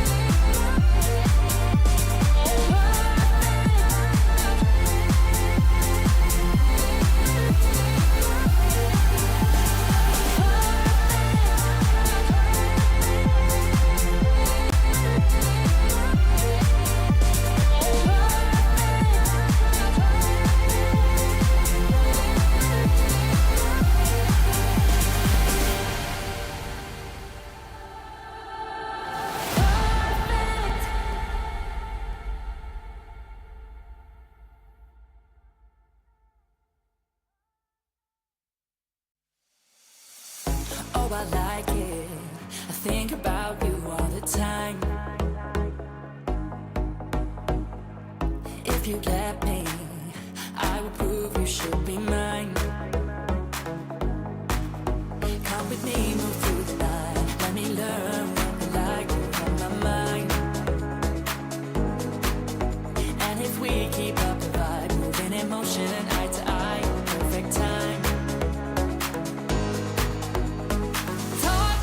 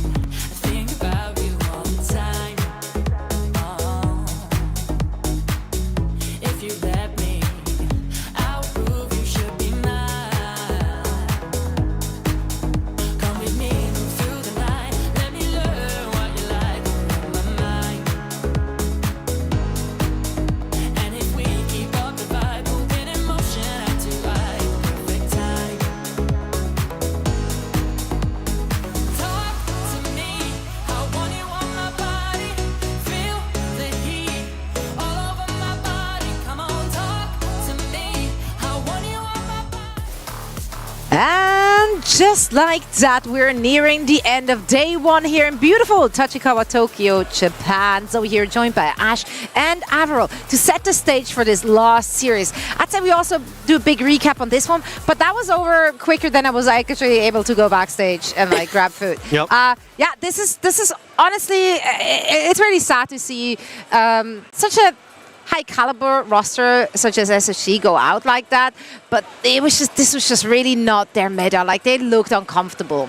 It was not looking good there for SSG. I think that when it came down to, you know, the bans with the heroes on our first map of Oasis, I saw the vision though. They try to ban out that Zarya. They know that Senzo is super comfortable on it. And then you also have Hawk wanting to play that Diva as well, right? But then the Cat Bastion honestly just looked really good for Weibo Gaming, and it really felt like we didn't see SSG find their footing at any point. And they tried, SSG, right? They wanted to eventually say, hey, we're not winning this right now. Maybe we should play the Cat Bastion as well. They swapped to that a little bit late, maybe too late in the day, and just couldn't quite catch up to Weibo. And you even saw, you know, towards the end of the series, just the two maps there, Hawk playing a little bit of Mystery Heroes towards the end, not too sure what he should be on, eventually lands on the Hazard, probably not the real meta choice at the moment, and still just couldn't quite get past the Cat Bastion. But, you know, credit to Weibo for sticking to their guns and saying, look, we may have lost with this earlier in the day versus VP, but we can make a comeback here, we can make this work. We believe they're well practiced enough on Cat Bastion to still win. Yeah, for certain. And I think that Moxie was the one actually shouting it out during the cast as well. Leave had so much impact on the Reaper picks on top of that, going unpunished. That was something where those are holes that SSG should have been able to find. Should have been able to find some sort of punish on Leave. And I think that everything you were just mentioning there, Avril, with a lot of the questions around SSG not really being able to find that answer is really concerning. It's unfortunate to see them going out in this kind of fashion, but we expected more out from them. We expected them to be able to punish players like Leave in those situations, and it just wasn't happening.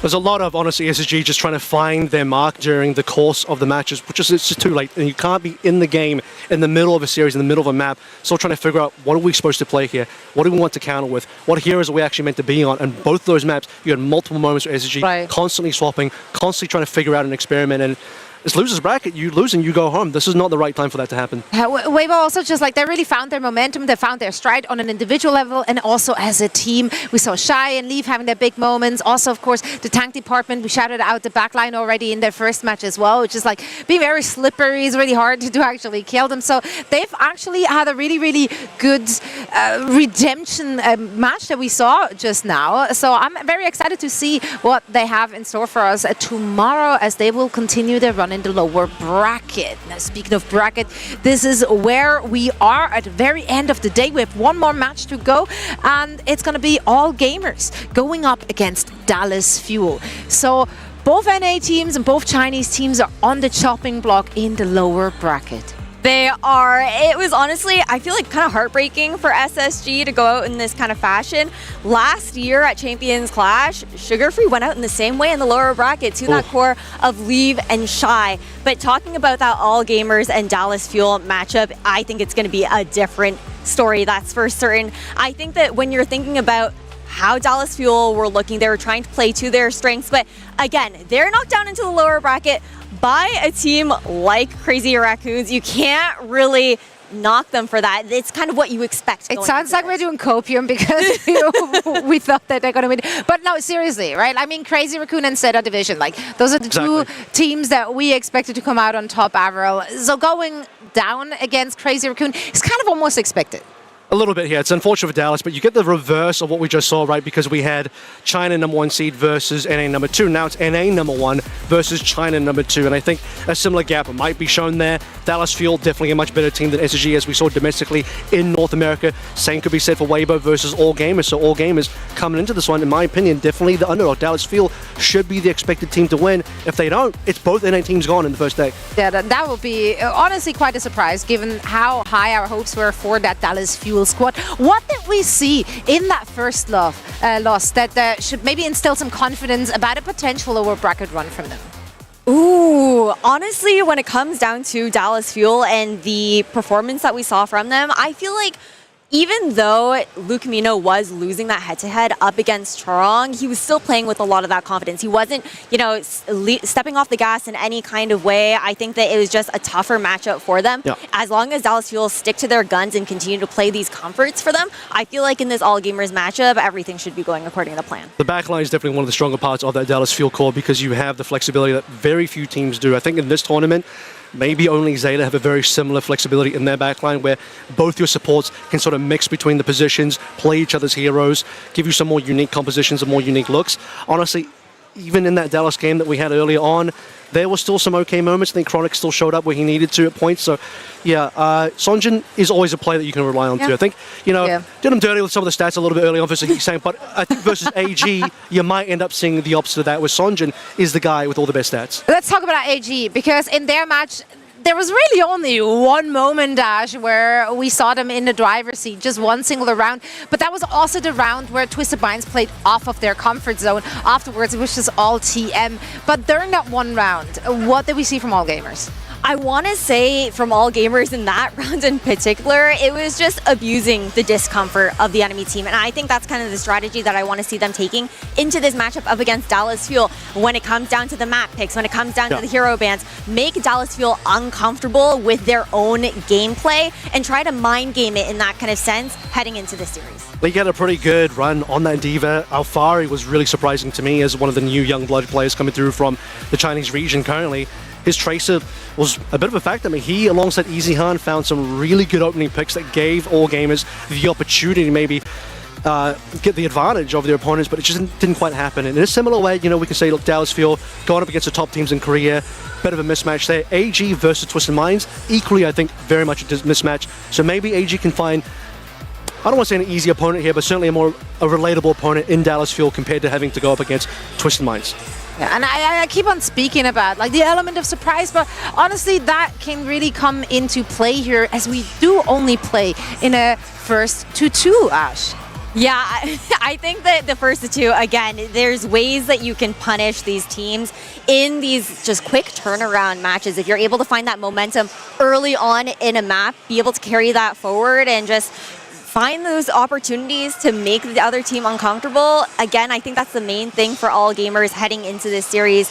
Overall, I gotta agree with you. I think Alfari was definitely a big part of the success, or some of the success, I would say, that they found up against Twisted Minds. But I think EasyHan also had some moments of brilliance here as well, as long as they can maintain confidence within the Young Guns heading into today's matchup for the elimination game. There's a world where they can try to look to make it close. Sure. Yeah, I do think, obviously, looking at them just pound for pound, AG has to be considered the underdog here. That the second seed from China, from a region that has really been struggling to catch up to the rest, whereas Dallas Fuel, they've had a very dominant stage, and that's. We did expect to see a lot from them in this very tournament. I went with Dallas Fuel for the very reasons that we just already discussed. I just think again, pound for pound, they're the better team. I definitely agree. I think the flexibility that they've displayed as individual players, as a team, as a whole, and the way that they synergize together, they definitely have that edge up. So I also went with DF for this one. I do think, though, that this is going to be another great litmus test for All Gamers to see how they're stacking up against the other regions. Yeah, it's going to take some time here. I had a lot of faith in Weibo for the previous game, but I think for All Gamers, they just don't quite have the same level of experience. Dallas Fuel have a lot more proven talent on their roster, so I'm going with Dallas Fuel as well. They definitely come in North America first seed. There's a lot riding on that. North America's current hope, and definitely a team that I have a lot more faith in compared to SSG as well to bring it home for this match. Also, just for the record, everyone out there, of course, you went for Weibo in the previous series, but we didn't fly the predictions. But I just want the word to be out there in the world. She got it right. Eventually. Yeah, you already praised yourself. I don't need to do that for you. You're already I appreciate you. Always. You're very welcome. And now, Weibo's got it. I hope this is going to be a close one, though, because obviously the playoff life is on the line for both of these teams. I expect a close one. I want to see a 3-map series, especially because that will give us all more time to collect the drops. That's right. Collect your Battle.net account to your Twitch account and start collecting now with different drops each and every single day. Now, I once again forgot to put my Twitch up, so I've gained nothing today. I've gained absolutely nothing. You gotta log in. I can see I gotta log in. I'm messing this up. Okay, I need them to play for at least 90 minutes. 90 minutes, that's what we need from them. So map 3, I'm gonna manifest this, whatever it takes, Ash. 90 minutes. It's gonna create You will need a lot of spray. delays. You're gonna need the tech pause of all tech pauses. But I'm about to choose some cables. I need the She Kiriko wants, spray. she wants some draws happening today, actually, at that point. Actually, why not? I don't like it. I don't like a stroll through Sweep City. Every once in a while, that's nice, and we are tired, we're jet lagged, but also we're in Japan, we're in Tokyo, we're in front of an amazing crowd, and those teams came to play. I want to see as much from them as humanly possible until we see them again in action on our next LAN. 100%. I think also when you're thinking about the crowd, the energy that they've been bringing to the table as well, the longer the games go on, you get to absorb that energy as the day looks to pan out. That's right. Do you feel energetic right now? More energetic. I'm getting more energetic as the time goes on, as the day goes on, right, guys? I know that's how you guys feel, so I'm matching that energy. You're not. That's all right. That's all right. We're going to cheerlead you up. We're going to get pumped and ready for our last match of the day. First, we're heading into a very quick break, but don't go anywhere. We're going to be back with our last series of day number 1.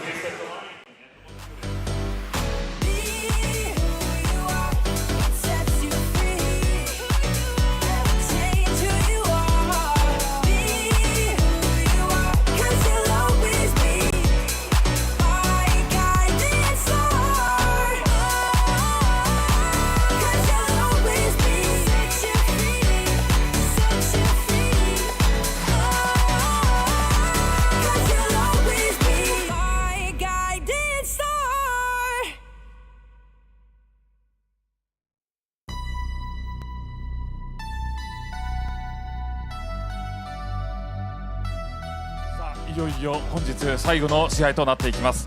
敗北したチームはこのオーバーウォッチチャンピオンズクラッシュから姿を消していきます。それでは運命の試合に参りましょう。まずはこのチームの入場です。ダラス・フューエル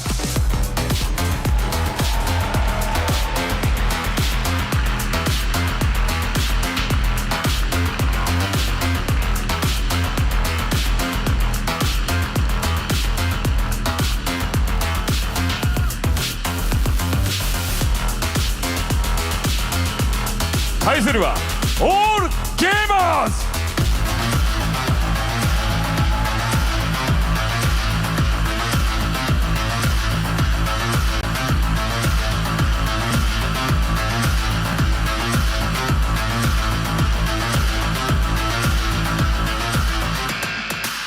ローアーブラケット1回戦ダラス・フューエル VS オールゲーマーズの一戦です。さあそれでは実況席よろしくお願いします。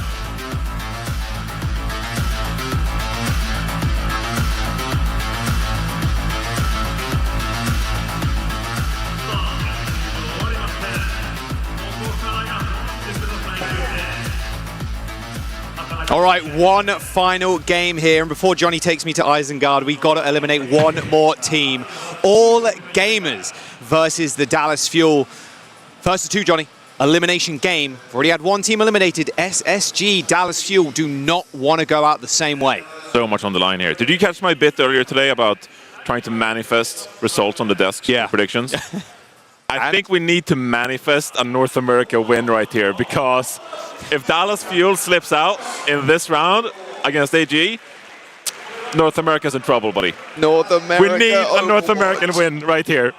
Guys, you gotta do something. You gotta show us a little something. I mean, all gamers, like, look, they looked okay. They're not gonna be the strongest team coming in. We expected that, but we're expecting SSG to do big things. And yeah, that last series was not pretty. Dallas Fuel now the only hope North America has left, and they're starting out in the lower bracket in day 1. But they are the #1 seed. They got #1 seed in North America. True. For good reason. And I still like their style. I still like the double flex support lineup. Like, I'm really confident in what they're able to achieve with this lineup. They had a tough go against Crazy Raccoon. They tried to pull it off on Circuit Royale. It didn't work out. But against a team like AEG here, the #2 seed from China, still really believe in this North American squad. Antarctic Peninsula? Yeah, it reworked. Damn. Yeah, it has been reworked, yeah. You get bonus points if you win. Diva, a bonus points. You win one round, you get 2 points. Yes! You only need to play one round now. Cassidy ban for the Dallas Fuel. Yeah, interesting. So maybe they're trying to protect the cat in this kind of scenario right here. I would actually say that Antarctic Peninsula, there's some maps there where the skybox is like pretty low, obviously. On Icebreaker it is, I believe. And so I don't know how viable we're going to see the Cat Bastion being in a scenario like this one. The Diva ban from AG I think is quite interesting there actually, because that SSG hero they played quite a bit in the upper bracket. It seemed like they wanted to lean on the Juno Brig with Lucio getting banned twice in that series. And so them banning out the Diva themselves, I'm curious where they take us when it comes to their tank pick. Yeah, and Keller, not historically a big Diva player, has played it a little bit, but you know, more main tank, can play Mauga, can play a lot of other things. Dallas Fuel in North America, like you said, #1 seed and crushed. Like, look at the playoffs run. It wasn't pretty for any other team. There was a definite tier break between them and Space Station Gaming, and maybe, well, North American fans hoping now that comes into play. 100%. And I think they achieved that level of success in such an extraordinary way as well. The way they were able to pick apart their opponents requires an immense amount of Overwatch skill to play around these push and pull Lucio Kiriko compositions the way they did with their double flex support lineups. And so adapting to a new meta here now perhaps with the Jetpack Cat and the Bastion, I really want to see what they can do against an opponent like AG here in the lower bracket and maybe kick off a bit of a lower bracket run.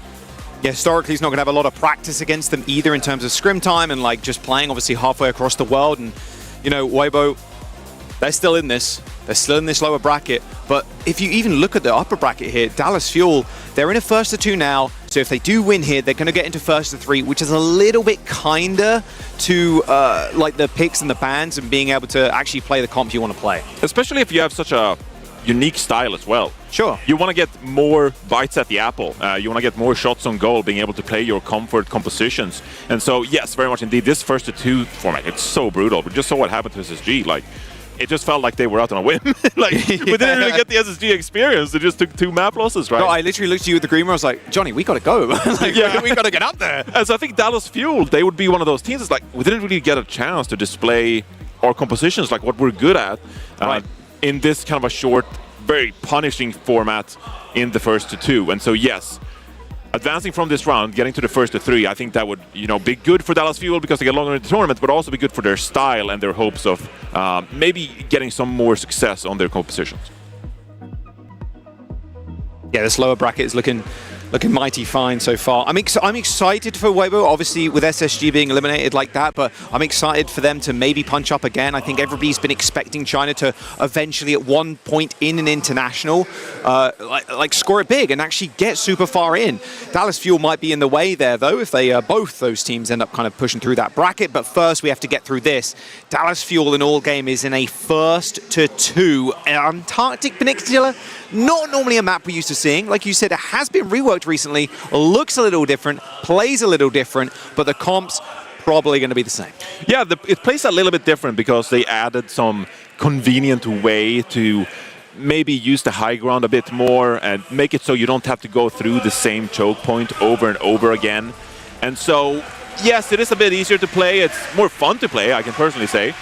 But we're most likely going to see similar compositions as before.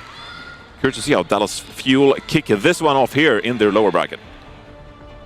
All Gamers fans in the audience, you can hear the chants going. Close to me and I'll keep you safe. Let's have a look what Kellen wants to roll out with. Honestly, Mauga? Kellen can play it all, buddy. He just played Sigma on Circuit Royale. Yeah, bro, really rocking the Sigma in, in this year, 2026. All right, Lucamino, we're getting Cat Bastion from the Dallas Fuel. All Gamers are going to do the same. In fact, okay, like it's going to be a mirror. We'll see what Sonjin and Al Ferrari want to do. Let's have a look. This is where it gets really interesting to see what are the ceiling levels of these teams, because I think for both of these teams we're looking forward to see how they perform against some of the best teams in the tournament itself. When it comes to this Cat Bastion composition, nice job by Dallas Fuel already establishing the higher ground. It's going to make it easier to shoot down onto your opponent here. Kellan goes in here, looks to pop the corner to go overdrive. Yeah, easy hands off the tether as well. That's a lot of damage on Liga right now. Very aggressive. Sonjin just walking past the Mauga and like shooting at the backline. They all had to recoil. And there's the Bastion up into the skies again. They're chasing the Jetpack Cat, who's really low. Lengths are dangerous. Under 100 HP. Almost got picked. Sonjin is on the flip side here, making sure there's no cheeky flanks coming through from the enemy Reaper. And now Cardiac Overdrive pop for Liga to try and push himself on the point. But as soon as that runs out, he has to back off. But it's Chronic that falls first. Yeah, a bit of a timing there for Dallas Fuel, the way they tried to engage with the Mauga and the Reaper, but couldn't get any value whatsoever. And All Gamers, they flip things around with a superior outside position. Here comes the pack. Oh, not a pick you want to see, though, if you're All Gamers. Losing Alfari like that, although it should be trivial cleanup. Sonjin Kellen down. All right, quick reset here. It won't be too long before that Reaper comes back. And now we'll pick really, how aggressive do you want to play here, Joss? You got the Kitsune Rush up early. See how you want to swing with your Bastion in a position like this. Yeah, look at how much more cover there is now, like moving up into the mid-choke point. So many more little doors that you can hide in. Both rushes now on the point. EasyHan has got this ult if he wants to pop it. Big slam into the backline by Kellen, but now he's in no man's land. Just getting focused down by Liga. Ignoring Kellen at this point because he's just so low. It's Alfari that's trying to clean up the Mauga. Death Blossom TP, but Lucamino has got 2 paws for him.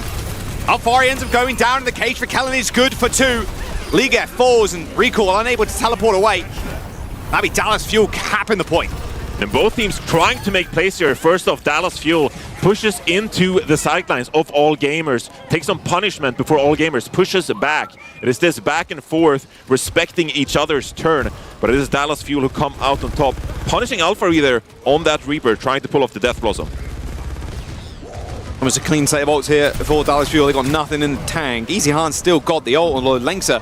Well, Catnapper available in just a moment. This is over the top there for Chronic. Watch still out. Looking for EasyHan right now, but he's ducked into cover. So this turret move for Chronic is not going to last as long as he hopes. They're going to have to back off quickly, reset as now All Gamers take position.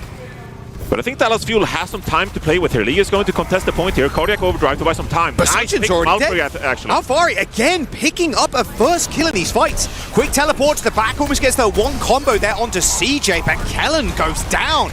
All Gamers, they mean business in Tokyo as Dallas Fuel lose the point.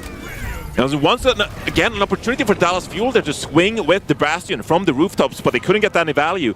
And that allows All Gamers to push up on the point, get some space, and then that pick onto Sonjin, rewarding their nice positional play. This time starts to get pretty close here, Josh. 70% for either team here. And both teams have the Kitsune Rush available. Placement is crucial.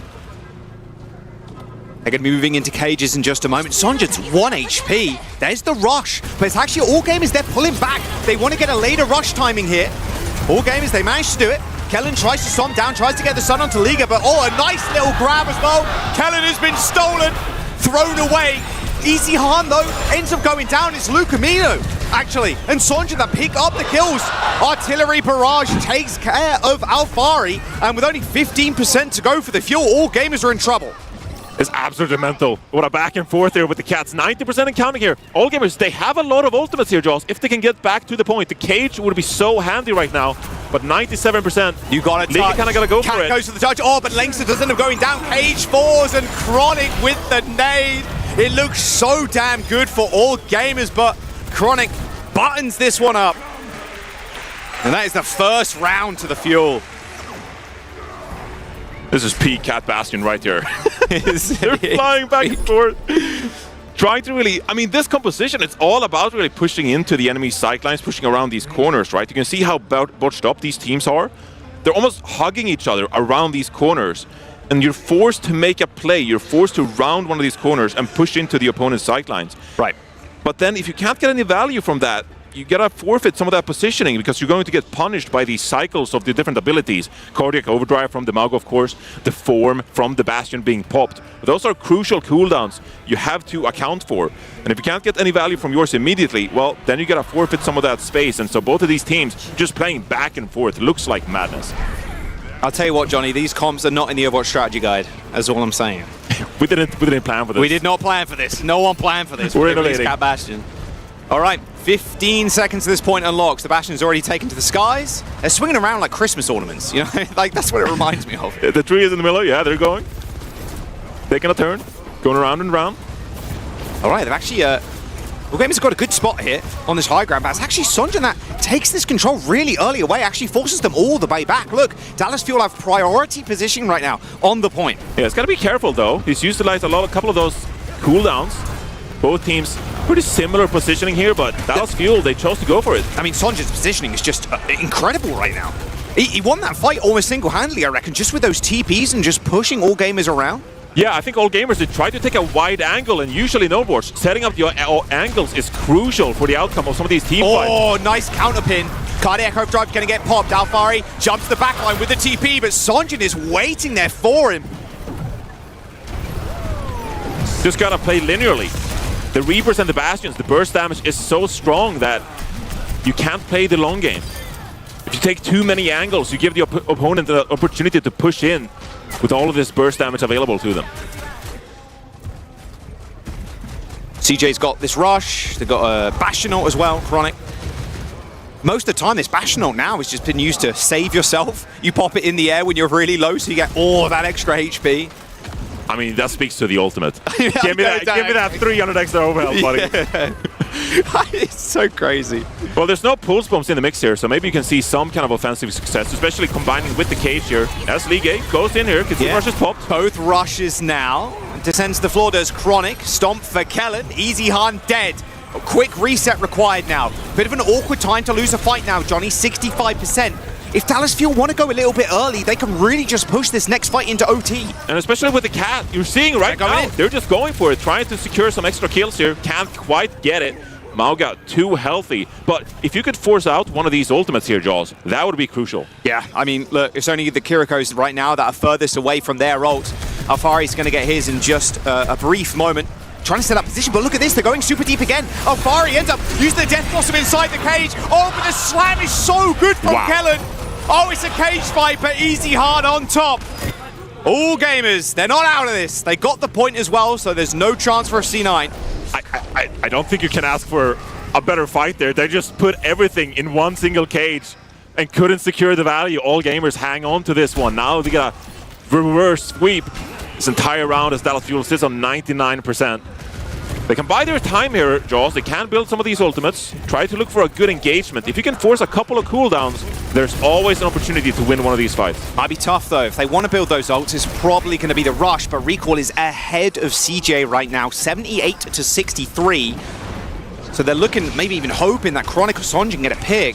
They force Ligue to dash away as Sonjin ends up going down. Another kill for Recall there means more ult charge. 100% on that rush. They're ready to rock and roll if Dallas Fuel want to go swing it. Ligue ends up going down, though. A late rush coming through, actually, from all gamers. A little bit too hesitant, maybe, from Recall. Cardiac Overdrive's going to get popped from Kellen. CJ gets focused down there by Recall, who's really just kind of stood up to the Dallas Fuel, trying to put them in the ground. But it's all gamers now that are losing this point. They're going to close this out, buddy. There's just 2 members remaining for all gamers. It's almost impossible, yeah. There's just no way. A quick Suzu and a TP away as Kiriko tries to stay alive on the point, but now it's only Ligue to try and get the touch. And Sonjin is just taken into the spawn. The Dallas Fuel, 99% to 54. Couple of cleanup kills, but that will be Matt. Dallas Fuel gonna kick off this series 1-0 as they take down all gamers on this reworked Antarctic Peninsula. And you said it, Jaws. Very impressive Reaper play from Sonjin for Dallas Fuel here, trying to open things up for his team. Gets picked a couple of times here and there, but you gotta take some risks to set up your team for success. They find the picks necessary to even out in a 4 versus 4 scenario, and then they just battle it out. Dallas Fuel up 1-0. All right. But still, all gamers still looking good. There's still some fight in them. Definitely some fight in them. Both of these teams have some experience playing this composition now. Obviously, AEG All Gamers, they qualified in OWCS China already playing the Bastion and the Cat, and in Asia it seems like this composition has been more prevalent than it has in North America and EMEA. But so far, Dallas Fuel showing that they can match this Chinese team now. Let's take a look at the stats here. Kellen, he's always feeling good in the tank role, 19-3. Yeah, feeling good, feeling real nice. Lukamino 13-2 as well. Fairly similar stats across the board. I mean, Sonjin inching in ahead in terms of damage versus Alfari on the other side, 8.5 to 10.4. But yeah, very, very close game. It was a very close game indeed. I do think that the better Cat doesn't show up in the stats a lot, but I think Lukamino, really had the advantage in that Cat duel that is so pivotal at times. You could just see that Chronic on the Bastion oftentimes had the better positioning, you know, getting an opportunity in these very high vertical scenarios to rain damage down on all gamers. And so I'm going to take this opportunity right here, Jaws, to praise the main support player, because I think they did a good job. It's like the 5th time in Overwatch history, I think. Someone said, you know what, main supports? You did well. This is a main support meta. I hate to break it to you, but this is the support players are so crucial because the positioning determines so much of the outcome of these games, right? And if your Cat can put you in a superior position, that aids you so much. The Bastion player, you just gotta aim, buddy. Like you will be in the sky. You don't even have to use the keyboard. Like just literally play with the mouse. That's so true. That's so base from you.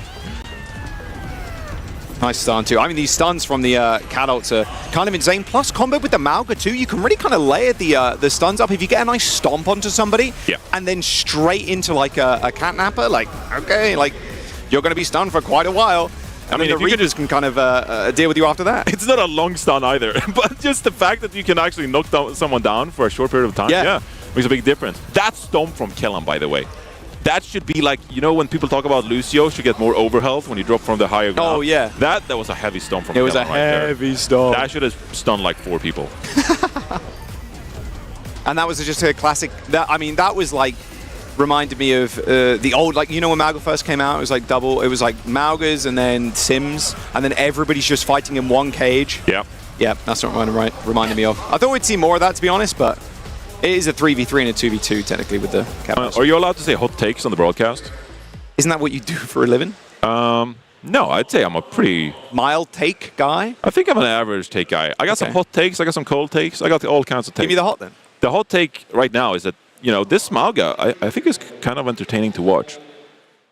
I think that the Mauga in this scenario, it's like very push-pull, but back in the day in the cages, buddy. Back in the day in the cages. Look, I understand, you know, that was a lot of caging going on. We were a lot of people in a small place. Yeah. This one is back and forth.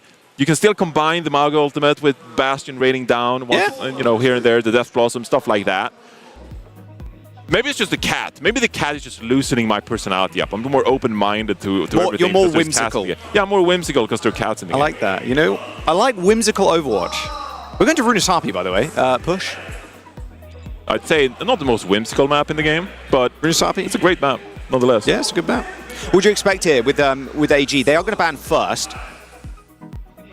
I mean, are they going to ban the Cat here?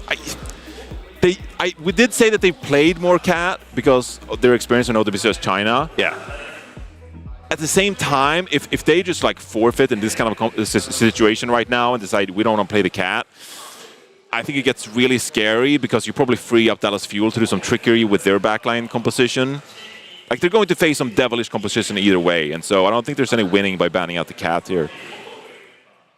Yeah, it feels more likely to just leave it open right now. And Dallas will be happy. It's like, we just won the Cat duel, right? We just won the Cat Bastion duel, so we're chilling. It's a pretty tough scenario to be in. It's first to 2. You only get 1 opportunity to ban. Yeah. That's facts. We could go to map 3. We're at a lot of 2. Tournament life on the line, guys. Make sure you get this one right. Yeah, damn. You should be the coach. Hey, guys. No, I don't want to make this decision. Coach in the comms. No, I don't want to make any Don't make mistakes. I did not offer myself to make difficult decisions. Make no mistakes. Write me this Overwatch strategy in 300 words. Make no mistakes. I will say, all gamers, they played a lot of Juno Brig D.Va in their previous match. Sure. And they won 1 Oasis round before they got completely swept in all objective points. But they got that 1 point against Twisted Minds.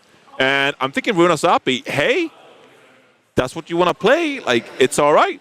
You could maybe pull that off. It's all right. Well, the Bastion could maybe be a little tricky to pull off in the rooftops around Runasapi here. And so maybe you just want to play what's comfortable to you. They are making a substitution here, and so maybe they got something up their sleeve. Yeah, for Runasapi too, I have liked Dallas Fuel's backline. The way I love their backline. The way they've navigated the last season. It feels like they didn't really get tested that well, to be honest. Like, they didn't lose that many maps at all, and they did kind of stomp through NA in stage 1. Substitutions coming in as well for all gamers. Got Insane coming in. Falfari, okay. And then I'm assuming Mag, because we're getting 2 subs there, so Mag's going to come in for the tank. Bro, if Mag comes in here, that would be legendary. Oh, I love it.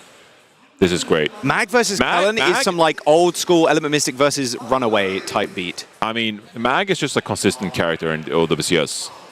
A consistent character. He's like, hey guys, I've arrived again. I know, I love it. Featuring Mag. Yeah, no, I love it. Every time we get to see Mag, you know, he comes out, he plays a little bit of Mystery Heroes, can play a little bit of it all. Yeah.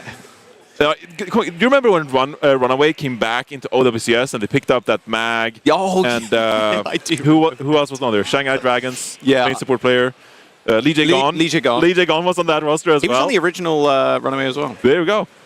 But Mag would just come into these matches and just flex to different heroes. And I'd be like, what is Runaway cooking here? Like, Mag is just on one. He's like Wrecking Ball, Reinhardt, Diva. Like, he can do it all. Bro is definitely like an omnipotent figure. Like, he is always here. He will always exist. He will always be somewhere. And he will always be talked about. Now, he will always be talked about, exactly. And now, he's actually stepping onto the stage here in Tokyo for our first LAN in 2026. Honor ban for AG is Dallas actually banned Sim. Okay, this is quite interesting here. The Ana ban, I mean, do you just want to like double down on Mauga here? Like, what are we cooking here? Ana ban's interesting. Banning Ana here, protecting the backline too, couldn't be like right. Like, hey, we don't want you to ban the cat if we want to play that. So, I mean, yeah, you can double down and play the cat here if you'd like, but they substituted 2 players, and so. You know, I was kind of hoping here that Owl Gamers actually play something different if they're going to substitute 2 of their 5 players. And they're not going to be like, we're going to play the same composition with 2 different members of our team. Holy, the faith in your team that you might, like, come on. Yeah. So this might be more of a Lucio Curio or Juno Brig kind of a scenario here. Yeah. And they're protect banning for it. I see that vibe. It's been a long day too, mind you. It has. It's been a long one for day 1 of Tokyo. And it's been kind of exhausting too for like the fuel. Obviously, all games. This is the last game of the day. Like everybody's, you know, it's getting a little tiring now. Everybody's kind of a little sleepy. But keeping up that energy is going to be important. Caffeine. A lot very of that. good supplement on days like this. Very good. Very good. Supplement with some caffeine, indeed. Yes, sir. Say less. And then you drink too much caffeine before bed, and then you can't go to bed, and you stay up awake until 3 Okay, well, first of all, you got to stay in the tournament, buddy. That's not tomorrow's problem. Sure. One match at a time here. You also get some adrenaline because you're on stage, of course. And yeah, definitely. Get all excited about that. You get butterflies in your tummy like... Yeah. Yep. So I have no doubt that there might be jet lag, but they're fully locked in. They're fully locked in. Caffeine. It's all good. They're chilling. The decision-making might suffer, but they're going to be hyper indeed. Yeah. Would you rather play with more or less caffeine in your system, though? Did you get jittery? I over-caffeinated for 2 matches in my career, and that was awful. Okay. That was terrible. You're sweating a little bit. You're like shaking. Yeah, you're like, I can't make any decisions right now. I don't know what I'm doing. Why am I on King's Row 3rd point here? Where did his first 2 points go? He's wiping like 17 tissues around him. He's wiping his forehead. Yeah, I mean, this is a core memory of me. I played Lunatic High, and I was over-caffeinated. And I was like, that is not a good team to face over-caffeinated, buddy. I don't know what to tell you. OGs will remember that one. But like, that was like, you're so excited to go on stage and just play your A game that you just keep chugging caffeine, and then you're like, wait, I made a terrible mistake. It's cumulative. It adds up. And then you really can't get to sleep, and you stay awake till 3 a.m. watching like Germa clips on YouTube. Is it just me? Drops are available as well for today and the next couple of days. Day 1, day 2, and day 3. Look at that. I can count all the way. It's been a long time. Oh my god, there's so many drops. Barely fits on the screen. Yeah. Oh, the Mizuki ones too. Kind of fire. Mizuki for 3 hours. That's the home and away ones for day number 3. And of course, Overwatch Esports loot boxes. That's the goal, buddy, is what I'm saying. The Overwatch Esports loot boxes. Straight fire. You get so many. We have so many skins in Overwatch Esports history. Not me to brag, but I did unbox the legendary one the other day. It was the... Which one was it? You don't even remember I think it was the Zarya one. No, it was the Zarya one. It was the Atlanta Rain one. The climbing one? Climbing Zarya. Oh. Climbing Zarya. Yeah, didn't have that one. Pretty good. I mean, like I said, there's so many of them. There is. 1 per stage. One, yeah. There's a lot. There's a lot. So yeah, make sure you connect your account, of course. Your Battle.net account to the Twitch account, and then you can earn drops from there. I'm sure most of you have done it, but there's the nice little display for you. Before we get into this next game, I'm taking a little bit of time here just for Mag and Insane to set up on stage, but I'm peeping right now, just making sure they sort out Mag's gear by the looks of it. Yeah, his mouse and look at Chronic. He's smiling. He's calm. He's chilling. Composed. Yeah. Kellen's locked in. Kellen's always locked in. He actually is. Yeah. Another omnipotent figure, just Kellen. He will always be there. It's so funny, the first few years of Overwatch, it was just like a rotating cast by people who came in and out. And now we've just had these main characters of the scene has been around forever. Yeah. Violet is still here. Hey, Kellen, the best team. He is the Korean Winston player in North America for like 3 years running now. He's that guy. He is that guy. He's the Korean guy that plays main tank in North America. Yep. And you know what? Getting picked up for Dallas Fuel, like, this team is crazy. Like, speak about success. Like, Space Station Gaming in that finals, they took a map, Johnny. Like, a map. There was 2 maps, in fact, through that bracket. Yeah. They took off the Space Station. Like, it was ridiculous. Yeah, Dallas Fuel were dominant.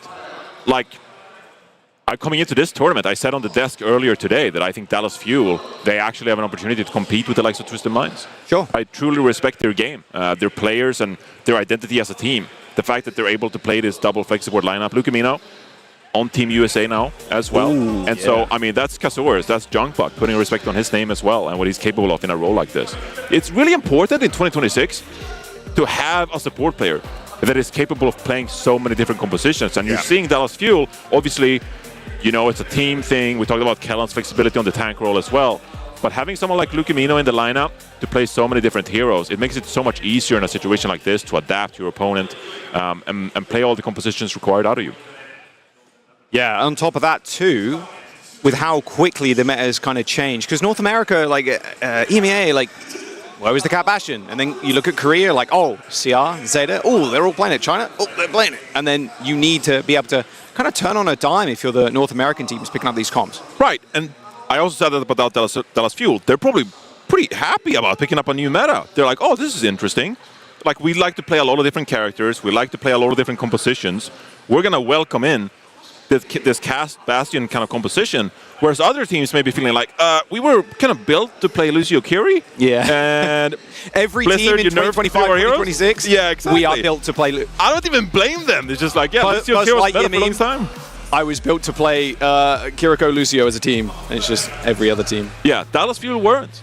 And now in a situation like this, where a new composition has emerged because of the verticality that Jetpack Cat provides, Dallas Fuel, they're in a great position to succeed on the base of that. 100%. Let's lock in, though. Runasapi, map 2. We're going to a push. Not seen too many of these. As we see Dallas Fuel banning Sim and Ana banned for all gamers. Elimination here in this lower round 1. All gamers on the brink of being eliminated as the Dallas Fuel have already seen their brothers in SSG leave not just a moment ago.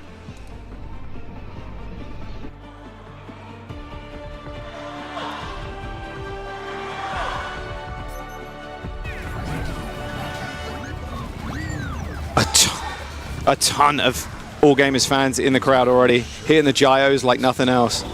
And look, I think with how Dallas Fuel are able to play their tanks too, Kellen plays so many. Like you said, already played the Sigma. Might just rock it here too. Looks like Cat Bastion here for Chronic and Lucamino. All Gamers, rocking Mag on the D.Va. Okay, so we're going to stick with the Cat and the Bastions here. Crucial in this opening neutral fight to get a vertical advantage over your opponent. So relaxing for the minute are both Bastions here, and you're just waiting for that form to come out, the turret form to come out, to provide all the burst damage required to get one of these early picks. That was Lynx at 1 already. He has to dip back in. There's the form. Straight in front of Kellen, though. That's not really where you want to be. Izahan actually ends up getting rocked. Oh. Good kill from Insane, though. Just walks straight at Sonja. Not a care in the world. So the tank pick from Mag here is going to be quite interesting. Obviously playing the D.Va, you're going to be able to protect for your own Bastion with the Matrix, but also be able to put out some more damage onto the enemy Cat, perhaps. Meanwhile, Dallas Fuel Kellen here, he will be very solid on the bot here, pushing the objective, making a stand for his team. But D.Va's going to be the more versatile character in this tank mix. Oh, Insane's 1 HP though. I saw his health bar just getting chunked by Sonjin. Okay, well, they managed to get it to this corner, but actually flipping this over could be quite tough. Flanks it down though, Sonjin with another. Protected, look at this pocket from Lucamino. Sonjin picks up 4 kills there. Lucamino perma-pocketing the Cassidy. Yeah, all gamers try to make a decisive push around that corner, and that's kind of what you have to go for in a meta like this. You're going to get one good push with the turret form, and as they rounded the corner, Dallas Fuel were ready for them. They were primed with this double hit scan. Picked the Cat and the Bastion out of the sky and put a stop to things. Right, they're taking the lead too. Now it's Dallas Fuel's time to push their way around this corner. Bit easier with the Sigma. An attempted flank. Not too effective there, as you had Sonjin on the sidelines. He's got this high noon too. And now it's just kind of a stalemate, right? Like you mentioned before. Yeah, you gotta build this Kitsune Rush. If you're CJ, Wait, wait. Oh, the Matrix!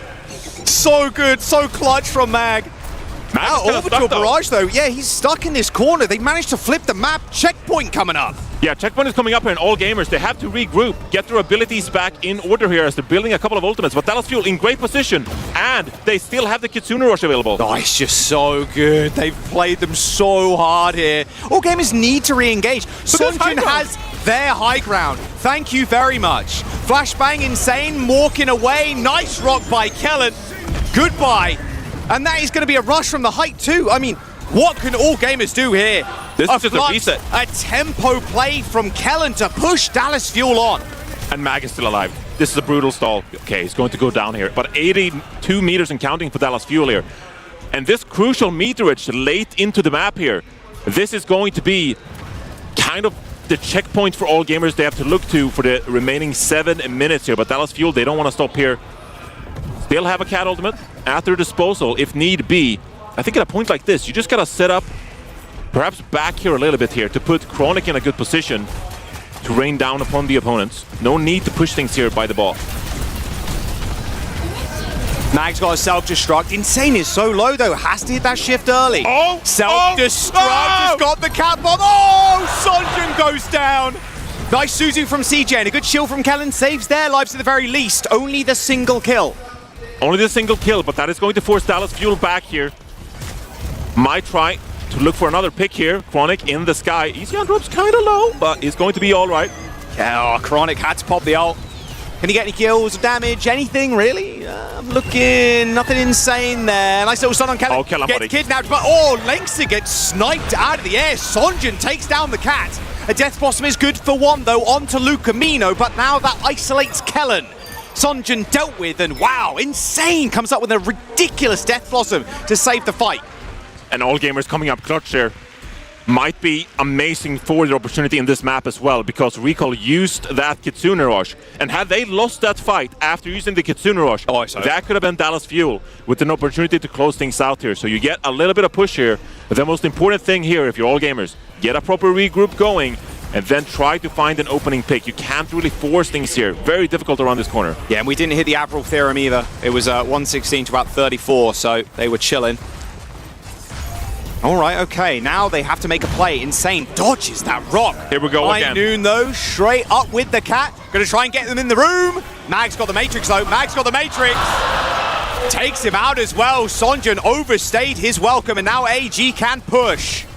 Kind of forcing the error there. No need to push in there. CJ might have to be forced to drop this Kitsune Rush here. And Chronic dies. This is terrible for Dallas Fuel. A late rush, a late Suzu. Like, they need kills. They need something. All gamers just disengage.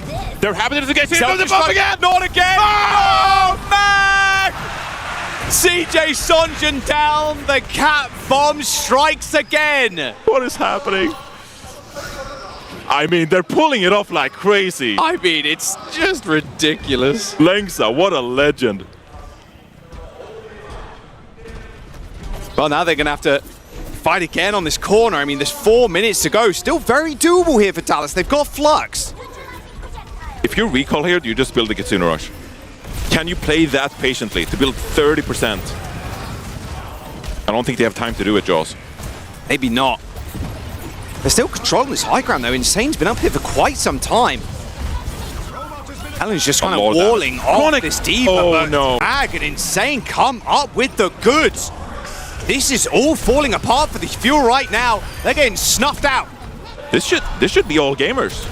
matching the meterage of Dallas Fuel. Unless Sonjun gets a nice kill on recall. I mean, that's going to stop the bot, at least for just a fraction of a second, but Dallas Fuel can regroup quicker. And Lengsa went back to pick up Easyhan, so this is just 2 members right now on the card for all gamers. Mag, most likely to drop back here, so Dallas Fuel, with that great push around the corner, they've actually bought themselves enough time to get one more proper defense and protect their lead. All right, they spot the other Cat Bastion, soaring high. Nice rock, but it's just going to be stalling out for time here. Just going to be stalling out for time here. The crucial ultimate is recall on all gamers. Where does he decide to drop it, and can Dallas they're going in. Engage? Nice little stun on Mag, a double stun as well. Mag gets desuited. No self-destruct either. The flux is good for Kellen. A Suzu does save them for half a second or so, but I mean, it's all over. There's not enough healing in the world there to save the team, and Dallas Fuel win that fight. A team kill comes in. 3 minutes to go though, but this meterage is close. And suddenly it feels like Dallas Fuel finally get to take a deep breath. No. They could go for another Deadeye play here, but I advise caution here, Jaws. You can't commit another mistake here with Sonjun. He's getting chunked out as well. They're going to try and cut him off at the pass. High noon. Oh, they're going to go for it. Oh, I mean, that was just cruel from Sonjun. A kill onto Easyhan is going to be good for the fight. And suddenly, Dallas Fuel, facing potentially losing their lead, are now back on the opponent's half of the map. All gamers, they have the ultimates required here. Recall has held on to this Kitsune Rush for 2 fights now, and that might have been a bit too long. Great playmaking with Dallas Fuel to force that scenario, but this is a time where all gamers now have to commit in their own spawn. Double support ultimate for all gamers. They've got Easyhan's ult as well. Gonna try and force this rush early. The Bastion ends up getting like slingshot back to the bot. Ultimate comes through from Chronic, a little bit of extra health for self-destruct. You gotta run, Sonjun! You gotta run! Third time done it again! A double kill for Mag with the bomb. I mean, this is just absurd. This is among the craziest things I've ever seen in this game. They do one thing, and they do one thing well. Cat bomb. They are amazing at cat diva bombs. Honestly, what a performance from Lengsa to secure all those diva kills here. But all gamers, all fun aside, 1 minute 20 from being eliminated in this tournament now. And this is your chance to try to get back into things. CJ has the Kitsune Rush. I almost feel like you need 2 fight wins here. You need to get out the Kitsune Rush once, and then have an opportunity to go again. Outlaw Gamers is all in their playbook now. They've got to come up with something else, and it can't be a Cat Diva Bomb again. They're very far away. Stun onto Mag. They've managed to kidnap him, but I mean, another stun. I mean, Lucamino's going to get kidnapped too, but it's all good. Somehow survives with 20 HP or something silly. That flux is just beautiful from Kellen. There's 40 seconds to go. All gamers right now, their last life fading before their eyes. The ultimates were just too much to handle for all gamers, and they now only have one final opportunity to regroup before we hit overtime here. They still have the Bastion ultimate, they still have a Death Blossom from Insane, but Recall is still going to be 30% away from this Kitsune Rush, and Sonjun, he has the Deadeye again. And this could be the deadly blow from Dallas Fuel and advance here in the lower bracket. They're going to back up, push the bot back up. Now it's in your hands, all gamers. See how they navigate this potential Deadeye coming from out of nowhere. There it is. Over the top for Sonjun. He's looking for the Deadeye. He's got one skull on his screen. Oh, and Mag ends up going down though. That's not good. All gamers, Cats have 9 lives, but now they have 0. Chronic falls short, but it's all on Sonjun now. Dallas Fuel are going to eliminate all gamers. Just dealing with this pesky Cat, but just like that, Dallas Fuel get it done. A 2-0 in the lower bracket. North America advances in the tournament as well. Their last hope after SSG's earlier elimination today. And what a way they did it. It was calm and composed play, playing the Jetpack Cat and the Bastion. Maybe potentially proving that they can hang with the very best here in this tournament. North America, they're not out of this, Johnny. SSG might have gone home already, but Dallas Fuel, they got to make that run back. So China and North America, lower brackets still. Of course, we're going to see who their opponents are tomorrow. No more first to 2s either, first to 3s. we're getting real serious. And we talked about it for Dallas Fuel. That probably feels great because you can lean in to the flexibility you have, the compositions you can play. I think this was a really good showing by Dallas Fuel here against All Gamers. 2-0 victory, clean. Execution was great. A couple mistakes here and there, but that's going to happen as they bow to the crowd.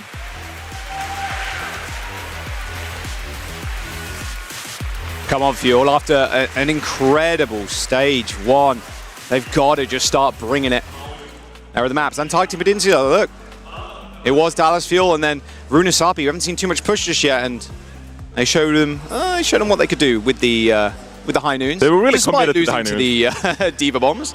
But here's the bracket as well. Twisted Minds, Crazy Raccoon, VP, Zeta in that upper bracket semis, Johnny. And noteworthy here, of course, is that the bracket is going to flip.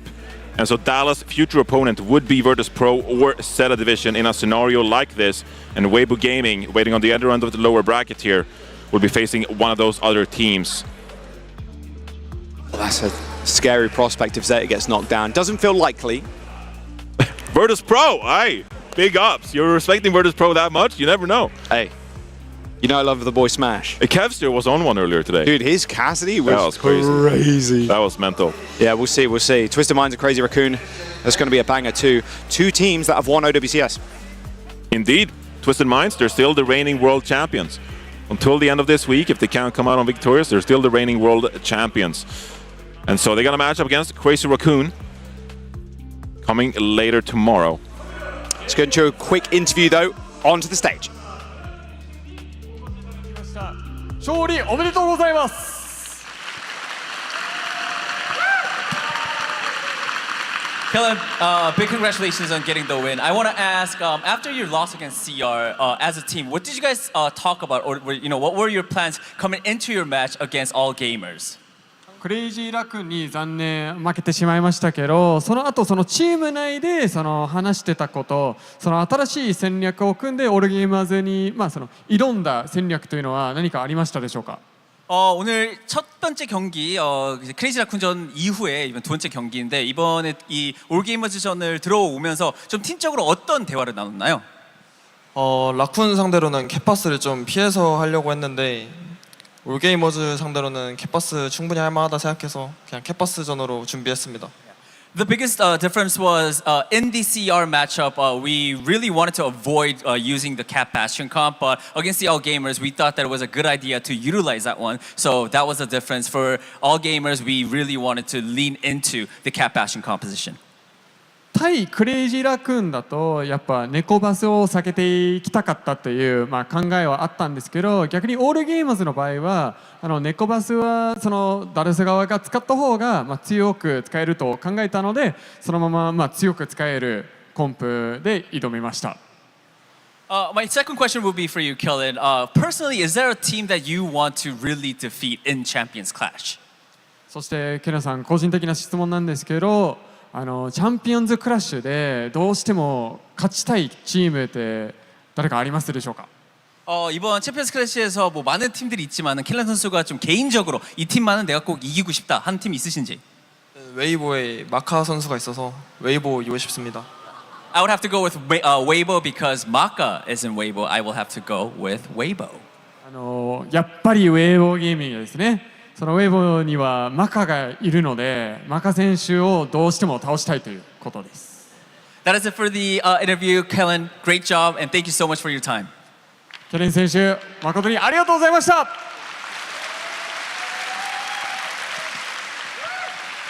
それでは実況席にお戻しします。Tossing it back to the casters. Thank you so much, everybody.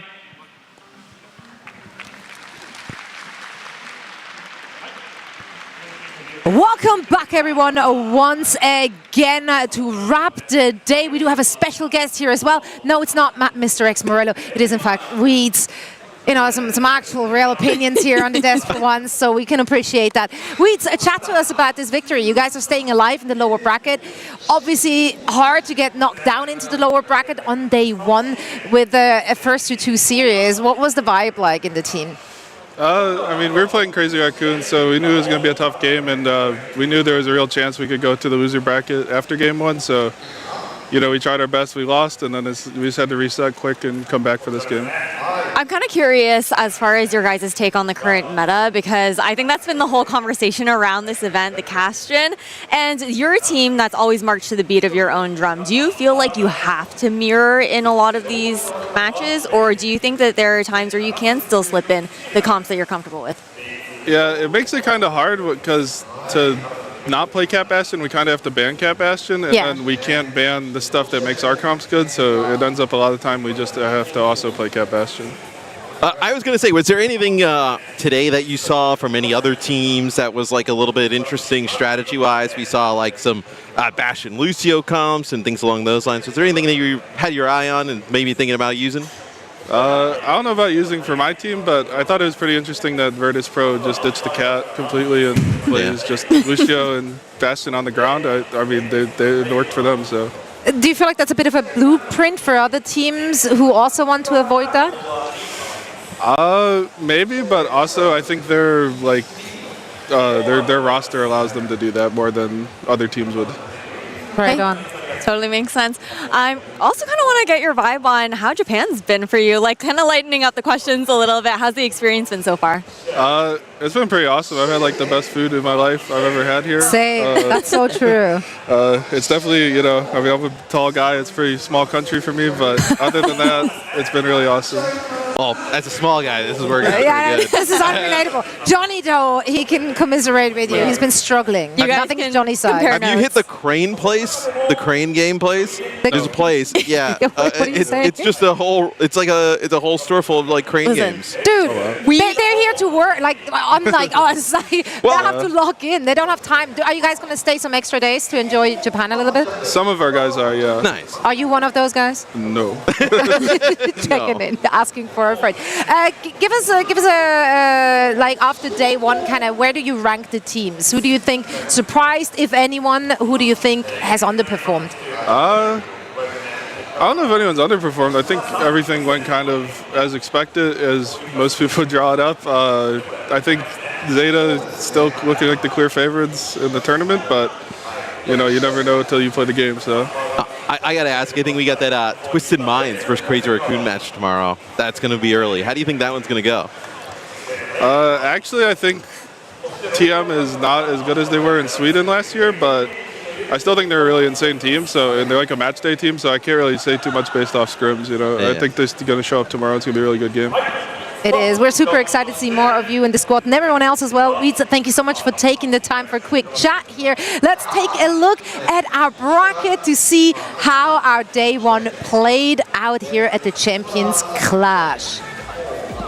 I mean, overall, I think that taking a look at the bracket here, everything basically played out as we kind of expected, Matt. Yeah. I think that, though, that Weibo Gaming versus SSG game, that honestly... Man. That's a little different. I can't lie. I did the longest game of the day, and I did the fastest game of the day. I mean, I was a little bit surprised that SSG went out the way they did. Yeah.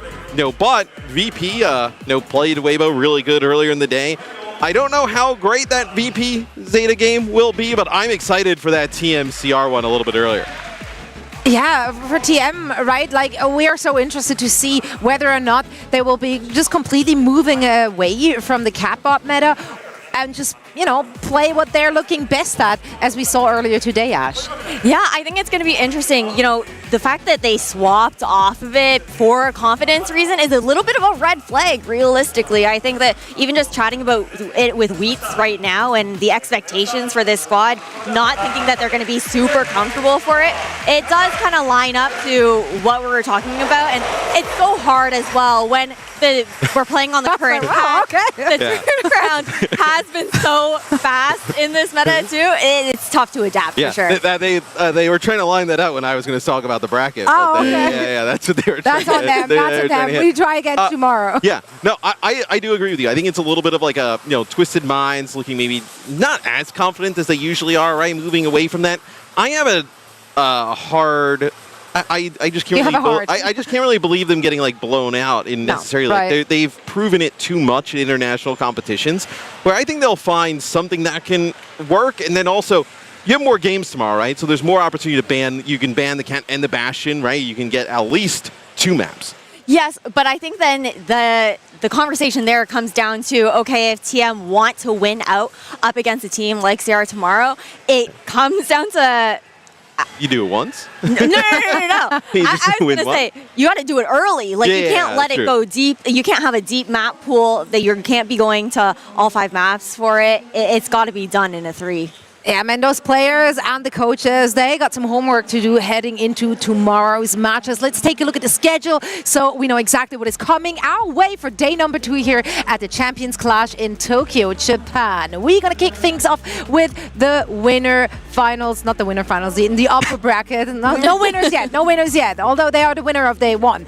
Twisted Minds going up against Crazy Raccoon. Afterwards, we're going to see the juggernaut of the Champions Clash, Zeta Division, going up against VP. They're really surprised us all. And then we have Dallas Fuel and Weibo Gaming, who are trying to fight for their playoff life in the lower bracket. I'm just amazed, like, if we were here, I'm saying like a year and a half ago, like at the beginning of the OWCS, it was like EMEA was like the region at the bottom, and now it feels like all our winter semis at all these internationals are EMEA versus Korea. It's crazy that how much that region is just kind of like blown up over really since the OWCS started.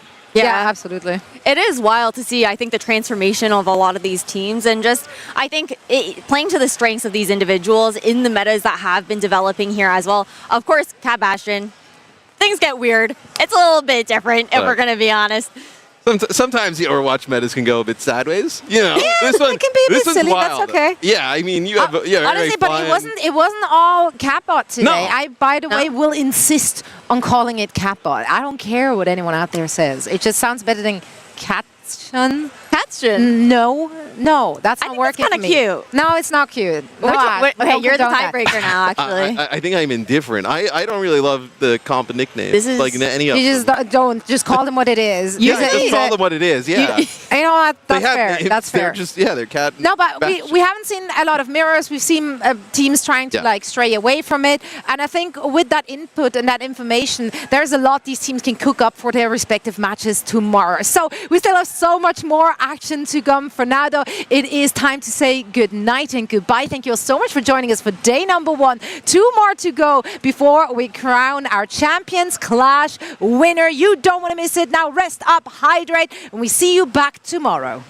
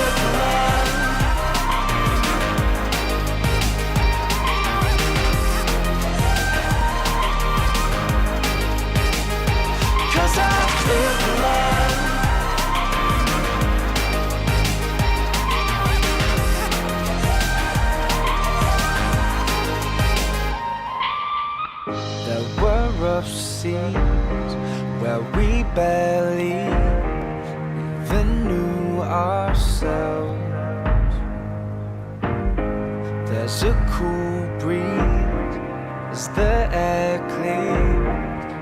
I don't know well. Pulling, pushing, holding on for something. The blue sky is coming, 'cause we're still here. Oh, I feel the love. Yeah, I feel the love. It's something we don't need to understand. Oh, I feel the love. Yeah, I feel the love. Let's just go, no, we don't need a plan. 'Cause I feel the love.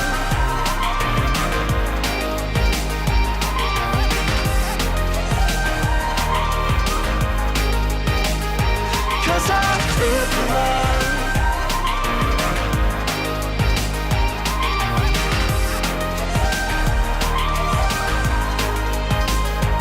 Oh, I feel the love. Yeah, I feel the love.